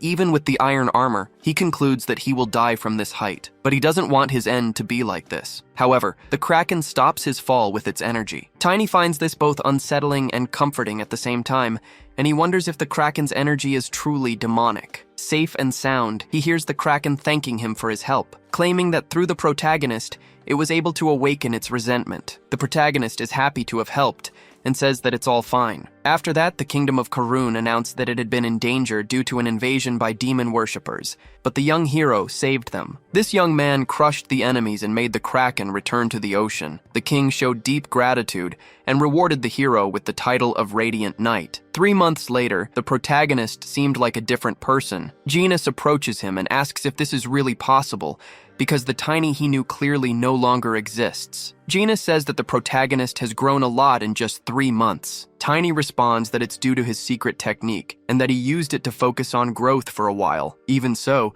Genus claims that it is surprising, and in any case, he notices that it is very quiet there. The protagonist says that it must be because the coronation is approaching. Then, Genus says that they should go as well since it is a grand occasion, and asks if they should take a walk first. While walking, Genus says that the place was completely restored while he was resting in bed. Speaking of which, Tiny asks if he is sure that he is ready to walk already. Genus says that regarding his injuries, he experienced a post-rebound effect. Regardless, he is almost fully healed, and does not have to lie down for too long. That is, if Knight Liam doesn't use him as a shield again. Either way, he asks if Tiny is doing well, since he extracted the power of the sacred object with a specialist class body, fought against someone from a much higher class. Genus claims that the protagonist may have pushed his body too far. However, Tiny does not feel bad. He says that he only has the feeling that his will and movements are out of sync. His friend then warns him that this must be a lingering effect and that he should rest more, but Tiny says that he is almost healed. This information greatly surprises Genus, as it should have at least been a severe injury, but instead Tiny is completely fine. Being honest, Tiny says that thanks to this,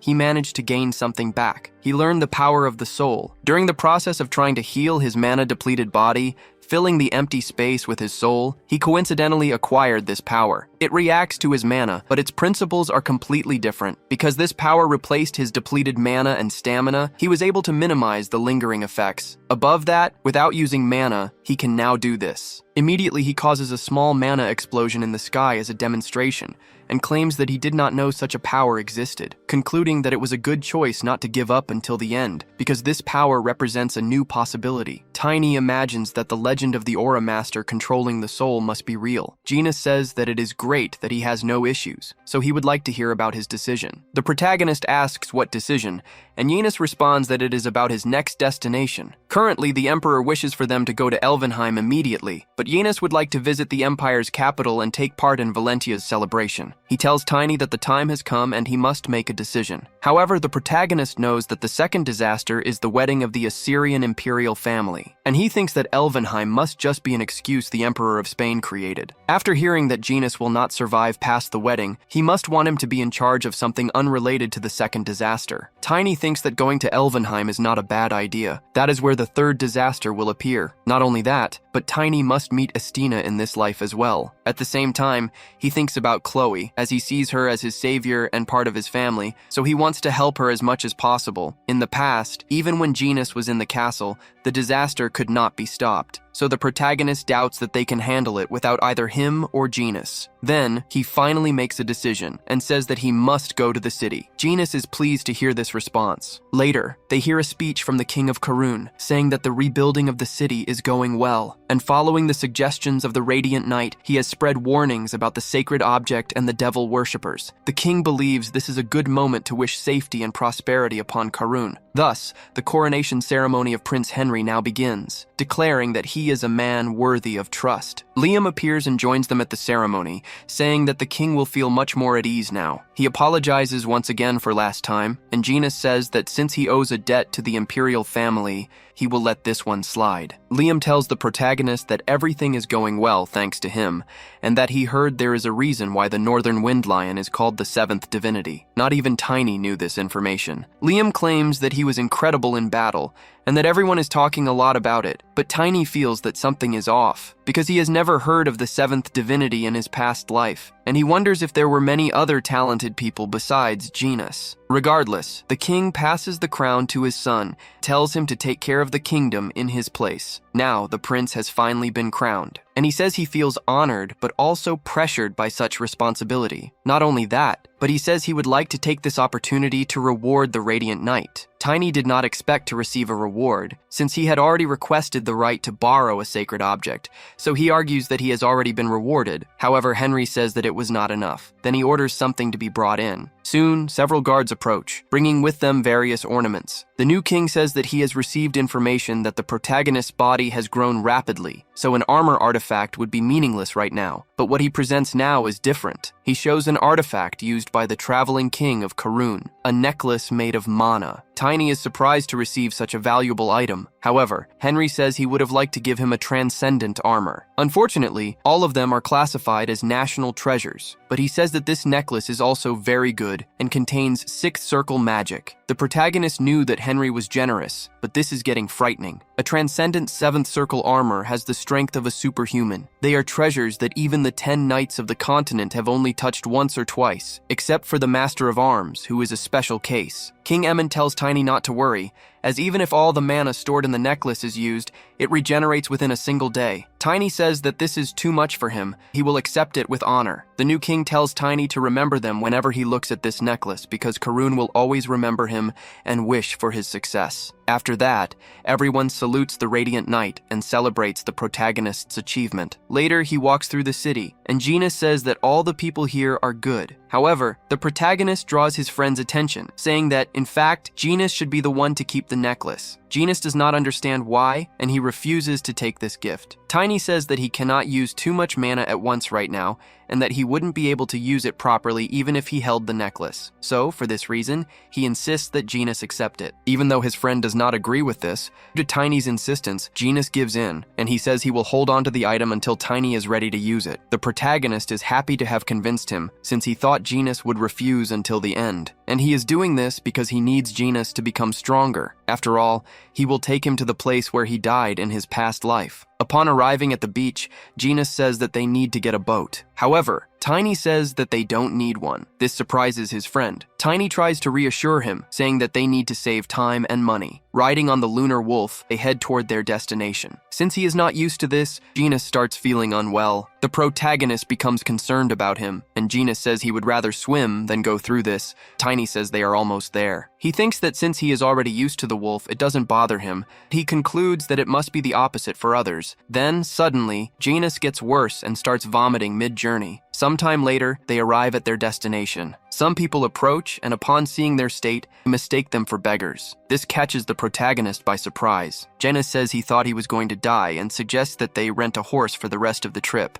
Then, he starts noticing something different. Tiny worries about his friend, but then he also notices something about himself. He realizes that his belongings are missing, including his wallet with money. He immediately wonders if they dropped their items in the ocean. Genus blames himself for this, and he laments the loss. But Tiny tries to cheer him up, saying that they can always make more money. Then he reminds his friend that this city always has something, like bags of money ready for situations like this. Later, Tiny says that this city is free, and that those jerks from before had some money in their pockets. Janus is slightly uncomfortable with this and reminds the protagonist that he has the title of Radiant Knight, so he shouldn't be doing things like this anymore. He even asks if Tiny is going to ruin his title. His friend says that using violence like this, without any investigation or caution, could only bring chaos to society. The protagonist thinks that Janus is extremely disciplined, but that's a great thing. He is 3 times faster than a normal knight, with incredible talent. On the way, Tiny hopes that returning to the city and bringing Janus with him is the right decision. Meanwhile, Janus was trying to catch the protagonist, but just when he thought he could catch him, Tiny flies away with his wolf, leaving his friend quite irritated. The protagonist says he wants to know something before the ceremony and asks what Janus knows about the second prince. Janus says that his reputation is good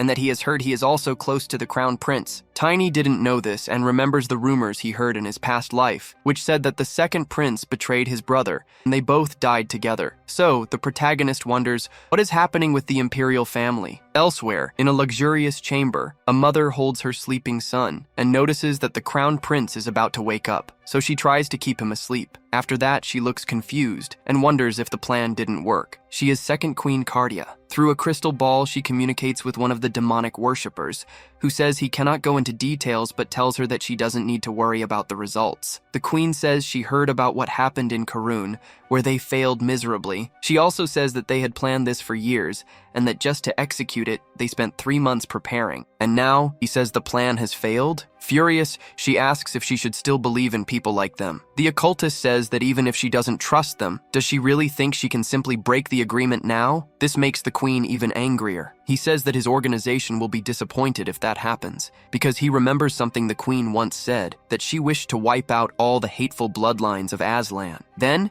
he tells the queen to think carefully about this, claiming that such an opportunity is rare. He then asks what she will do. The queen asks if he is sure they will achieve all the results they want. The cultist replies that yes, they will. At that moment, the boy begins to wake up, and his mother fears that he will see the communicator. But she notices that the communication has already been cut off and speaks to her son. She tells him that he will soon have class. However, he asks if he can skip it, claiming that he is only a half royal and doesn't even have golden eyes. His mother places her hand on his head, telling him not to make her sad by saying such things, and that she only wants him to keep growing well just as he has done until now. That gives the boy the motivation he needed, and he says that when he grows up and becomes like his brothers, he will carry his mother on his back and run around the imperial palace 10 times. His mother says that he is very confident and that she believes in him. Meanwhile, in the cultist's chamber, one of them says that she has finally understood and that they couldn't have avoided this, even if they had prepared the second elder more, because the first elder is severely wounded and is now undergoing recovery. On top of that, they lost many other things as well. Their leader says that this is all Morse's fault, referring to the protagonist. One of them asks what he is doing now. Their leader responds that apparently Morse was heading to Assyrian, the place where the great work is happening, but they believe this might just be a coincidence since he is somehow connected to Valentia. However, leader tells them to be silent and that they must continue watching the protagonist's steps, but will not take action for now, because they will focus only on the great work they plan to do using the Blue Fox. Back at the royal palace of Aslan, one of the princes receives a report directly from one of his brothers and says that he only makes his life harder. The brother is second Prince Lot van Aslan, and he says that it is time to work with the local intelligence group and reminds his brother that he used to do the same. The prince responds that sometimes, but says that his brother doesn't seem like himself acting this way, because he would certainly talk about the rules and give orders to those below him. His personal guard becomes irritated by the provocations, so the prince promises to stop. Then, he asks how the second queen and Tynell are doing, since he hasn't received any news about them recently. Lot responds that their mother called the Knight Commander again. He is still the leader of the Royal Knights, and that cannot keep happening, claiming that they need to strengthen the authority of the knights. The first prince says that this must be because of the Imperial Knights' disregard for politics. Lot says that it's not just that, because he claims that their mother still treats Tynell like a child, even though he is already 14 years old, claiming that this is why their younger brother has not matured. However, the first prince says that he remembers someone the same age as Tynell. He says that once he was punched by a child and because of that, spun through the air several times. His brother is shocked to hear this. Not only that, but he says that this boy has recently become the center of many rumors. Lot asks how his brother let such a brat get away. The prince responds that it was his fault. Besides, he claims that the boy was capable of doing it, and he says that his brother must have heard of him, the Radiant Knight, the one who saved Karun. With that, Lot asks if his brother is talking about the same knight who defeated the Kraken and the demon worshippers, because, according to him, that boy is half-elf, and based on the rumors, he must be around 20 years old, not 14. The prince says he didn't know that, and when he saw him, he was just a child. He also expresses his desire to meet him again someday. Lot asks where his brother thinks the boy is now. The story shifts to the second mansion of Ecliptica Assyrian Valentia. The Duke meets with the protagonist. and is surprised by how much his body has grown. He immediately asks what he has been eating. Tiny says that the Duke is being way too rude, and he asks if that's all he has to say after so much time without seeing each other,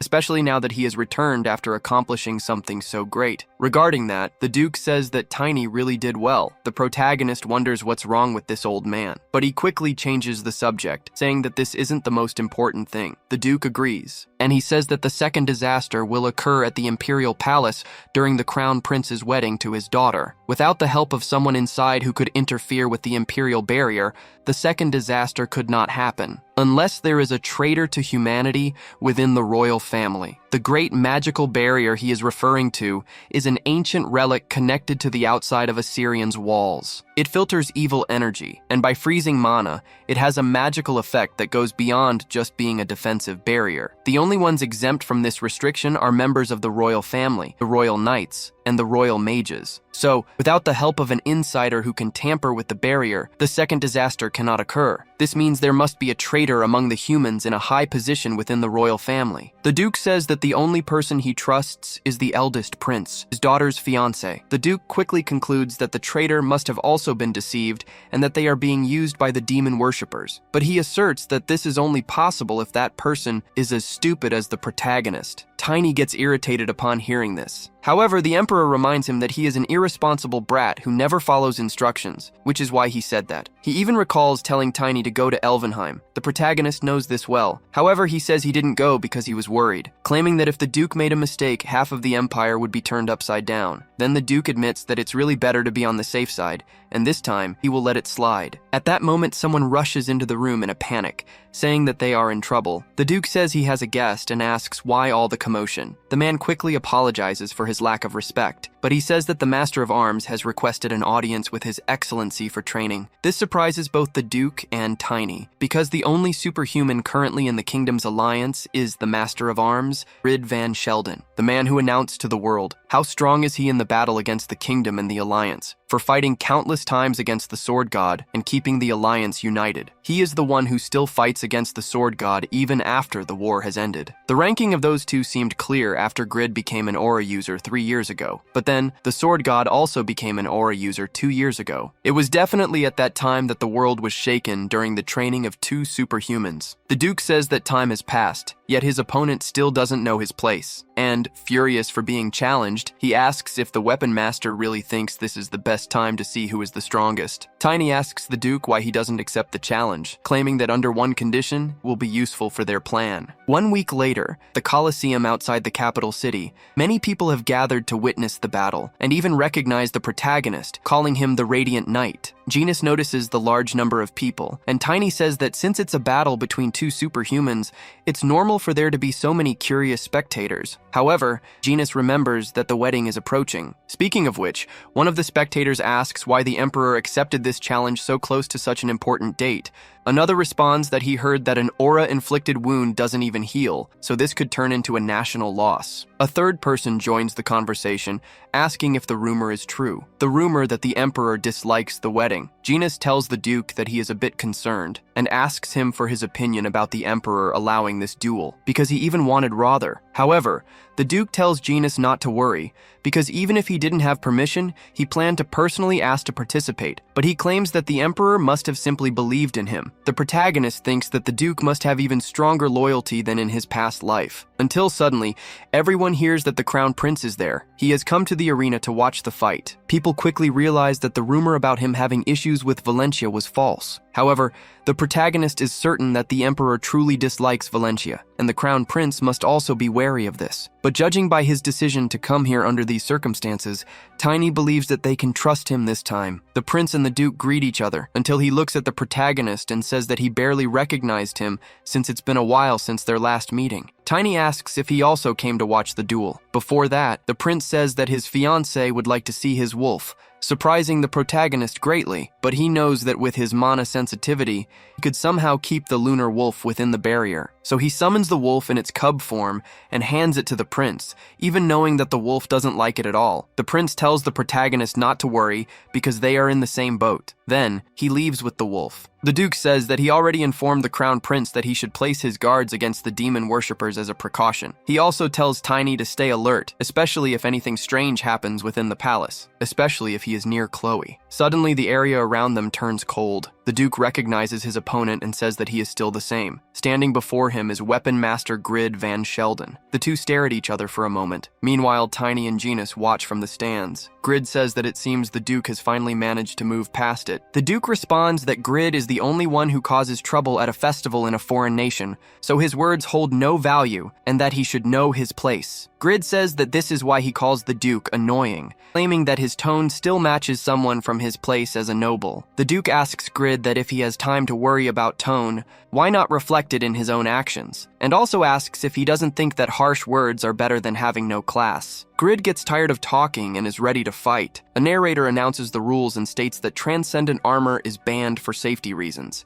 As per the Duke's request, the loser must fulfill the winner's request. Then, Grid declares that he will end this quickly. The Duke sees that his opponent intends to use a sword and thinks that it is time to put an end to his meaningless efforts. Grid says that he learned something after becoming an aura user, claiming that he will teach a few lessons to a senior just a few years older than him. The Duke becomes extremely irritated and asks what these so-called lessons are about. He attacks his opponent without holding back, his rage only increasing with the provocations. Grid notices this but does not retreat. He counterattacks, mocking the Duke's swordsmanship techniques. Regaining his combat stance, Grid claims that he will show the true way of wielding a sword. Then, he charges at high speed. This even startles the Duke. However, before being hit, he manages to disarm his opponent and asks if Grid can evade the destructive force of aura with basic tricks used by beginners. This puts him at an advantage, and Grid realizes it, forcing him to retreat immediately. Otherwise, it could be the end. He jumps high into the air, and the Duke says that his opponent has shown him a good move, so now he wants to show one of his own. Grid says that it is useless. He then summons a bow that shoots ice arrows, something the Duke was not expecting. His opponent takes advantage of his position in the air and hits the Duke. As a result, he falls to the ground, his attack interrupted. However, the Duke manages to land without getting hurt. Grid prepares to attack once more, using his ability Frozen Flower Arrow Vision. Several of his arrows are directed at the Duke, and he admits that it was a good attempt, but he states that these ice arrows are useless against him. What the Duke doesn't realize is that the opponent wasn't aiming at him, but at the ground, causing an explosion. This lowers the Duke's guard, and Grid asserts that his vision is not so simple. The Duke recovers from the blow and charges his next attack. Grid tries to advance toward him, but he senses an enormous source of energy emanating from his opponent, so he stops in front of the Duke. Even the spectators feel the energy coming from him. Grid falls into despair over this situation. The Duke says that his opponent claims to be teaching him a lesson in swordsmanship, and asks if this is what he calls senior swordplay. Grid soon realizes that he cannot defeat him with his sword alone, and calls the Duke his nemesis. Then he changes weapons, his expression turning serious, declaring that round 2 is about to begin. Now he wants a real fight, one where only one of them leaves alive. With that, Grid attacks with full force. The Duke does not fall behind and counterattacks. He asks what the point was of all that talk about being a noble, asserting that Grid is the only one fighting like a berserker. His opponent apparently does not like those words, and intensifies his attacks. The energy from both of them collides, causing massive destruction, which frightens the spectators. On the eastern side of the barrier, mages struggle to insert more mana, even questioning if this is truly human strength, because the two of them prove that they are, indeed, superhuman. Even Janus is impressed by the battle, and says that he is slowly beginning to understand the opponent's ice element. Tiny asks who he thinks will win. Janus is rooting for his highness, but knows that there is a slight chance the Duke might lose, because the time each of them has spent as an aura user is different. Back in the fight, the Duke does not hold back. His opponent is already switching to another weapon. He uses multiple strategies to win. This time, he wants to end it. Tiny says that the Duke would normally lose this battle. Janus asks what he means by that. The protagonist responds that it would usually be the case, but claims that this time it will be different. Grid faces his opponent head-on, and the Duke also maintains his stance. Now Grid wants to finish this. So, with his weapons, he charges forward,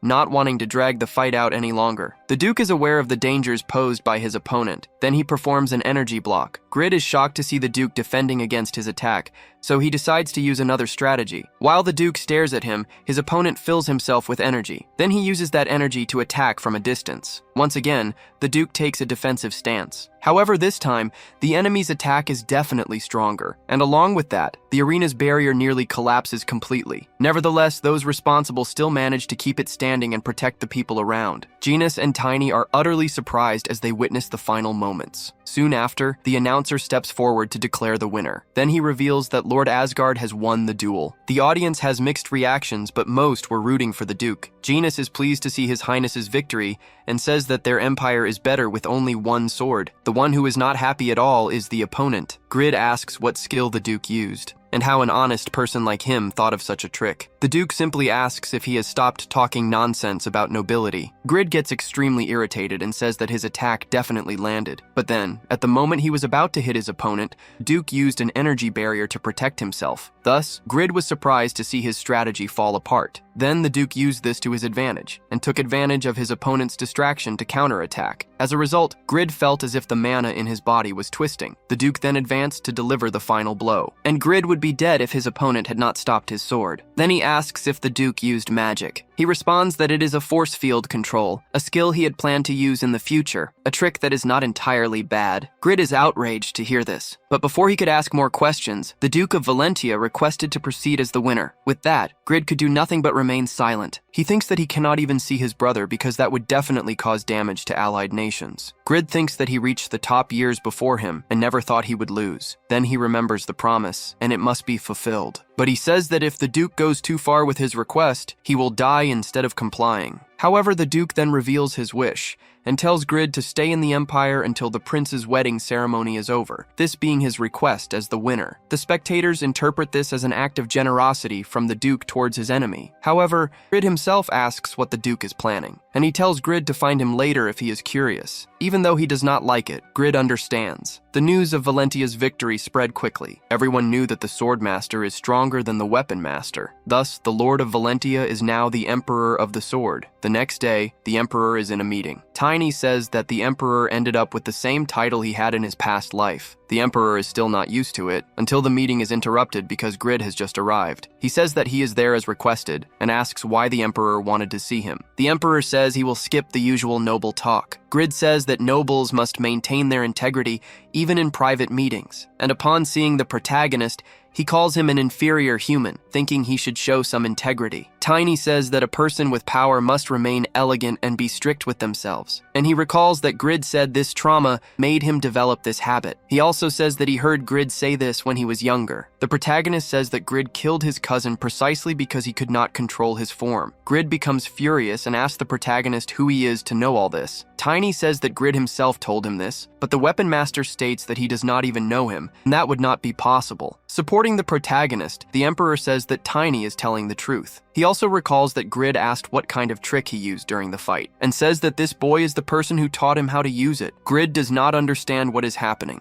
and asks Duke Asga what this is about. The Emperor says they can talk and clarify everything, and only asks Grid to calm down because there is something he needs to know. Grid is about to take down the protagonist because he did not like what he heard at all. However, he takes a deep breath before acting, and thinks that this must be what they call a bad friend. The Emperor says that he never thought he would hear his old name at this age. Grid says that his name is too long and does not want to call him by his full name, not even in private situations. Then he asks the protagonist what he needs to know, but warns that if he says something nonsensical again, he will not leave unscathed. He tries to make the protagonist extremely scared and concludes by saying that he will cut through his skin and bones. However, Tiny starts laughing, saying that this sounds more like the old Grid. The Emperor tells Grid to listen calmly to what the protagonist has to say. Tiny says that Grid Van Sheldon is probably 56 years old this year, and normally they would meet for the first time in 15 years, when his bright blue hair had turned half gray. After hearing the whole story, Grid says that it actually makes some sense, and agrees that he really would do those things. Then he tries to understand if the protagonist is saying that the future will be terrible. Tiny, however, tells him not to worry, because this time the 10 nights will stop it. Grid comments that those 10 nights still seem unusual, and asks about the other two. Tiny replies that he doesn't know how to approach them now. The Reaper is probably training somewhere. and the Mage Knight is probably in the Sage's tower. Grid finds it strange and asks what kind of names those are, since he thought they had to use everything they had in times like this. And he asks if the Emperor ordered him to stay there because of the disaster. The Emperor says he got that idea from the protagonist's brain power. Tiny doesn't like that sarcastic comment. In turn, Grid asks about that ability used in the fight, and Tiny reveals the details to him. The day was calm at the Imperial Mansion, until things started to get hectic, because Grid discovers that the protagonist taught the Emperor the ability that was used against him at the end of his past life. So he asks how things ended for him in his other life. Tiny replies that both of them died, but because the Emperor's swordsmanship was above Grid's. Thus, Asgard earned the title of Sword Emperor. Grid shouts in rage,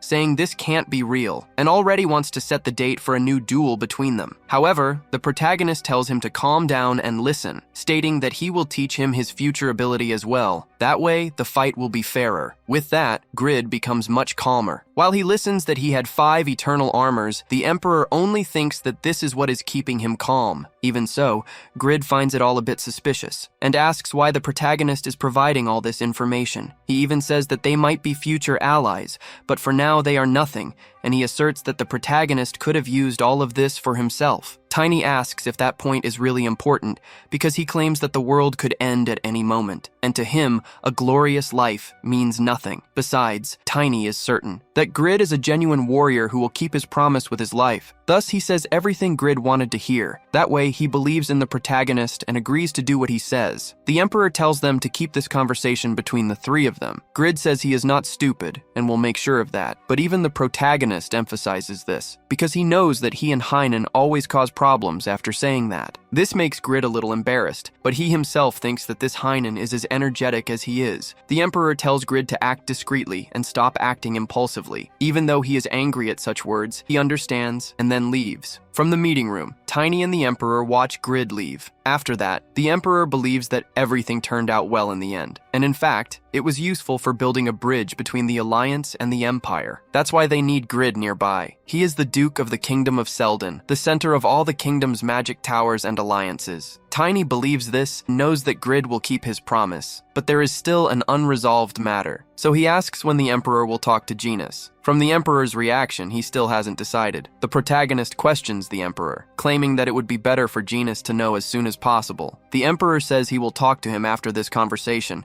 and knows that asking Genus to stay calm won't help. Tiny realizes that the Emperor knows Genus better than he does, and must prepare as well. Then the Emperor says that he and the Prince are using everything they have to understand what is happening. Upon hearing the Prince mentioned, Tiny feels uncomfortable, and the Emperor asks why the boy doesn't like him. Tiny replies that the Aslan royalty are the fools who sold their own country, but the Emperor doesn't like those words, and tells the protagonist to be careful with what he says. He also tells the protagonist not to underestimate the Imperial family's intelligence organization, and claims that they must already have proof. However, the Emperor is more concerned about other things. He asks what would happen if the disaster had nothing to do with the demon worshippers, because he considers the possibility that it is simply caused by a political war within the royal family. If that is the case, he will not be able to do anything about it because a servant cannot interfere in the fight between royalty. Tiny then tries to understand the Emperor's perspective and asks if he is saying that they should just stand by and watch, even if the capital explodes. The Emperor responds that this is only a hypothesis. Thinking about the defense of the Imperial Palace makes him even more doubtful.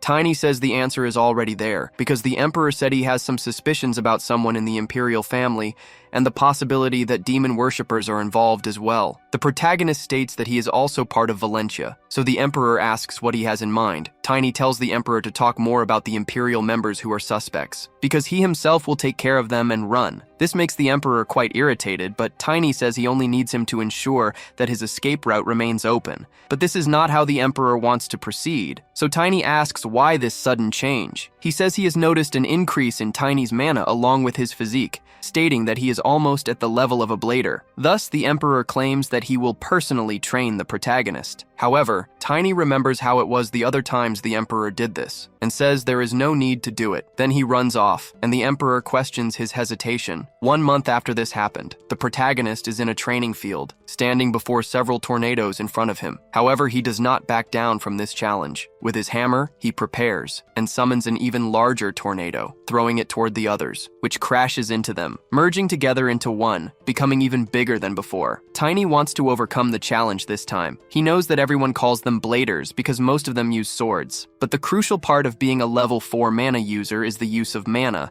a skill common among everyone in this world, which serves as a physical force in a place where the body alone cannot reach. The protagonist pushes himself to achieve this. Over the past month, he has trained intensely with the Emperor. The Emperor said that if he faces another Imperial, he will be hunted across the entire kingdom. He also says that his mana body records his knowledge. Tiny, however, only wanted to spend enough time to get stronger, faster. He motivates himself by thinking about everything he has been through in both of his lives. Genus, under the Emperor's own orders, was assigned to oversee the protagonist's training with his dragon eye. Genus was surprised to learn that Tiny, at his age, was about to reach the blader level. He knows that Tiny's potential is great, but he thinks the Emperor's expectations are too high. But that was before he observed the protagonist, because when he took a look at his training, he was astonished by the sheer attack power. The tornadoes were so large that he could barely see the protagonist. Meanwhile, Tiny thinks he is almost there. For him, there is only one thing left. He has to force himself to use that ability, the one he used in his past life, which only a blader can use. After doing so, he himself was startled by the power of his strike, as it generated a massive explosion, which, on the other side, Genus also noticed. But his efforts were not in vain, because in this way, the protagonist succeeded and became the Knight of Strength, with his second signature move, Stormbreaker. Genus is shocked to see the damage that was done. Meanwhile, Tiny admires his current power level and shouts with joy for having achieved it. But soon after, he feels muscle pain due to his intense efforts. He realizes that his mana body is pushing his physical body to the limit, and now he needs food, as a reinforced diet will be necessary to replenish what was lost. Then Genus appears, applauding him, saying that it is impressive for the protagonist to reach the blader level at such a young age. Tiny asks what Genus is doing there. He replies that the Emperor ordered him to keep an eye on his training,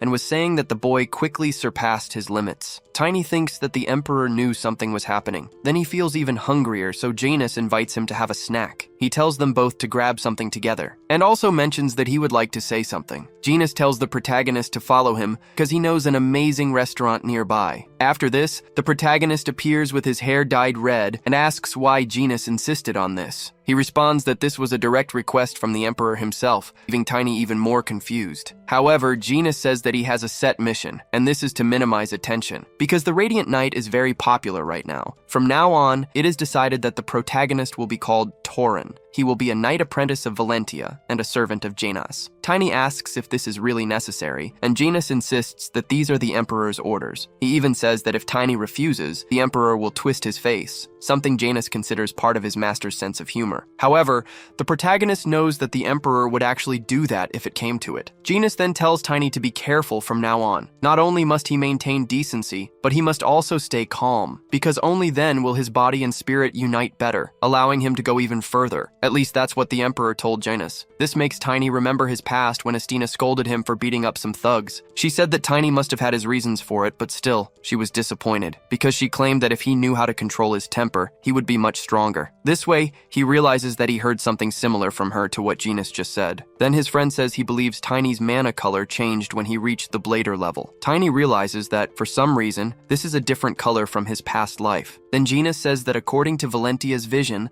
the mana of a person with strong faith and will reflects the color of their spirit, making it very likely for them to become aura users. To keep strong faith, it's best to learn how to control one's temper. However, Tiny thinks that if the color reflects his spirit, he wonders why it is different from his past life. Amid this, he remembers the Moon Wolf. Beings are created by spiritual force, so if his spirit can affect mana, maybe he can be lighter on one side and heavier on the other. Janus watches as the protagonist tests this theory, until Tiny concentrates his energy, creating something that even surprises Janus. Tiny tries to compress it to the limit, and puts in all his effort, until he attempts to cause an explosion. Janus can't believe he actually actually did that. But the protagonist is determined to know his limits. Soon, the ball of energy that was thrown into the sky explodes, and the impact can be seen from afar, even scaring some people. Genis realizes that despite everything, it was incredible, and Tiny can only think that he can use this in his battles. After this, Genis asks how he did it, and Tiny still isn't sure. Genis witnessed Tiny using these powerful abilities twice in the same day,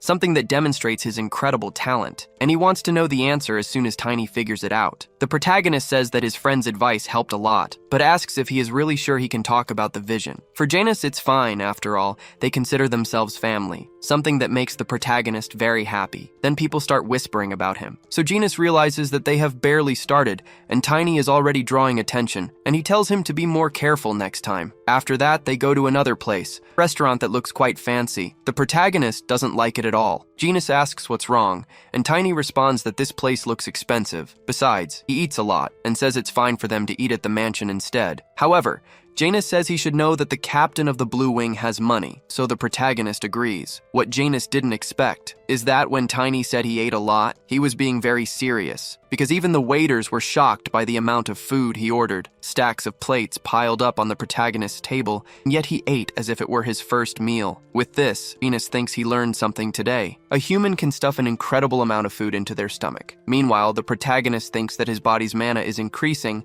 and the gravity element is also getting stronger now. Before, he could control up to 8 times the weight, but now he can control up to 16 times, and no one can stand against him except for superhumans. After eating a lot, Genis asks if he is satisfied now, and Tiny replies that there is still room for dessert. Then the waiter brings the bill for 150 portions, and Genis reluctantly pays for everything. After eating everything he wanted, Tiny says he is satisfied, until he notices Genis, who was satisfied with just one dish. However, Genis is still holding the menu, and the waiter closes the doors. The protagonist says he has a question, and asks what exactly this restaurant is. After the question, Genis says he will get straight to the point. Then he uses his magic, block the sound in the area. The protagonist is impressed to realize that his friend can control mana and elements with great precision. Genis says that this is an excellent restaurant, but it also serves as a branch of the Royal Intelligence Organization, through the Dragon's Eye in the capital. Tiny did not know about this intelligence organization. Genis also says that the entire Dragon's Eye supported the prince during his succession,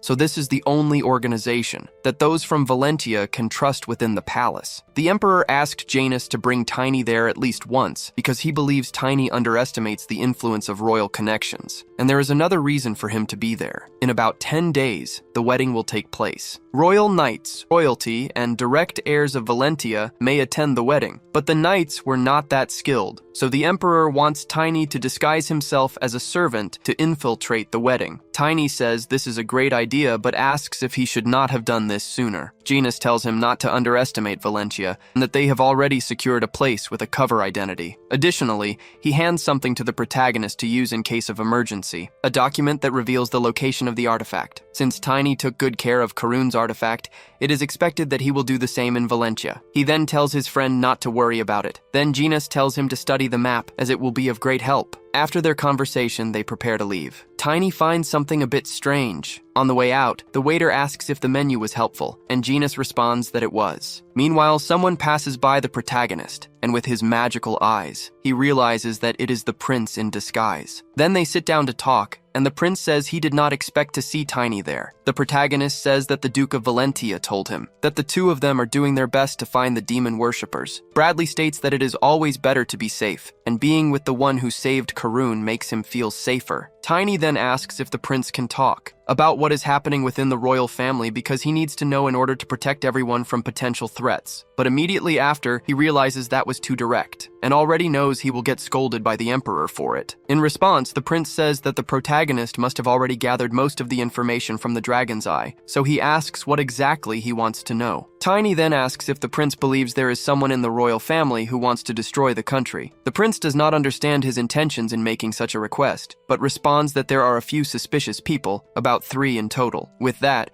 Tiny wants to know their names. First, the prince names his sibling's mother, the second empress. Tiny is surprised because he was aiming at the second prince, not his mother. The prince mentions a rumor circulating within the palace, which says that a decade ago, when the second empress rejected a proposal, her entire family was assassinated by the prince's father. The protagonist is shocked by this information, but the prince emphasizes that this is just a rumor, though if it is true, it certainly answers the question. Soon, Tiny wants to know the next name. This time, the prince mentions the royal knights. Aslan discriminates against knights. They are treated worse than mages, so there is a chance they might want to destroy the empire. The last name mentioned by the prince is his own father, the emperor. For some reason, his father is deeply dissatisfied with the Duke of Valentia, who has made a name for himself again through the recent duel, something that has left the emperor furious. The prince tells the protagonist that he also needs to be careful since he is closely associated with the duke, because his father is known to have a secret force with great power. This is a major secret, so he advises the protagonist to be very discreet. After that, Tiny thanks him for the information. The prince says it is no problem, and now that they have talked, he must leave. He has a meeting scheduled with his father and his fiancée today, but says he will see Tiny again. At nightfall, the protagonist returns to the Valentia mansion and reports everything he discovered to the Emperor of the Sword. He also says that the situation is more complicated than expected. The Duke cannot believe that the prince has thought through all of this, as it makes things more difficult. However, soon after, Tiny realizes that the lunar wolf is near Chloe and is sending a warning. Meanwhile, at the Assyrian palace, in the princess's chambers, she receives guidance on behavior and etiquette. As expected, her instructor says that she is very elegant, and they can already finish the etiquette course for today. Right after, she leaves, and leaves Chloe alone. The girl wonders why the position of her fingers matters when she is sitting, and questions what kind of pervert cares about that. She can only see Vivian in the room, and says she should have just stayed in the sanctuary, but at least she considers herself lucky to have the moon wolf nearby. Then, the crown prince appears, saying that Chloe did a great job today. She is surprised by his presence, saying that he has been visiting her frequently lately. A little embarrassed, the prince says that all his fatigue disappears when he sees her face. Chloe wonders how he can say all these sweet words, being the prince of the empire. The prince asks if she remembers their visit to his majesty later. She replies that she does and that she was preparing for it. Bradley says that his father may speak to her rudely, but he wants her to endure it for him. He also says that his majesty is furious about Valentia, and more specifically, about her father-in-law. Chloe asks why her father has become the target of the emperor's fury, until she remembers hearing something like that while walking through the streets. At the time, she thought it was just a rumor, so she wonders why she was chosen as the Princess of Wales. The prince says that, unlike his father, he sees their union as a couple, something that represents the unification of the empire with Valentia. He says that he somewhat forced this marriage, which may have made the emperor even angrier, but he just wants to make his fiancée understand. Chloe thinks that her father said it had been some time since he met the emperor, and if his majesty's queen is worse than the rumors, she must inform her family. Sometime later, the emperor arrives at the meeting place. He walks to his throne, being revered by everyone present. He even passes by his son and future daughter-in-law without showing any reaction. Then he reaches the throne, being greeted by the couple afterward. The emperor tells them to lift their heads. Soon, both of them stand up. Bradley asks if his father has been doing well. He replies that since his son is handling most of the national affairs, then yes, he is definitely fine. The prince says that he is participating in the affairs as is convenient, but he affirms that the empire will always belong to his father. The authority he holds was only given to him by his majesty. Then the emperor asks if he is willing to return such authority. Very nervous, the prince replies that if it is the emperor's wish, yes. However, the emperor says that there is no reason since all the nobles would oppose it. The emperor says that he was cast aside by his son,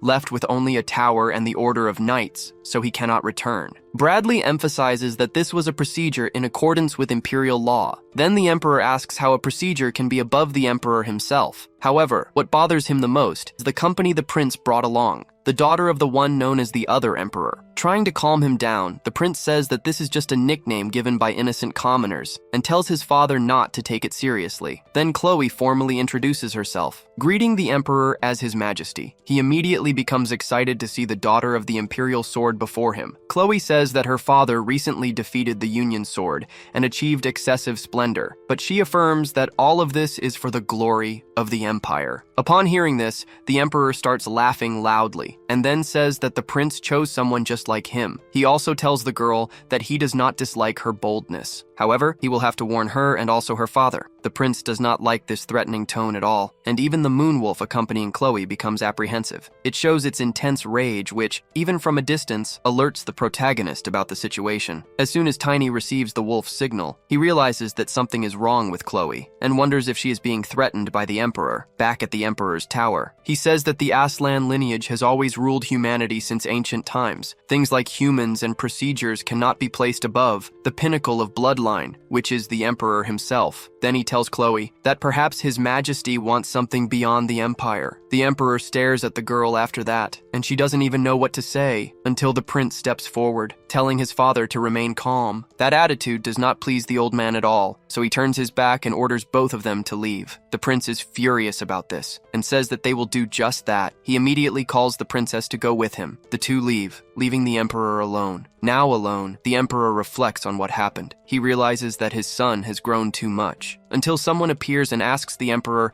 if there is a specific reason he said that to the princess. He replies that he was just excited and must be getting old. The person asks if he is really bothered by the Valentia lineage. The Emperor says that 40 years ago, there was a boy who came to greet him, claiming to be a descendant of the Duke's family. He was about 10 years old, had just begun learning swordsmanship. That was when the Emperor himself taught him. But over time, the day came when the student surpassed the master. The Emperor was shocked at the time. In contrast, the boy was concerned for him and extended his hand to help. From the Emperor's perspective, it was all embarrassing, and he gave up being a knight at that moment. That's why he convinced himself that the Aslans had always been a lineage proficient in magic. However, even magical talent was not granted to him, a shameful history that follows him. The fact that the Emperor does not favor Valentia is not just because of his personal resentment, but because, in his view, no matter how long peace lasts, a mere noble family should not stand above the royal family. This is a threat to the fundamental rules of the country. For the Emperor, this is no different from treason. He says the prince is a clever child, but does not know this, and there is nothing the Emperor can do about it because of that damned law. For this same reason, even though the Empire has so much power, they have still not managed to conquer the entire continent. A royal family bound by law, noble families that continue to grow, and power that cannot be centralized. To rule the entire continent, the Emperor says he must concentrate all the power of this country in his hands. The mysterious person agrees that he is right, and the Emperor says that the reason to do so will be created by that foolish queen and that demon-possessed trash. But the mysterious person says they cannot defeat the Duke of Valentia alone and can clearly estimate the limits of the demon worshippers. For that reason, the Emperor says he needs him and asks if this person has completed the secret weapon, to which they respond that they have not. The Emperor says he heard that the weapon is talented. The person confirms that the weapon is the greatest genius born after the Shadow Group, and if it continues to grow at this pace, it will make the Emperor the first in history to control an aura user who is an assassin. However, they still need 10 years. But they tell the Emperor not to worry, because if they work together with the Royal Magic Tower, it will be enough. The Emperor agrees with this and asks where the prince has gone. The person replies that he has not gone anywhere in particular and seems to be observing the situation with the dragon's eye. With that, the Emperor says that the prince may obtain trivial information but must not even suspect the existence of this plan. Then the person says that the prince will receive the most important news at the crucial moment. The Emperor says that when the demon worshippers' rebellion against the royal family happens, and the Duke of Valentia, a relative of the royal family, dies, that will give the royal family sufficient reasons to seize the mirror power, which is in the wrong hands and capable of destroying the empire. Thus,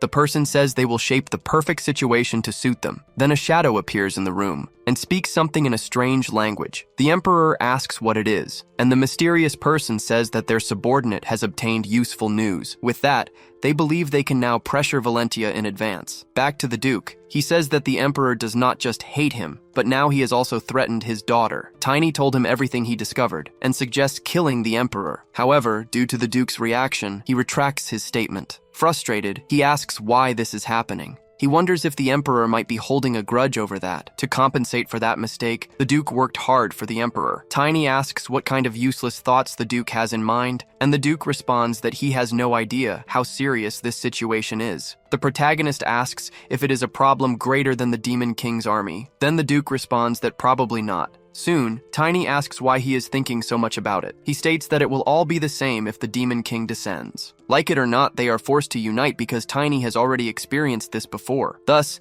the Emperor says that there is only one thing they must do: preserve the power of humanity. From time to time, he envies the protagonist's simplistic mind. Tiny does not like that comment, but the Duke says that his mind is clear thanks to him. Then Genus appears, saying that they have a problem. An urgent report came from the Dragon's Eye, stating that there is a rebellion in a small city that is a direct territory of the royal family. The Duke is startled by this. Genus also says that, according to the report, the Emperor ordered Valentia to suppress the rebellion. Genus hands over the letter he received, and the Duke reads that Valentia has the obligation to suppress some rebellions in other cities and prove their worth in becoming the in-laws of the imperial family. Then he says that the deadline for this task is until the wedding. The protagonist asks what kind of courage they have to incite a rebellion in a small city with a poor workforce. Based on what he has heard, Genus says it is speculated that the people behind this are the demon worshippers. Right at such a crucial moment, Tiny believes that the demon worshippers are trying to separate the imperial family's military force. The Duke says this is a sign that they will attack during the wedding. Janus says they cannot conclude that the demon worshippers will act on the wedding day. However, the Duke says that there is a reason for them to think so, and that he will tell Janus everything later. But for now, they must take care of this matter first. Janus understands and says that,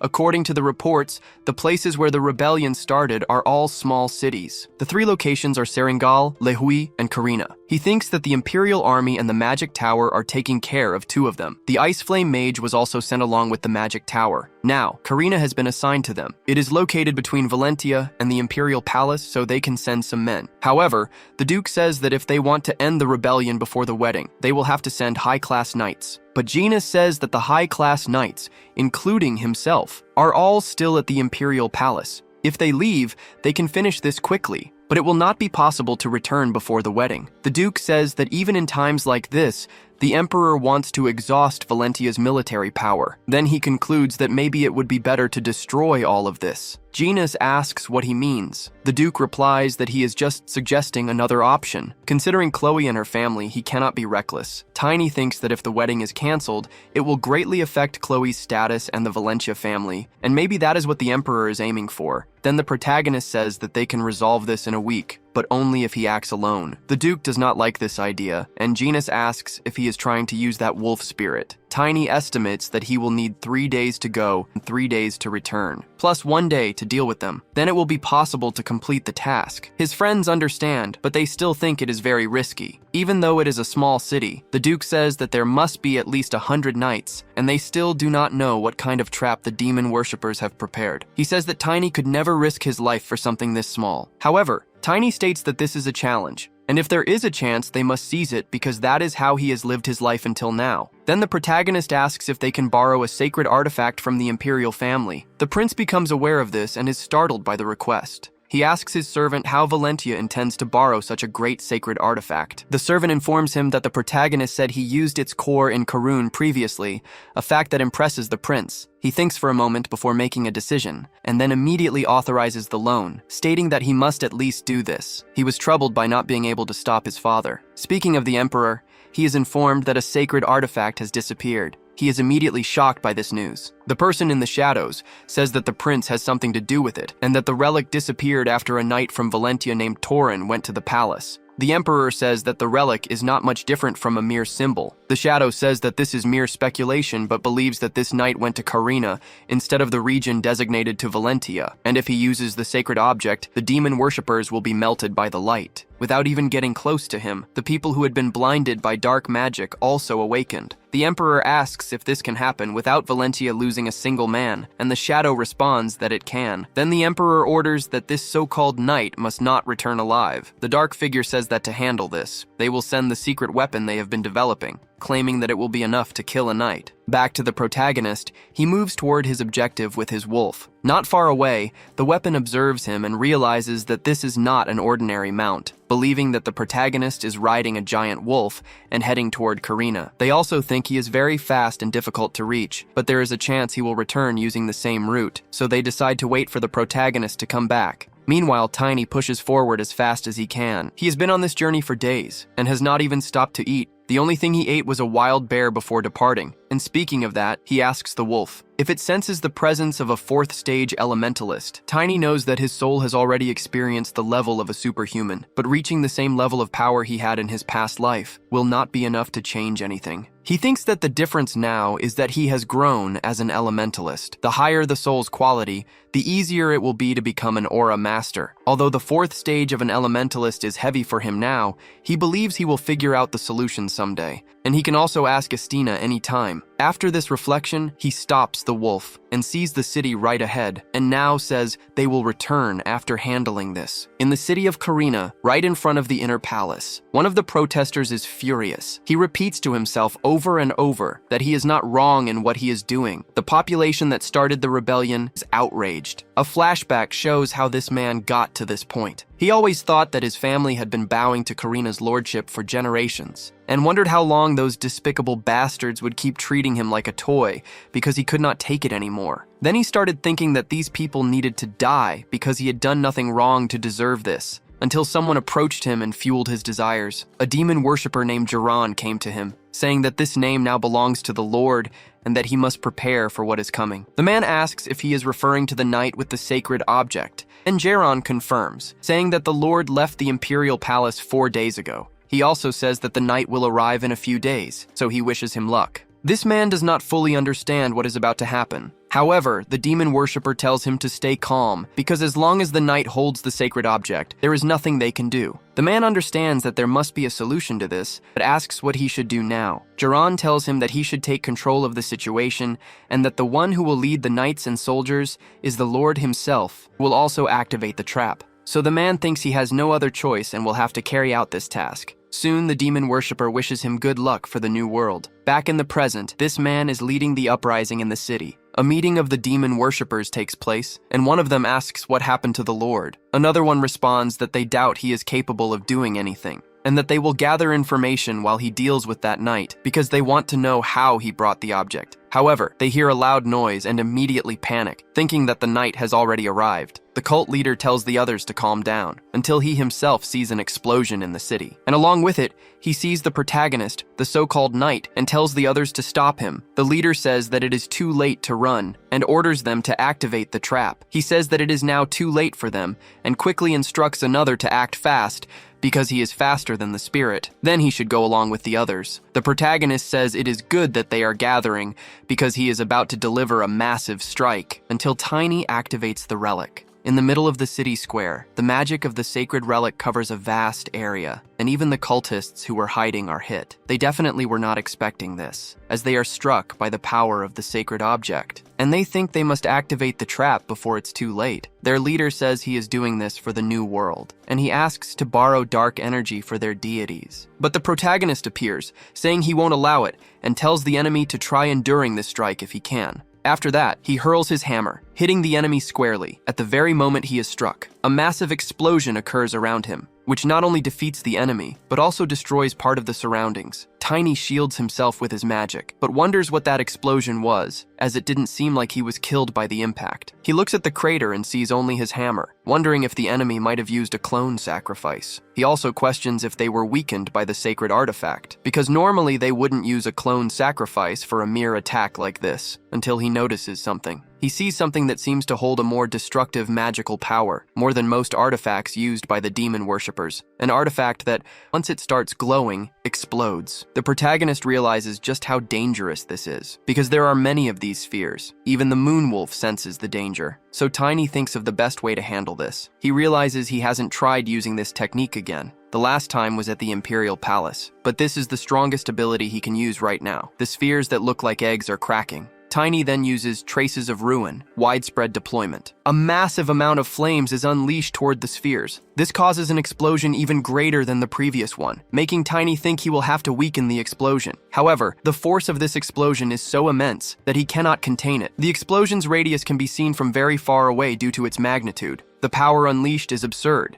Tiny weakened it as much as he could, but wasn't able to reduce it completely. His moonwolf was summoned, and he couldn't detect it even with his mana perception. Now he must go to the Imperial Palace, because they are only focused on the artifact and must be warned. Tiny arrives at the place, kicking the door open, demanding that they bring the communication device immediately. The leader of the revolt says he was only doing what he was told and begs for his life to be spared. However, the protagonist is furious and only wants the device, but the leader says there is no such thing in a small town like this, so Tiny dashes out of there. Even though it is a small place, Tiny questions whether it is really possible that they don't even have a communication device. He tells the wolf that it has just recovered, but says that they need to run just a little more, stating that if he runs straight, it can reach the destination faster. However, in the middle of this, Tiny is attacked, and he didn't even see where it came from. As the strike attempts to hit him, Tiny is caught off guard. Due to his telepathic communication with the wolf, he manages to dodge at the last second. The moon wolf was incredibly precise at that moment, swiftly avoiding the attack. Tiny thinks that he would have just dropped dead if he hadn't expanded his senses. But right after, a kunai is thrown. This time, Tiny is hit in the face. Then an attack comes from below.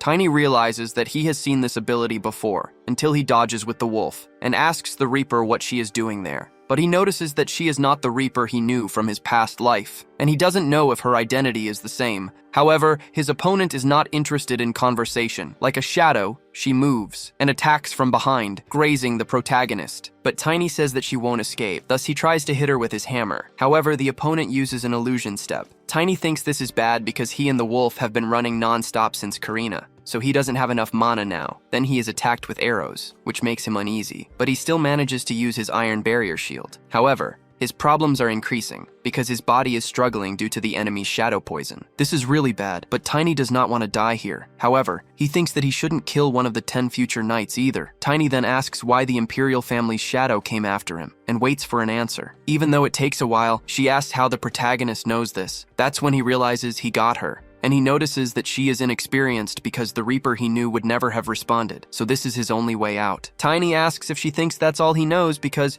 he also knows that the magical circuit technique she learned comes from the Shadow Law. The enemy says that she is the only one who knows that technique, so she asks how he knows it too. The protagonist thinks that he knows this because she herself told him in his past life. And currently, Tiny has also learned similar techniques, so he quickly concludes that he must use all the remaining mana within him until his opponent fires a spear. Tiny thinks he should copy that technique as much as possible. With his wolf, he moves even faster. The opponent notices, is the protagonist now using illusion steps? And wonders if he is telling the truth. But through this, Tiny realizes that the enemy has taken the bait. However, he thinks that he cannot use this again. Then he tells the enemy that he comes from the same place as her. She then asks if he is Tiny, the Bright Knight, the Morse? Tiny wonders what's with this reaction. The enemy says she thought it was just a false rumor, but asks if he is really a descendant of the family. The protagonist answers yes. Then the enemy approaches, saying she thought it wasn't true. She says she didn't know there was any other descendant of the Morse family besides herself. Tiny didn't know that she was a descendant of the Morse family, and the Luna he knew never mentioned that. Luna says she thought there were no others besides her because they told her she should serve the Imperial family and return to the region. Everything she did was for her family, and she cannot kill someone from her own family. However, she asks how Tiny knew that she was working for the Imperial family. Now he is in trouble and thinks that Luna may not be great at conversation, but she is not stupid. So he says that only the Imperial family and Valentia know that he went to Karina. If someone tries to kill him, there is a high chance it is the Imperial family. Apparently, she believed it, and Tiny feels more relieved. Anyway, he asks why she ambushed him. Luna says that she simply followed the Emperor's orders and was commanded to kill him before he reached Karina if possible. If she didn't kill him while he was returning, she wouldn't have another chance, but she doesn't know the reason for it. The protagonist realizes that the reason is obvious. Her real target must be Valentia, not him. He also knows that the demon worshippers are still around. They almost destroyed all of Karun and are now fighting among themselves for power. This makes Tiny wonder if they should really be protecting this kind of Imperial family. So he tells Luna that she should go back home as soon as possible and asks what Luna is going to do. This leaves her a little embarrassed. Tiny says that he is only 14 years old and that she looks older, so he treated her formally. Then she hugs Tiny, calling him brother, and is happy to have a family and to no longer be alone. This makes Tiny feel guilty, and he thinks about apologizing someday. Soon he asks what she will do about her mission with the Imperial family. Luna responds that she can handle it. Tiny feels bad in many different ways seeing the girl like that. Somewhere else, the cult leader is shocked to discover that the Morse boy was hit by the bombs and still survived. Not only that, but one of them says that this boy will arrive in the city in 3 days and will inform the city about the bombs. However, one of them asks if anyone would even believe the boy, as it was hard even for them to believe it, despite seeing it with their own eyes. The boy also went to the city without revealing his identity, and no one would believe him. But the leader says that Morse boy is too unpredictable and orders them to accelerate the plan. One of them says that this could affect their future and asks when the imperial family will gather again. However, the leader disagrees. He says that the imperial family does not gather only during the wedding. The cult leader says that they will have a rehearsal one day before the wedding for etiquette rules. All the members of the royal family except the emperor will be there, so they can use that opportunity. One of them asks what they should do about the emperor. The leader says to let the blue fox take care of him. The scene shifts to the second queen. Cardia says that the plan has changed again. Due to the sudden change, she is no longer sure if they are still reliable. Her lover tells her not to worry about anything because they are completely prepared. It would be fine even if it happened a day earlier, and they will take care of that troublesome emperor. Then she states that this would be good for both of them. The queen asks if the emperor is a nuisance to them. She says that man only got his position because he was the eldest, even though he didn't have much power. She also says that he is not a man someone like Gruel, her lover and leader of the royal family's cavalry, should fear. Gruel says that the emperor is not a problem by himself, but the mages loyal to him, along with the blue blood mage, are the real issue. The queen says they must not forget the royal family's assassins. Her lover asks if that is just a rumor. Furious, the queen replies that it is not. She says those cursed ones ruined her family, and she witnessed everything with her own eyes. She saw her parents, brothers, and sisters being killed by the shadow, and she asserts that her lover should at least understand why she is going this far, claiming that he knows better than anyone. Gruel says that the few days they have will decide their fate, and says that if everything goes well, their child will become the emperor. Cardia says that if instead they fail, it will be the end for everyone. Her lover says he is well aware of that. In the emperor's chamber, he also becomes aware of the change in plans as his mysterious advisor appears, and says that they have confirmed that the second queen altered the date for the barrier stone's entry into the inner palace. They plan to act the day before the wedding. The emperor knows that the day of the rehearsal is the last moment when the entire royal family gathers before the wedding, but he says he will not be there. His advisor says that he suspects they will attempt to ambush the emperor there, but they have not yet discovered how many will be present. But that does not matter to the emperor, as he says that nothing the filth influenced by demons attempts can succeed. However, he states that the real problem is Asgard, and these lowly beings cannot handle him. Then he asks if the mysterious advisor can take care of it. He responds that his priority is the emperor's safety, but the emperor himself says that he already has other plans. Then the advisor says that if it is about the emperor's authority, he does not believe they can deal with the Duke of Valentia immediately. The emperor tells the advisor to monitor the situation and report back to him, and if he believes this will not compromise his safety, he can go handle Asgard. He also says that if that is not enough, he may take Ludwig with him just to ensure success. The mysterious advisor hesitates, and the emperor says that if he has nothing more to report, then he should leave. But before leaving, he reports that the Carina rebellion has been suppressed. Furious, the emperor then asks if the boy from Valentia who borrowed the sacred artifact survived and handled the situation in Carina. The advisor says they have plans to prevent him from returning and tries to reassure the emperor. But the emperor says he is not angry just because of a single child, because this means that those damned Valentians gained an achievement without losing a single man. The advisor apologizes for the mistake, but it is of no use, as the emperor says that he will personally assign him to take care of those damned Valentians. Elsewhere, the first prince is informed of the situation. His servant says that Gruel gathered the knights and changed the plan. He also believes the enemies will act a day before the wedding, rather than during the ceremony itself. Soon, the prince realizes that they are targeting the rehearsal day. Then he asks if his father will be present. The servant replies that his collaborator said he would take care of it. The prince asks if the collaborator is some demon worshipper. The servant offers to intervene, but the prince says that the demon worshippers cannot harm his father without help from the inside, because as long as the blue blood mage Ludwig is present, it will not be easy. He says that his uncle will be by his father's side, because the emperor never placed a knight beside him. It has been decades since the emperor started looking down on the knights because of Valentia. The firewood he piled up has now ignited a fire strong enough for the queen to take part in the grand betrayal alongside the leader of the royal family's cavalry, and to prevent the plan the emperor had been preparing. The prince wonders why his father ended up this way. Then he tells his servant, Ixalan, that it is not a bad decision to cut off the corrupt part of the royal family using this situation, especially now that he does not have to dirty his own hands. Ixalan is startled by the prince's stance. Bradley says that they will stick to the plan, but instead, he tells Ixalan to inform the Valentia family to go to the Crane Palace, where the ceremony will be held the day before, and as for his father-in-law, he will explain the plan himself. Next, we see Chloe lying in her bed, saying that it was better when she had non-stop bridal lessons because now she is bored. Vivian says that she kept complaining that there was too much to do, but now Chloe says that the lunar wolf is not there, nor are there any cute children like Tiny to distract her. This awakens a new feeling in Vivian because she still sees Chloe as a child, even though she is about to get married. Chloe then asks why Vivian, before she gets old, does not confess to Genus. This makes her extremely embarrassed as Vivian claims that she only sees him as her leader, but Chloe knows that is not true. Vivian says that Genus is a genius who reached Challenger rank at 30 years old, besides being handsome, but she insists that that is all. Then Chloe asks if she wants her to talk to Knight Genus on her behalf. Vivian, irritated, replies no. After that, Chloe says she envies her because her friend can date whoever she wants. Vivian asks if she does not like having to marry the crown prince. The princess responds that it is not quite that. She says that she had many privileges thanks to her family, so she had to do her part for them. Vivian asks if that is really all. Chloe says that if she eventually had to get married, she would do it for her family. Besides, her fiancé is also royalty. She also tells Vivian to date several guys in her place and that she will talk to Genus on her behalf. But her friend does not like the conversation going in that direction again. Right then, the prince appears at her door, saying that he would like to talk about something. Quickly, Chloe prepares to receive him. Then Prince Bradley enters, noticing that Vivian was also present. Straight to the point, tells Chloe that he needs to talk about something very important with her. Back to the protagonist and his wolf. They have already run a lot,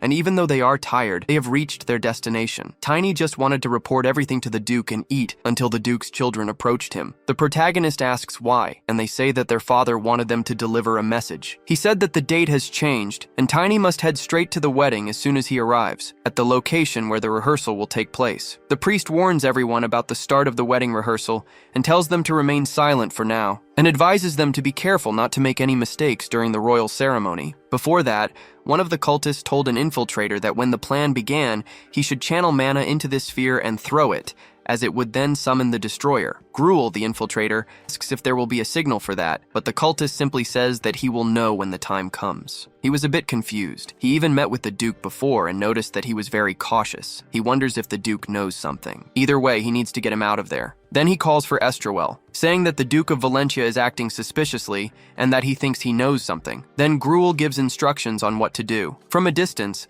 the Duke notices that the two are plotting something and wonders what they are trying to do. The Duke thinks that no matter how cautious he tries to be, he does not sense any dark energy from the demon worshippers nearby, nor any strange mana. He has been observing them as the Crown Prince requested. During the preparation for the rehearsal, the prince managed to get a moment alone with the Duke and warned him that there would be a coup during the rehearsal. Bradley said that the second queen and the leader of the cavalry joined forces with the demon worshippers to start a coup on that day. The Duke then asks if they should postpone the rehearsal. The prince replies that they should not because if they act recklessly, they will lose everyone. With this, the Duke asks how the prince can gamble with the lives of his relatives. He says that is why he called for the Duke, because he wants him to protect his family. After that, the Duke asks if it is possible that the Emperor also knows about this. The prince responds that he does, but does not show any concern. That is why the Duke finds it abnormal and thinks this is not just about the demon worshippers. Bradley still does not understand how they plan to do this. A coup with just Gruel and the Royal Knights? Even if they have the demon worshippers backing them, as long as the barrier is around the royal palace, they would not dare to enter. However,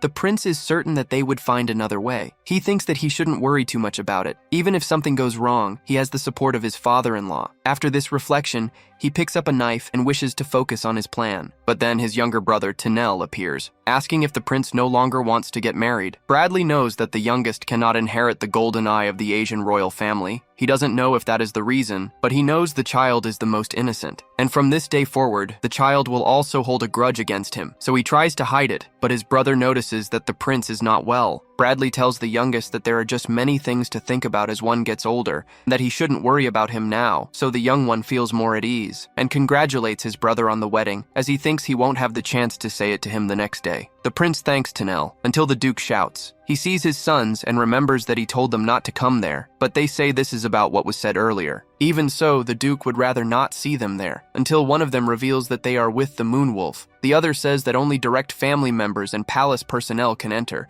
which is why Tiny is not with them. He is waiting alongside the other knights of Valentia. The Duke then says that they can return now, until suddenly the mini Moonwolf jumps into his hand. Through this, they communicate, making him realize that Tiny has acquired a powerful artifact but is out of mana. He also becomes aware of the other details. After that, someone appears beside the Duke, saying there is something he would like to know. Esterwell says that they have received information that there may be people who will cause trouble during the rehearsal, and states that there is an order not to allow anyone inside except for the Imperial family and workers. Even though this bothers him, Esterwell says that it is all for their safety and asks for understanding. The Duke asks how he dares to treat the bride's father like a criminal. Esterwell says that he is merely following orders, yet the Duke draws his sword and asks whose order this is, stating that whether this sword will be unsheathed or not depends on his answer. Some people around begin to notice the commotion. Immediately, the prince rushes over to intervene. Esterwell apologizes to the prince, claiming that he and the Duke only had a misunderstanding. However, the Duke points his sword at his throat,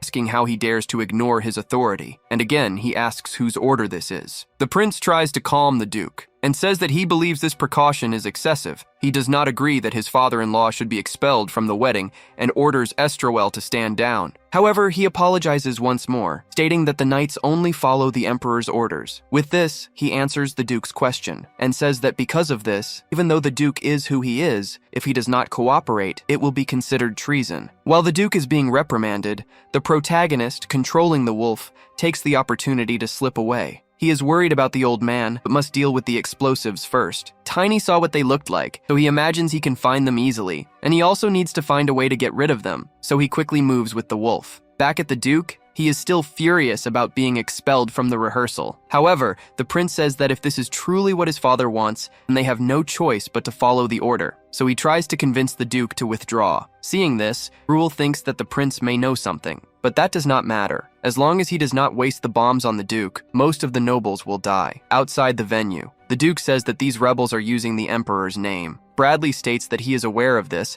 but has no justification to stop them now. Even if he tried to verify what his father said, it would be too late. However, the Duke asks what would happen to the nobles inside if they left them with the enemies, because the enemies are using artifacts they have never heard of, and the people are in danger without even knowing it. The prince says that to cut off the rotten flesh, one must be prepared to sacrifice some fresh flesh. He also says that he has a much greater plan, so he asks the Duke to calm down. Shortly after the church bell rings, the priest asks for everyone's attention and says that there was a problem outside, but that has already been resolved, and they can continue with the ceremony. Soon, he announces the star of the day, Princess Chloe von Valentia. As soon as she arrives, her beauty dazzles everyone present, including her fiancé, who extends his hand to her. Chloe thanks him for his kindness. Thus, they prepare to proceed. However, the prince notices something strange. The priest prepares to continue, until someone backstage, one of the servants in charge of the preparations, lights the candles on the cake, saying he almost forgot them. Nearby, the lunar wolf rests. Through him, Tiny thinks his task would be easy, but it didn't go as he imagined, since everything in this place makes the mission of finding the explosive spheres difficult, and they might have painted them to disguise their true color. Soon, the protagonist is unable to determine which spheres are the right ones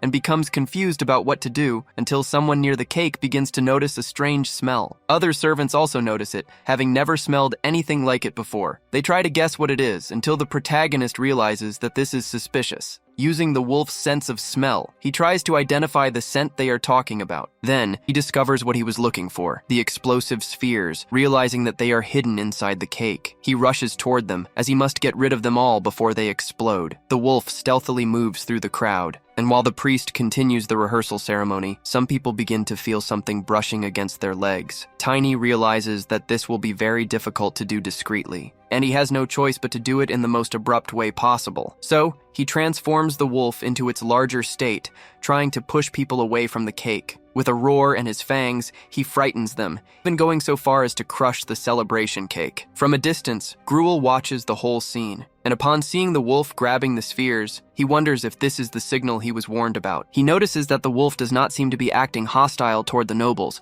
so he concludes that this is interference. Meanwhile, the protagonist tries to gather all the spheres and believes it is not too late to escape with them, as he only needs to spit them out away from the location. However, Gruel does not intend to let him escape. Soon, he attacks, and one of the spheres slips from the wolf's grasp. The protagonist sees it escape and panics. As soon as it hits the ground, it explodes in full force. At that moment, the Emperor sees the explosion occur. His brother says that the demon worshippers have developed some new artifacts. However, the real damage is still unclear. But the Emperor says it doesn't matter, as collateral effects like the death of some family members are not a problem. His brother tells him that the prince and his fiancée were also there. However, the Emperor does not care, and says that if they are dead because of this, ends up becoming a great justification for him. After regaining his lost authority over the nobles, he wants to conquer the entire continent, and this will be the perfect reason to start a war. His brother strongly disapproves of the Emperor's judgment, but he knows he cannot do anything about it. After the explosion, debris is scattered everywhere. Gruel stands up and shouts, "Death to the royalty!" This signals his men to take action. He then realizes that this was indeed the sign. It was hard to miss. Soon, he thinks it's time for more explosions. Meanwhile, the prince worries about his fiancée as he lost sight of her in the chaos. He searches for her and sees that many nobles have already perished. The prince expected some risks, but this is too much for him. He even recalls his conversation with the duke,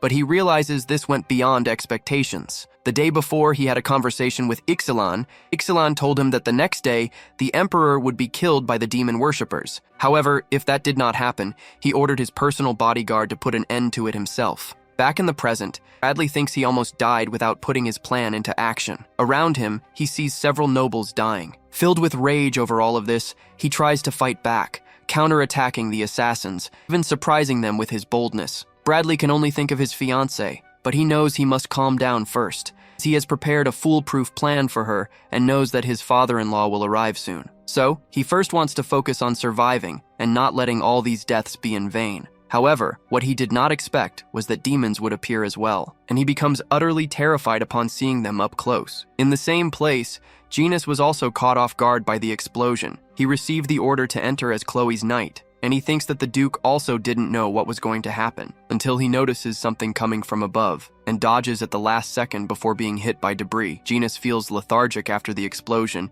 and thinks his mana is being restricted. But thanks to the artifact Tiny gave him, he manages to resist a little longer. Then Chloe, accompanied by Vivian, approaches, and Genus is happy to see that they are safe. Chloe says they don't have much time, and hands him a sword. She then tells him to follow her because they are going after the prince. However, shortly after, the princess also spots the demons. Not only that, but she sees Bradley fighting them. The prince faces the enemy head-on and is about to be struck, until Chloe calls upon the power of the goddess and appears just in time to intervene. Through her power, she attacks them, even surprising her fiancé, until Vivian tells her not to let her guard down and to be careful, because right after, danger returns. More demons emerge and head toward the couple, but this time, it is Genus who intervenes. Chloe even drops her weapon to the ground, and Genus tells her to run and leave it to him. He intended to cut the enemy's neck, but missed due to the restriction on his mana. Genus thinks he can't handle all of them at the same time, so at least he wants to buy more time for the others to escape. Then the demon attacks again, and Genus counterattacks with his advanced combat skills.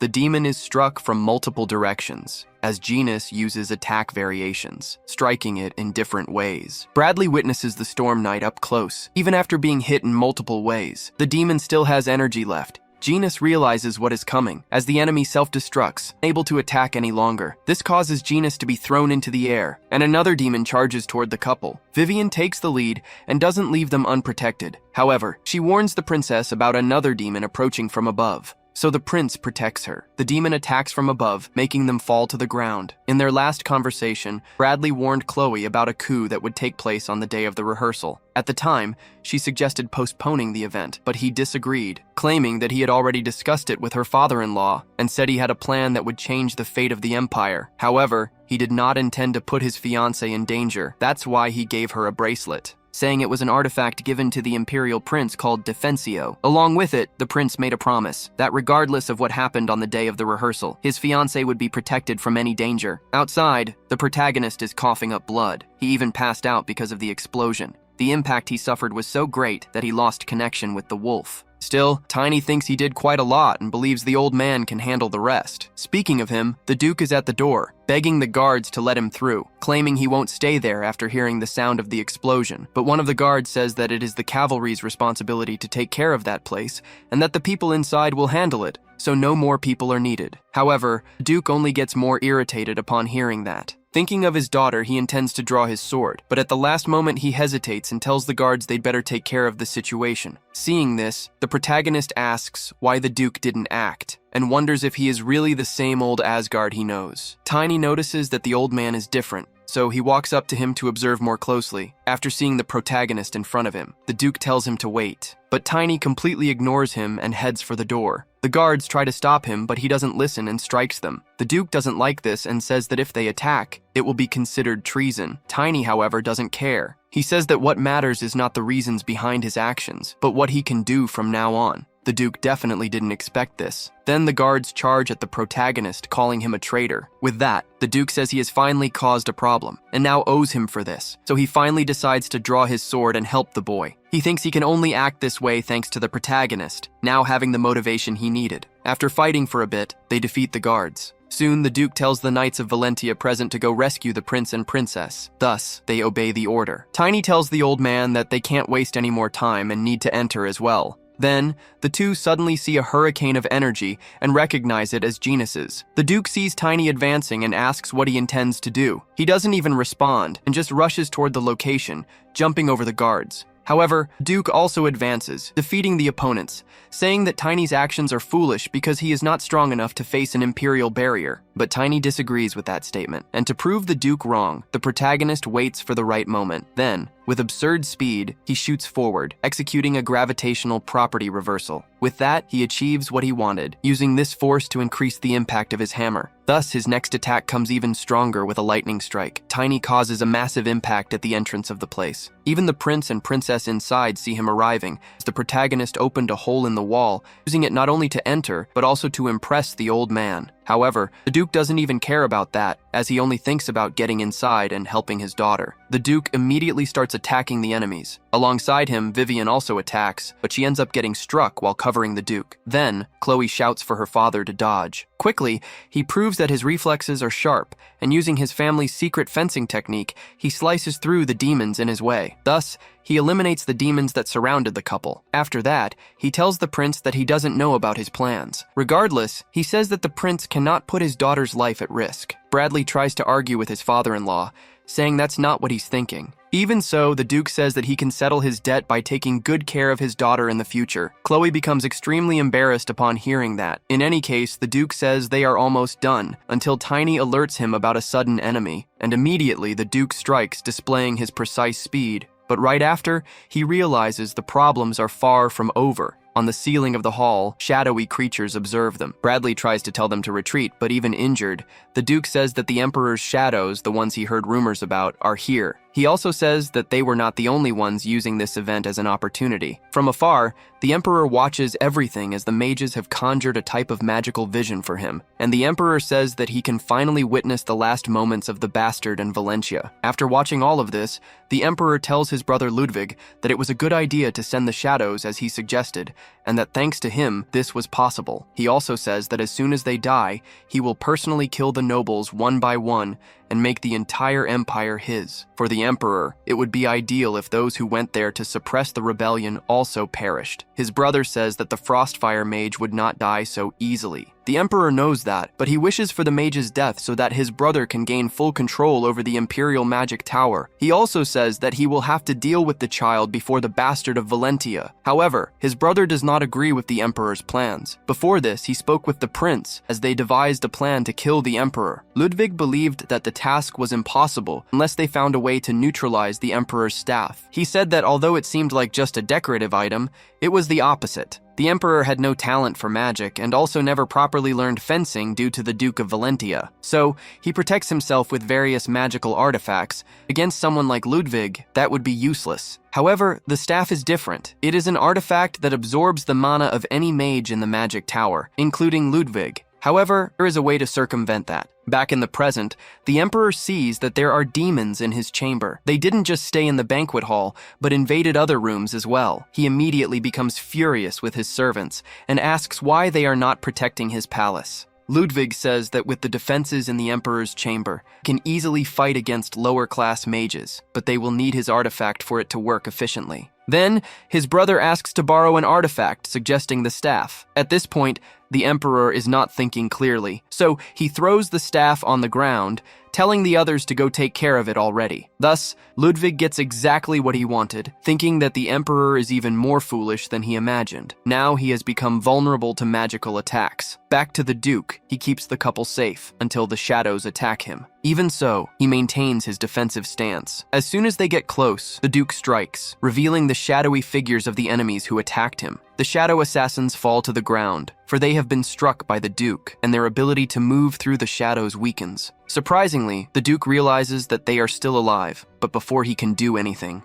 Vivian rushes toward the enemies, even as he tells her not to do it. She attacks the shadowy foes, and even manages to hit one of them. However, due to her carelessness, she is struck by one of the assassins, but Tiny appears right after to help. The protagonist says that normal attacks don't work on these enemies. His mana is being suppressed. Bradley says the Queen must have something to do with it, because she must have altered the flow of the Imperial barrier, driving the demons mad. He also says these enemies are not demon worshippers, but rather his father's special guard units, and they seem to have only one target, which is precisely the Duke. Right after, they notice a tremor in the ground, which startles them both. The prince says it is coming from the center of the palace, where his father's office is. Then the Duke tells Tiny to go save the Emperor. He asks why he should do that. The Duke replies that there is no need for a reason, because this is the only way they will have an excuse to eliminate the Imperial Knights. With that, the protagonist agrees, and says he will return soon, and warns him not to die. Bradley thinks that if Tiny goes now, Ixalan will arrive first. With that, his plan is working. Speaking of Ixalan, he wonders if the demon worshippers are also after the Emperor. Soon, he prepares to leave and tells his men not to forget the mission assigned by the prince, until suddenly, someone appears, saying they are a bit lost. Back to Ludwig, he notices that there is still some resistance against his magic, and it seems the staff is not far enough away. He wonders if he was too impatient, and also thinks that because of the Queen, he had to use a lot of mana to alter the flow of the barrier. Either way, it doesn't matter because the man who took the staff works for him. The Emperor is trapped, and he asks if his brother is also a demon worshipper. Ludwig asks if he looks anything like those worthless scum. The Emperor responds by saying that he is just a pig with a talent for shouting. His brother says he is doing what he has the right to do as the true heir of the Asuran family. He wants to take the Emperor's place, claiming that he is only there because he was born rich and is nothing more than an incompetent piece of trash. He also says it would have been more peaceful for the Emperor if he had died years ago, but now he will die in pain because of his dependence on artifacts. Ludwig says that once the Emperor dies at the hands of the demon worshippers, he will become the next Emperor, and everything will return to its rightful place. However, the Emperor suddenly disappears from his sight as a cloud of smoke fills the area. The protagonist arrives and causes all of this,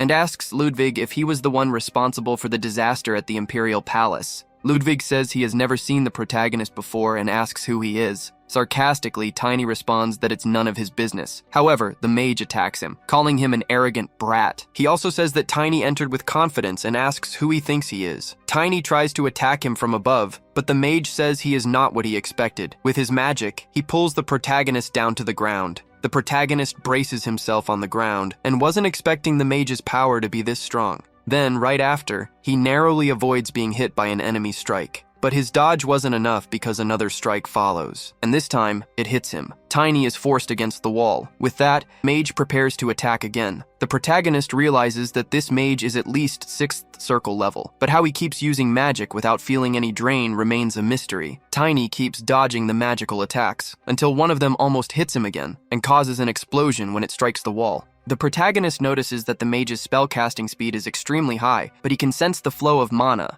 His opponent is excessively using the mana leaking from the Imperial barrier, Detecting this, the protagonist concludes that it is possible to predict the attacks, so he charges toward the mage. Thinking that he can now fight back, he uses the property of gravity, development reversal. Along with that, he also utilizes gravity transformation. The mage prepares to attack, but the protagonist senses what he is about to do. He quickly realizes where he needs to go and when to dodge the attacks. With this, he not only manages to advance, but also predict the mage's movements. For a brief moment in the fight, the mage thought he had caught the protagonist, but Tiny was smarter than him. Through his ability, he knew exactly where the mage would attack. With his gravity massively increased, he was able to deflect the enemy's attack. Not satisfied, the mage continues attacking and causes explosions with his fireballs. Ludwig tells the protagonist that he should have chosen the right opponent. He also says that he was in the middle of something important for the Empire. Meanwhile, Tiny thinks that, luckily, the enemy didn't notice what he did,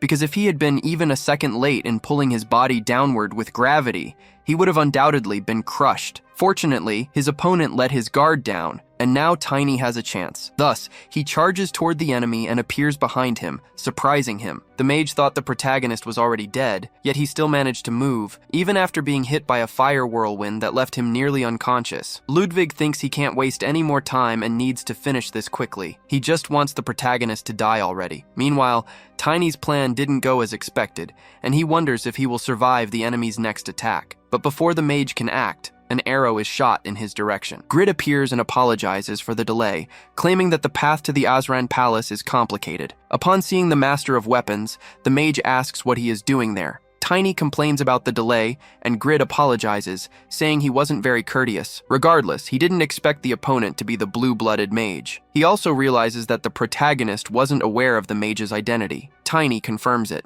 If that's the case, Grid says that the protagonist won't mind if he kills the mage. Ludwig tells Grid that this is interference in internal affairs, and that if he withdraws now, he might consider overlooking the situation. Grid asks if he really calls this an internal affair after tying up the Emperor like that. He also questions who boasts about an internal conflict to someone from an opposing faction. Thus, the mage realizes he has no other choice and attacks, stating that the Master of Weapons is perfect for the role of the Emperor's assassin. Grid notices that the opponent is using flames against him and remarks that there is a limit to how much someone can underestimate him. However, the protagonist warns him about an attack coming from behind. The Master of Weapons quickly dodges and mocks the enemy's magic. This enrages the mage. Immediately, he reveals his next attack coming from above, stating that the previous one was just a distraction. Tiny counterattacks the mage, further infuriating him. The mage quickly conjures a magic shield and inside it prepares to attack again. Behind the protagonist,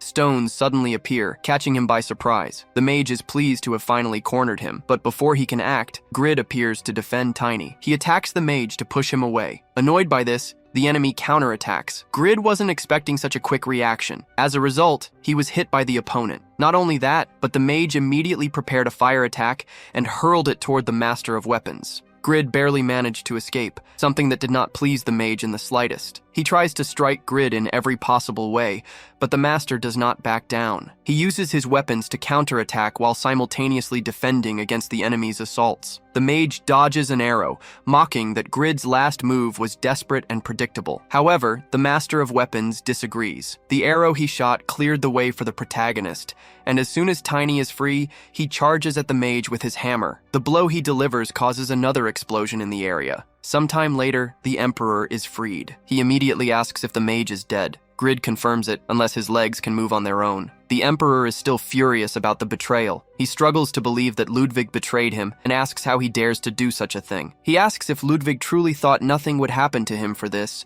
and states that he himself made his brother the head of the Imperial Tower, besides having been used and now having his trust betrayed. The Emperor claims that Ludwig deserved this, after his moment of fury. He sits down and says that he observed the fight between Grid and the unknown knight. He also says that they did a good job and will be rewarded, but Grid says that is unnecessary, because he only did a favor for a friend, the Duke of Valentia. Hearing this makes the Emperor even angrier, and he asks who the Duke thinks he is, send someone to save him. He declares that he is the ruler of this country, the pinnacle of omnipotent power that can do anything. That is his destiny, not the Duke's. The Emperor asks how long the Duke will keep interfering in his life, and how long he will continue being compared to him. Grid and Tiny notice that the Emperor is in shock, until he suddenly asks if the protagonist is one of them. He says that Valentia is a harlot and must be working with the demon worshippers to take the throne, and concludes that the Duke is planning to become a hero after pretending to save him. The Emperor claims that he cannot be made a fool of, but his behavior worries Grid. However, the Emperor tells him to stay away, calling him an ally of Valentia and stating that he is destined to rule and does not need any help. He also says that it is only a matter of time before that alliance belongs to him. But then the Emperor sees Grid draw his sword. The Master of Weapons states that as the heir of the main lineage of the Alliance and a descendant of the ancient fairies, cannot simply ignore what he just heard, and asks if he should consider this a declaration of war. Tiny tries to calm Grid down, saying that the Duke will take care of everything and he doesn't need to worry. Grid then says that in any case, he is just a guest in a foreign land now and thanks the knight for his words. The protagonist is surprised to be called a knight by the Master of Weapons. Then Grid says that he has no interest in interfering with what happens next and leaves the place. Tiny then thinks that in some way, he has been acknowledged. The Emperor sees the prince's escort arriving and is happy to imagine that his son is near. Ixilan thanks Tiny and says he will take care of things from now on. Before leaving, Emperor asks for his name, and the protagonist introduces himself as Tiny of Valentia. Once again, the Emperor becomes enraged upon hearing where he is from and orders him to leave. Tiny does not have a good feeling about this, because he does not know what the Emperor is planning to do, so he leaves the Lunar Wolf behind as a spy. Ixilan sees the defeated blue-blooded mage and asks how that happened. The Emperor calls him and says he has something to announce. Then he appoints Ixilan as the leader of the Imperial Cavalry and immediately gives him his first mission, which is to ensure that the Knight of Valentia does not leave there alive after receiving the Emperor's order. Ixilan says that such leadership is too much for him and refuses the offer. He says that the Emperor does not even know his name. And before anything else could happen, he orders his men to capture the Emperor. The old man is startled and asks what they are doing, and if they are demon worshippers. Ixilan calls him by his name, Vincent van Asran, the Dethroned, saying that he created chaos within the country due to personal feelings and, in a delusional scheme, planned a war that put the nation in danger. As punishment for these sins, Ixilan declares that he will borrow the name of Bradley van Asran, the new emperor. To deliver the death sentence in his place to the sinner, Vincent van Asran, the old man begs for his life, claiming that he will talk to the prince to resolve this, but his words have no effect, and the protagonist's lunar wolf witnesses everything and sees with its own eyes the end of the emperor. After returning to the prince, Ixilan says he has taken care of the matter. Bradley asks if he made the right decision, and Ixilan confirms, saying that the dethroned one was preparing for a desperate war. He recalls the other day, when, along with Janus and his father-in-law, they were able to keep the princess safe. But the prince saw the strength of the troop and his father, and wonders what he could do to make peace with them. Ixilan says that when he arrived at the scene, the Knights of Valentia, along with the Duke and the Master of Weapons, defeated all of them together. The prince then asks if the entire Shadow Troop is dead. Ixilan responds that yes, and says that fortunately, the next leader is the second in command, and she left on another mission, which is why she is alive along with the rest of the troop. They follow an absolute rule that they must take orders only from the official emperor, and said they would return after the coronation. The prince asks about the second queen, Cardia, and Grywell. Ixilan responds that they were imprisoned shortly after the rebellion was suppressed. Bradley asks about his younger brother Tinel. Ixilan replies that after the rebellion, Grywell kidnapped him and kept him imprisoned. The prince asks why Grywell would do that. Ixilan responds that Tinel is a bastard son of Ixilan with the second queen, and he is not the prince's blood-related brother. Their goal was to start a coup and make Tinel the next emperor. The prince is shocked by this information. He doesn't know how to react, and on top of that, he has to handle things as the emperor. Thus, he would have to follow protocol and execute Cardia and Grywell. Ixilan says that the second prince, Lot, would oppose his mother's execution, but Bradley says they cannot leave any seeds of discord. However, that is not the only concern, and Ixilan asks what will be done about Tinel. The prince says that even though he is the result of an affair, he is still his brother, and for that reason, he will let him live. Then, he tells Ixilan to gather the others for a meeting, because he wants to properly reward the key figure in this event. Not in a conventional way, but in a manner worthy of what was accomplished. Sometime later, in front of the new emperor, the protagonist asks if he can receive something extra as a reward. Bradley had offered him a transcendent weapon, and after hearing his request, he says that Tiny might not understand what that truly is, but Tiny certainly does. He even had one in his past life. In his thoughts, he notes that such weapons have strange properties, making it rare to find the right one. Noxure, which he will soon obtain, is enough. So he tells the new emperor that he has only one request to make. Bradley becomes anxious upon hearing the request. Tiny then wishes for the descendant of the Morse family,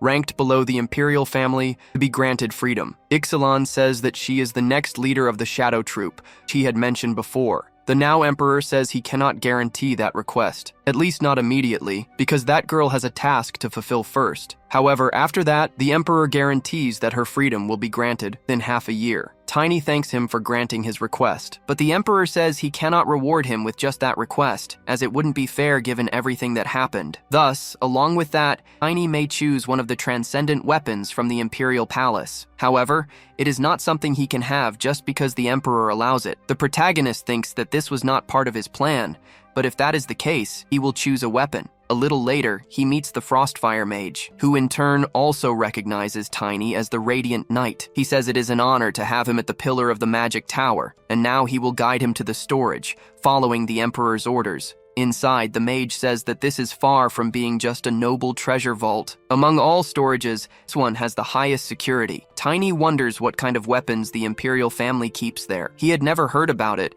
because he had never been there in his past life. That's why he is so excited. Then, he realizes that the place does not store only weapons, but also riches. When the Emoticon army arrived in his past life, the Empire spent all its wealth on the war, not only all of humanity, but most of the war reinforcements from the Allied forces, which were composed of various races that came from the Empire. Tiny says that all of this is incredible, but the mage warns that it is still too soon to be surprised. However, that's not what Tiny is talking about. He is referring to a soul power present there. The protagonist thinks that perhaps the power he needs to become an Aura Master is right there, and that he would have regretted it and punched the ground if he had refused this opportunity. Then, the mage reveals the transcendent weapons, but since the protagonist has not yet reached the superhuman level, he has gathered weapons that require different conditions for him. Tiny had imagined it would be incredible if they had even one of these weapons.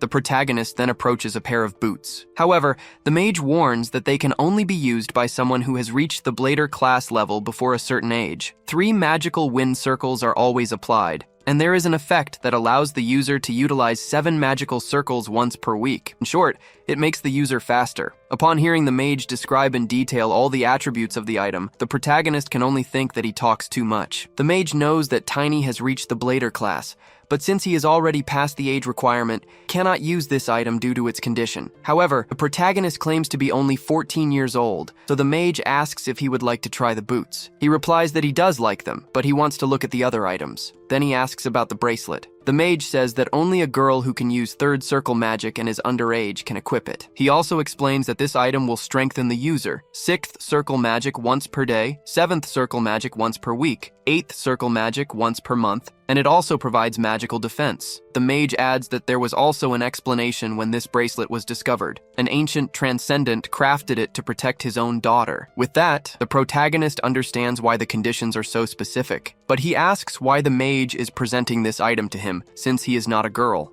Either way, he moves on to the next item and mentions that he brought this one by chance. Its condition is an enigma. Only someone who controls the power of the soul and has a partnership with a soul can use it. Tiny knows he meets these requirements and says he will take the item, and he does so even without knowing its effects. However, as soon as he touches the item, it begins to disintegrate. Like magical dust, the item merges into the protagonist, transforming into a full suit of armor. Thus, the protagonist realizes that he was right. Not only did he meet the requirements, but he also suspects that this item will turn him into an Aura Master. Upon seeing the armor change shape, Mage is left wondering how the protagonist did that. Tiny asks what the ability of this armor is. The Mage explains that it is proportional to the Elementalist's level, the user's body, their spirit, and the strength of their soul. All of these aspects increase with this armor. The protagonist begins to notice this, and he thinks that this is the key to becoming an Aura Master, something he could not achieve in his past life. Then he asks for the name of this armor. The mage says its name is Animus. After leaving the place, protagonist finds the Duke waiting for him. He sees that Tiny has obtained a new set of armor, and remarks that the boy was lucky to get a transcendent weapon that suits him. Tiny says it was like an unexpected fortune.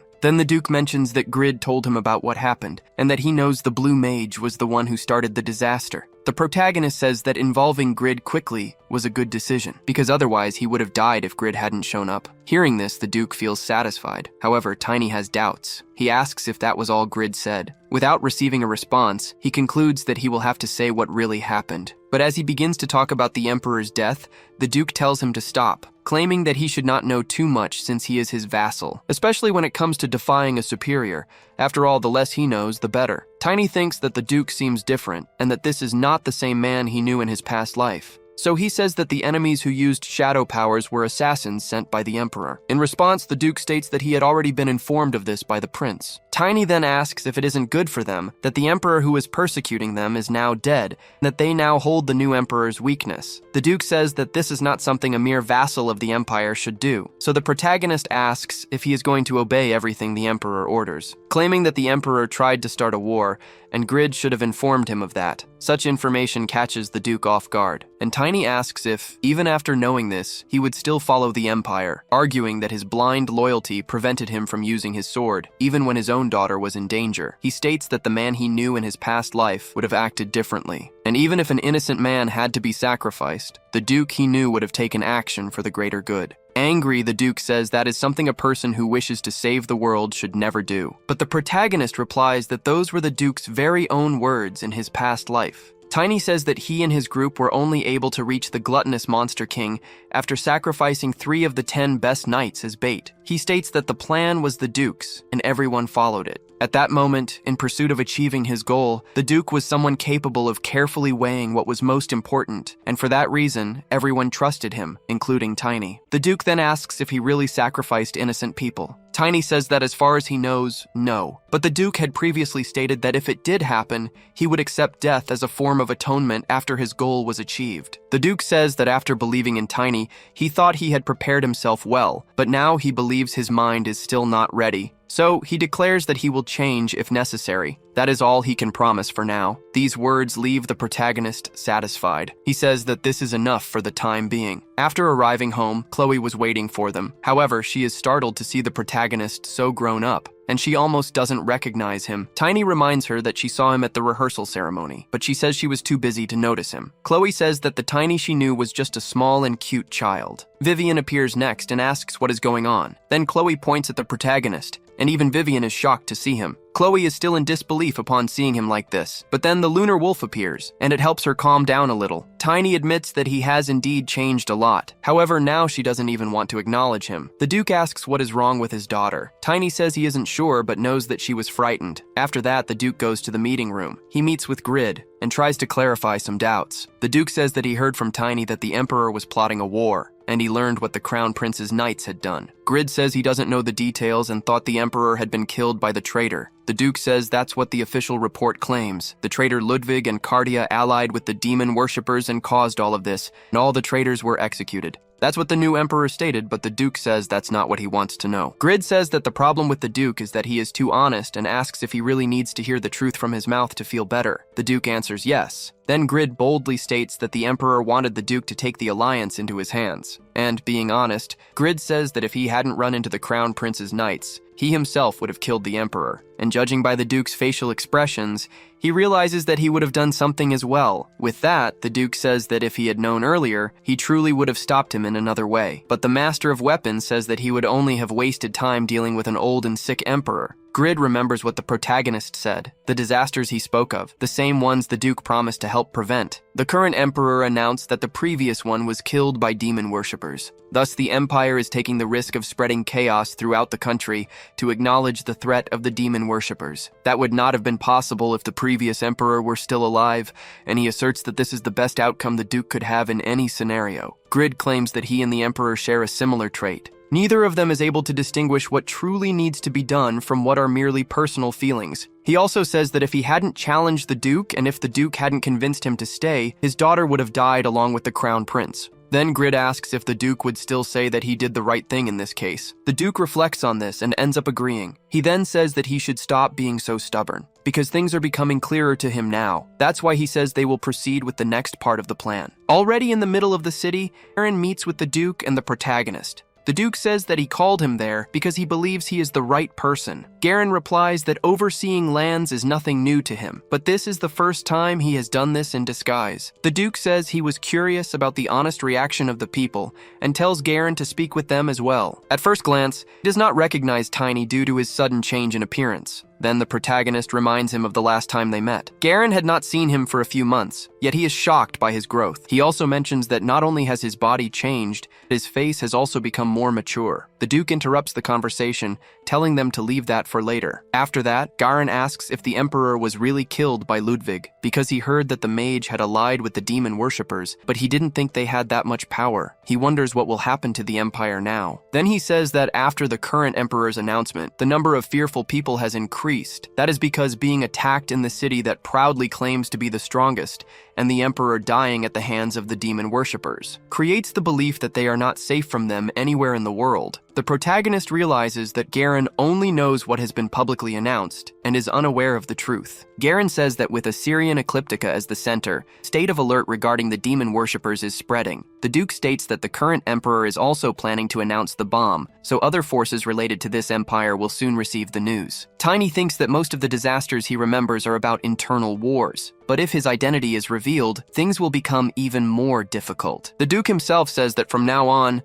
will be harder to act since the Empire remains strong and stable. So perhaps they can mediate among the other four forces, as what they have achieved this time was truly significant. He tells Tiny that he did very well. The protagonist is surprised by these words. However, the Duke warns him to be careful with his facial expressions since they are trying not to draw attention. He then simply responds that it is an honor to be praised by the Duke, but this careless action causes his hood to slip off his head. Soon, people around them begin to notice the protagonist. They recognize him as the Radiant Knight who killed the traitor, and even identify the Duke of Valentia beside him. Angrily, the Duke says that Tiny has become quite famous. Garen remarks that at this rate, it would be difficult to continue their conversation there, and suggests moving to another location. Thus, they leave the area, and Tiny says that people will think he is a morse of Vere. Garen asks what's wrong with being from a semi-noble family. After all, that family has already disappeared, and it shouldn't matter. Little do they know about the lie that Tiny once invented. The Duke asks when the protagonist became famous. Garen says it must have been when the new emperor ascended the throne. He announced to the entire country that Tiny did most of the work to save Karun and the Osran family. Tiny is not happy about this at all, but the Duke says it is better this way, because the protagonist must go to Elfheim soon, so it's better for him to be famous when facing the elves. Speaking of which, Garen asks if there is any particular reason the Duke is sending the boy to Elfheim. The protagonist explains that the demon worshippers are after the sacred object.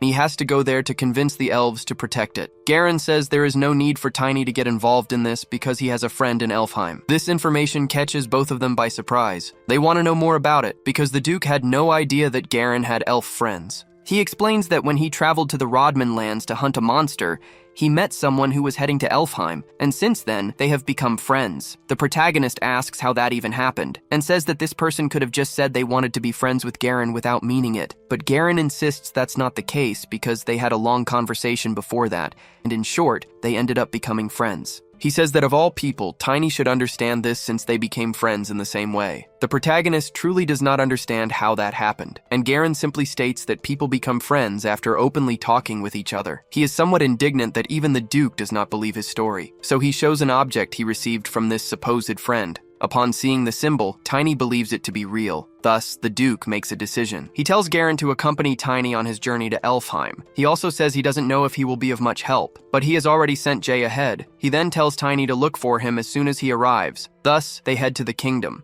and they promise to return soon. Tiny bids farewell to the Duke and directs his wolf to depart. The Duke hopes that the protagonist will achieve good results as he has in the past. Elsewhere, the demon worshippers gather. One of them states that Ludwig died due to the protagonist's interference, and as soon as the emperor died, the crown prince took the throne. The leader says that this happened because of the arrogance of the mage, who claimed he would handle everything. He blames the protagonist for everything, wondering how he knew about their plan. One of the cultists suggests that there might be a Dragon Eye spy among them, but the leader says that if that were the case, the emperor wouldn't have died, and he declares that the hero must be blessed by the goddess. The cultist asks if this means that the administrator of the imperfect world has initiated the Great Demon War and created another hero. Their leader says that there is no other explanation, and he asks if he remembers the story told by Malam. The cultist confirms that he does. That story tells of how the administrator could only see the predetermined fate of the imperfect world. By interfering too much, the world deviated from its destiny, breaking the boundary between dimensions. The true rulers are arriving earlier than they should. The world, having lost its cycle, will be destroyed sooner than it was meant to be. The being called the goddess once altered the world's fate, which continuously cycles through destruction and creation by creating a hero and bringing the demon into this world. Thus, those who believed in the goddess think they have won, but in reality, a trace proving otherwise was left behind when the demon station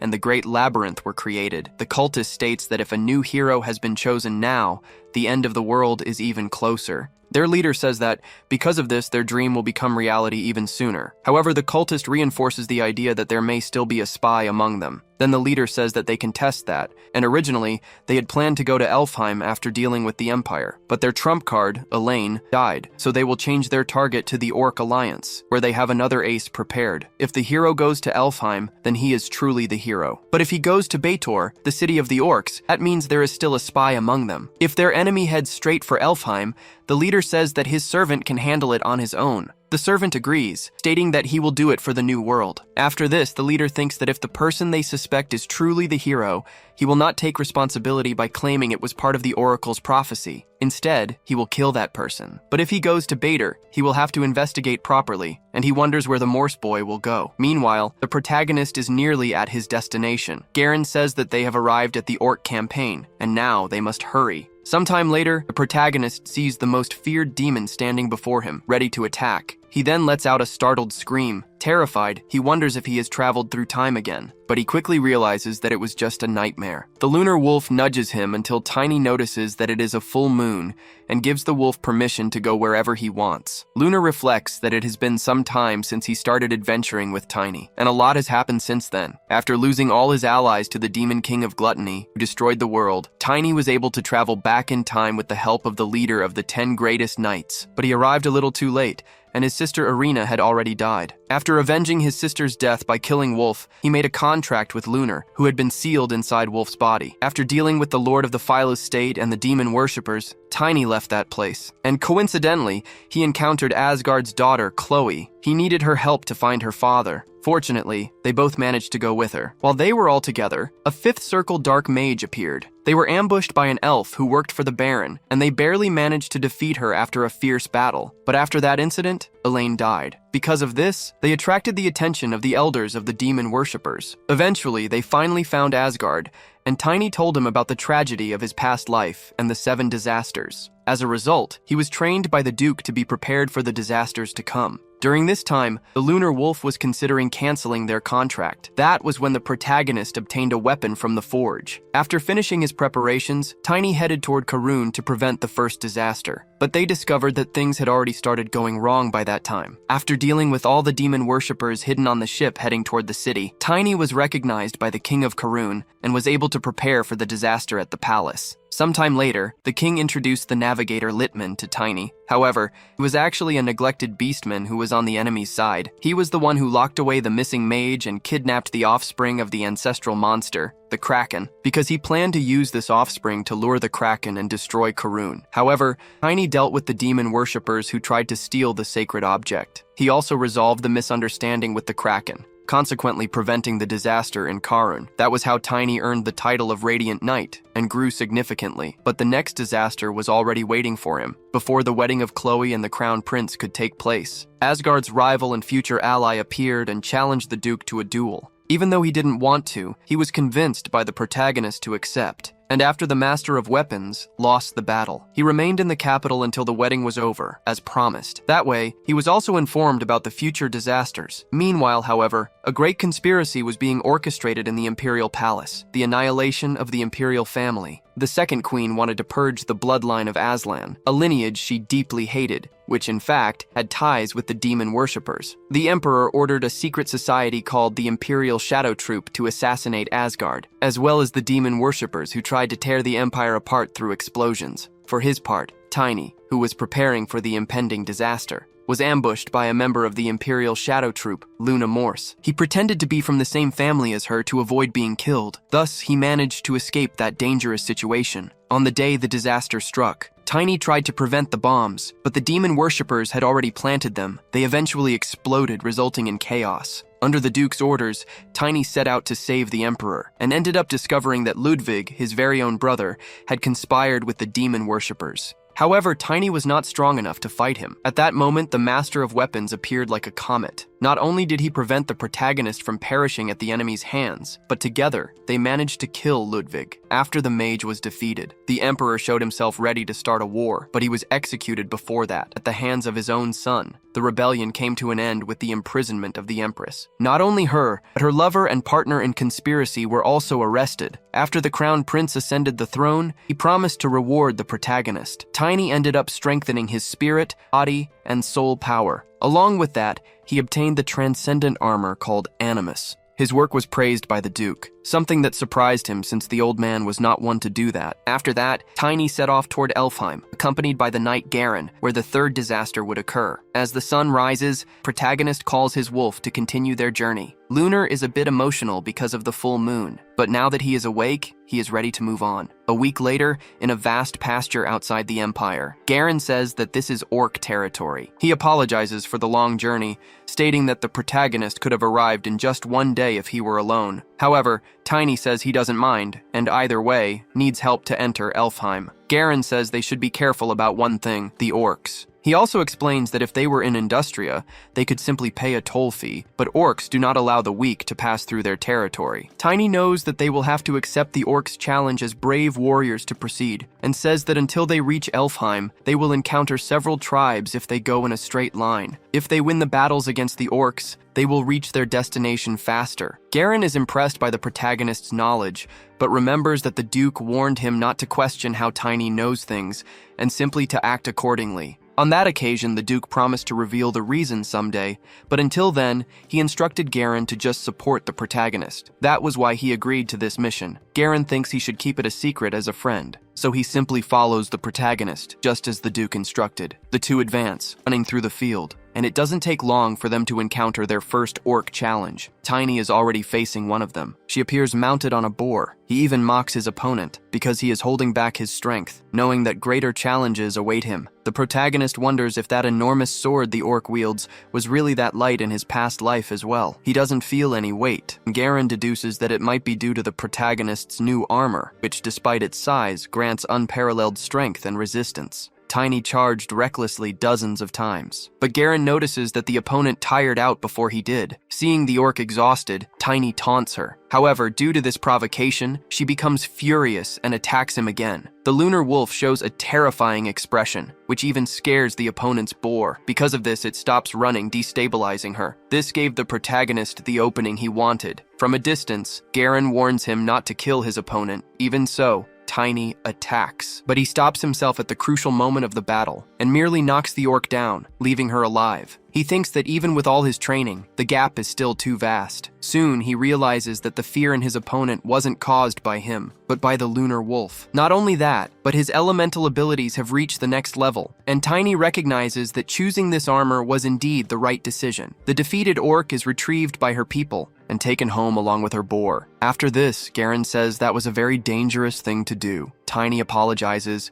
claiming he got too excited. Garen says that now they will move on to the second tribe and regrets never having seen such imposing orcs before. Tiny, however, thinks it was easier than he expected. Regardless, Garen asks if they should proceed to the second tribe, and Tiny responds that they can stop in Jammingwood on the way there. His friend asks why. The protagonist explains that it is the city of the Red Boar, which he just defeated, and they can get there in 2 hours if they head west from here. Garen asks how he knows that, and Tiny says he just heard it somewhere. But the knight is no fool and knows that the protagonist has many secrets. Even so, he decides not to question him further. After arriving in Jammingwood, an orc appears at the entrance and tells the two of them to stop. The orc notices that they are not merchants. However, Garen states that he has already passed the warrior's challenge and shows him the reward for his victory. Thus, they are allowed to pass, even though the orc does not want to let them in. Tiny comments that they are not as friendly as he expected. Garen explains that it is due to the many wars of the past. The protagonist recalls that even in his past life,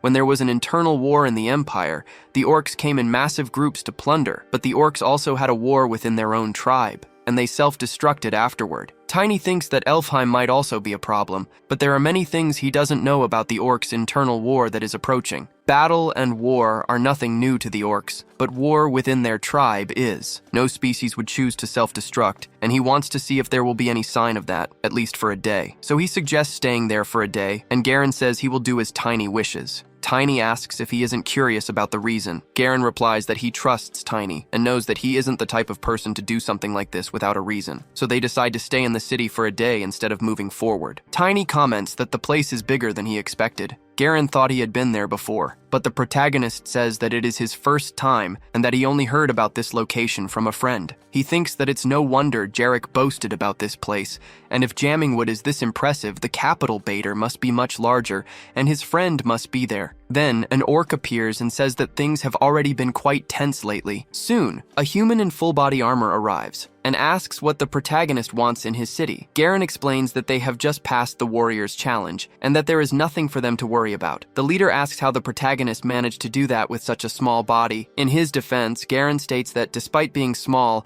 Tiny is one of the greatest geniuses of the Empire, and it was not a shameful battle for the orc warrior. After hearing this, the orc leader says that the protagonist must prove himself to him. The others are shocked by this challenge. In turn, Tiny accepts, leaving the others even more surprised. However, Tiny says that he has a schedule to follow, so he cannot take too long. The orc leader is extremely excited and gives an order to his people in their local language. Then he says he will show the battle location. Once there, many orcs have gathered to watch, and the leader asks if the protagonist is comfortable with this. Tiny replies that he doesn't mind but is worried that it might be a bit rude, because he doesn't want to beat the leader in front of his own people. However, the leader says that orcs take anything related to battle with honor, so he shouldn't worry about that. So Tiny says he won't hold back. He even goes as far as to remove his armor, something that surprises the orc leader. He says that the rumors were true, and Tiny realizes that he was recognized as soon as the leader started speaking to him. The leader confirms, but says he is disappointed because he couldn't believe the Radiant Knight was just a swordsman. Tiny says that it's not the warrior class that determines the outcome of the battle. This response pleases the orc leader, but now he wants the protagonist to prove it in battle, something Tiny would love to do. Thus the two begin to fight. Immediately after, they clash and are thrown in opposite directions. The orc leader is not satisfied with this. For his part, Tiny thinks that it's clearly different without his armor, and his opponent is stronger than he expected. The protagonist feels that it's been a while since he felt this way. It's as if he has gone back to the past again. The orc leader prepares to attack and raises his axe toward Tiny. As he attacks, the protagonist manages to defend himself. Tiny faces his opponent and feels so curious that he can't help himself. He remembers fighting orcs in his past life, and now he wants to see how far his brute strength can take him. As he distances himself from his opponent, he notices that this is the orc's mana method, the tribal tattoo that the leader wears. His opponent asks why the protagonist isn't using his armor. Tiny says that without it, he is still strong enough to defeat him. Then the opponent attacks and tells Tiny not to disappoint him. The protagonist tells him to have high expectations. Soon, the two attack and clash again. From afar,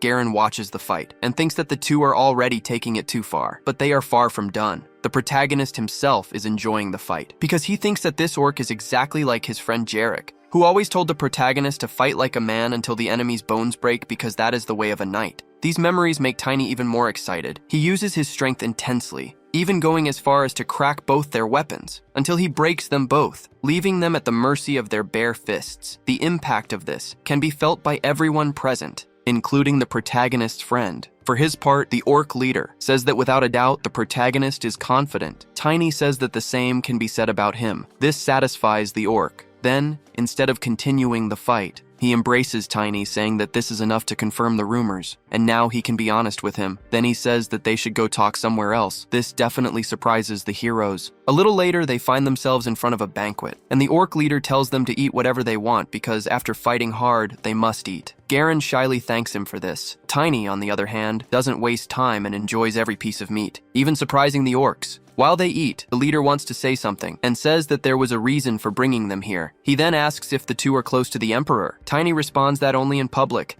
and he can't say they are personally close, but there was one time he slapped him. The orc leader says that's enough because no one would dare hit the emperor unless they were close to him. Then he directly tells Tiny to answer honestly. Is the empire preparing for a war? Garen tries to change the subject, but Tiny asks what makes the orc leader think that. The leader says that there are battles happening in orc lands right now, and that Chief Nergui of the Black Rhino tribe is preparing for war, defending orc unity. Tiny asks if war isn't common among orcs. The leader replies that it is, but not if there is a human among them forcing them to start a war. Hearing this makes the protagonist wonder if this could have been the work of the last emperor. Then he puts his honor on the table and says that the current empire would never do that. Garen tells Tiny that he can't say that if he's not sure about things. However, the orc leader decides to believe what the protagonist said, claiming that the tongue may be cunning, but fists are honest. He also says that the battle with the protagonist was a duel between real men, and he will not belittle his honor, that being enough to trust him. Thus, the protagonist thanks him for the trust. Then they say a word in the orc language that means friendship. The orc leader is surprised that Tiny knows their language, and the protagonist explains that he has an orc friend. Seeing this,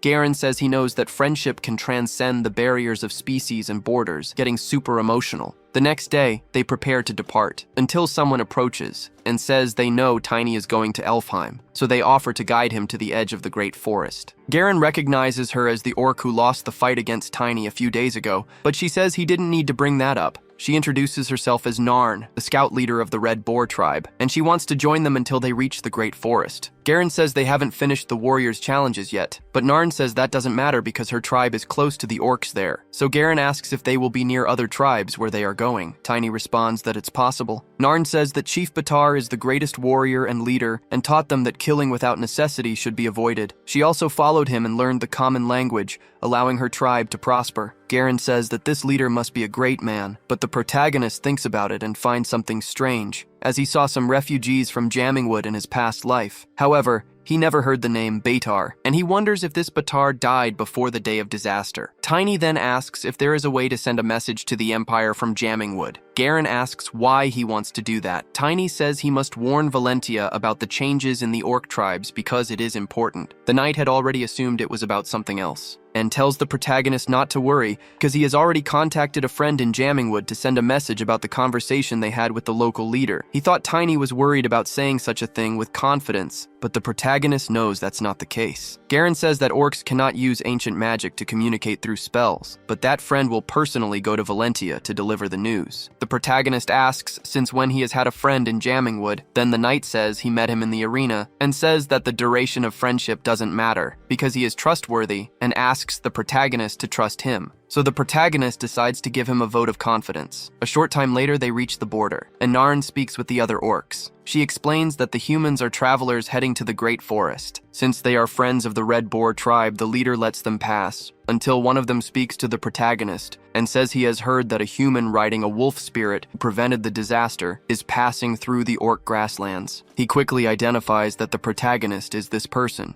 Narn reminds him that she just said the two humans are friends of the Red Boar tribe, and asks why their passage is still being blocked. The orc replies that he does not want to stop them, he just wants their help because they need the wisdom of the wolf, as he has lived long enough to become a spirit. Tiny realizes that he is referring to the lunar wolf, and notices that the orc also has a wolf that has grown weak with age, and it is indeed much smaller and quite thin for a dreadful wolf. After that, the lunar wolf suddenly bolts, leaving the protagonist confused, until it stops running, because it reaches some plants with magical properties. The lunar wolf takes some of these plants to the orc, who says it is Karen Vine. He says that it is just a bitter herb to them, and asks if that is how the lunar wolf became a spirit. The protagonist replies that it is not, but says that it will prolong the life of whoever consumes it. Thus, the orc thanks him for his help. He says his name is Bold, and as a candidate for chief of the dreadful wolf tribe, he promises the protagonist that by his honor, if Tiny ever comes to him in the future, he will do everything to help him with anything. Tiny is pleased to know he has gained another ally. He suddenly recalls Jarek and wonders what his friend might be doing at this very moment. Regardless, he knows he'll find out soon enough. 5 days later, within the vast expanse of the Great Forest, the protagonist expresses his gratitude to Narn for her assistance. She in turn wishes them luck for the journey ahead. Now that they have finally arrived at the forest,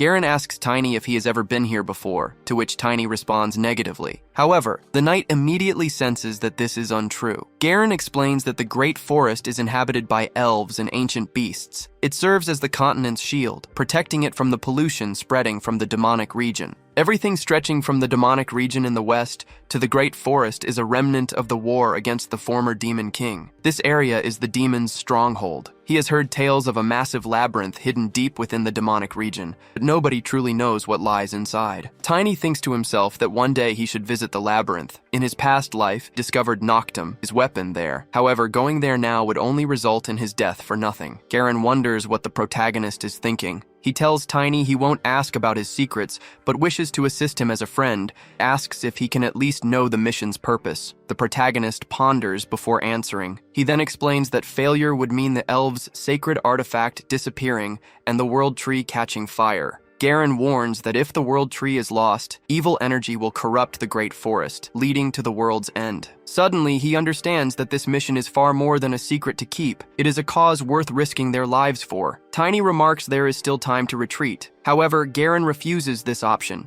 He quickly asserts that there is no time to waste, and they must reach Elfheim as soon as possible. Sometime later, a man is sprinting through the forest. He shouts that he doesn't want to die. The man screams as he runs, chased by a local monster. He questions why an Ent had to appear right in front of him. He runs as fast as he can, attempting to halt the monster by firing in its direction. Back with the protagonist, his companion says he cannot increase the pace, and Tiny reassures him that having used mana to run non-stop for 6 hours, exhaustion is expected. He adds that since they are near the Scout Elves' territory, they would have to slow down anyway. Tiny suggests they rest briefly. Garen agrees, but insists they avoid using fire, as it could ignite the Great Forest. The protagonist notices Garen's genuine concern and asks who would be foolish enough to set the forest ablaze. Suddenly, a fire breaks out behind them. They quickly realize they are not alone. The man who was running heads toward them. Behind him comes the monster. He urges them not to stand still, begging for help against the creature. The two see that the man is a dwarf. Tiny comments that dwarves are not uncommon in the Great Forest,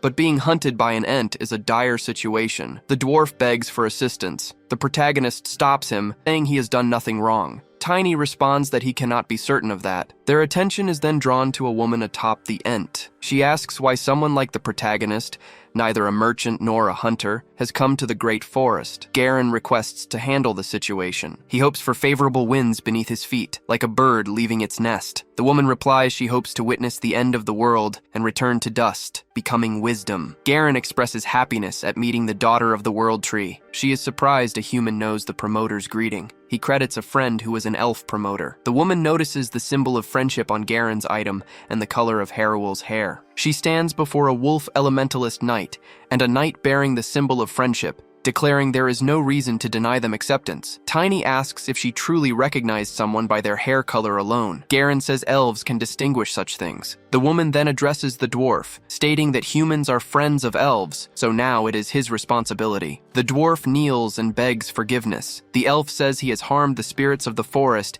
and even injured her allies. The dwarf insists he was unaware and that he was only keeping watch during a disturbance.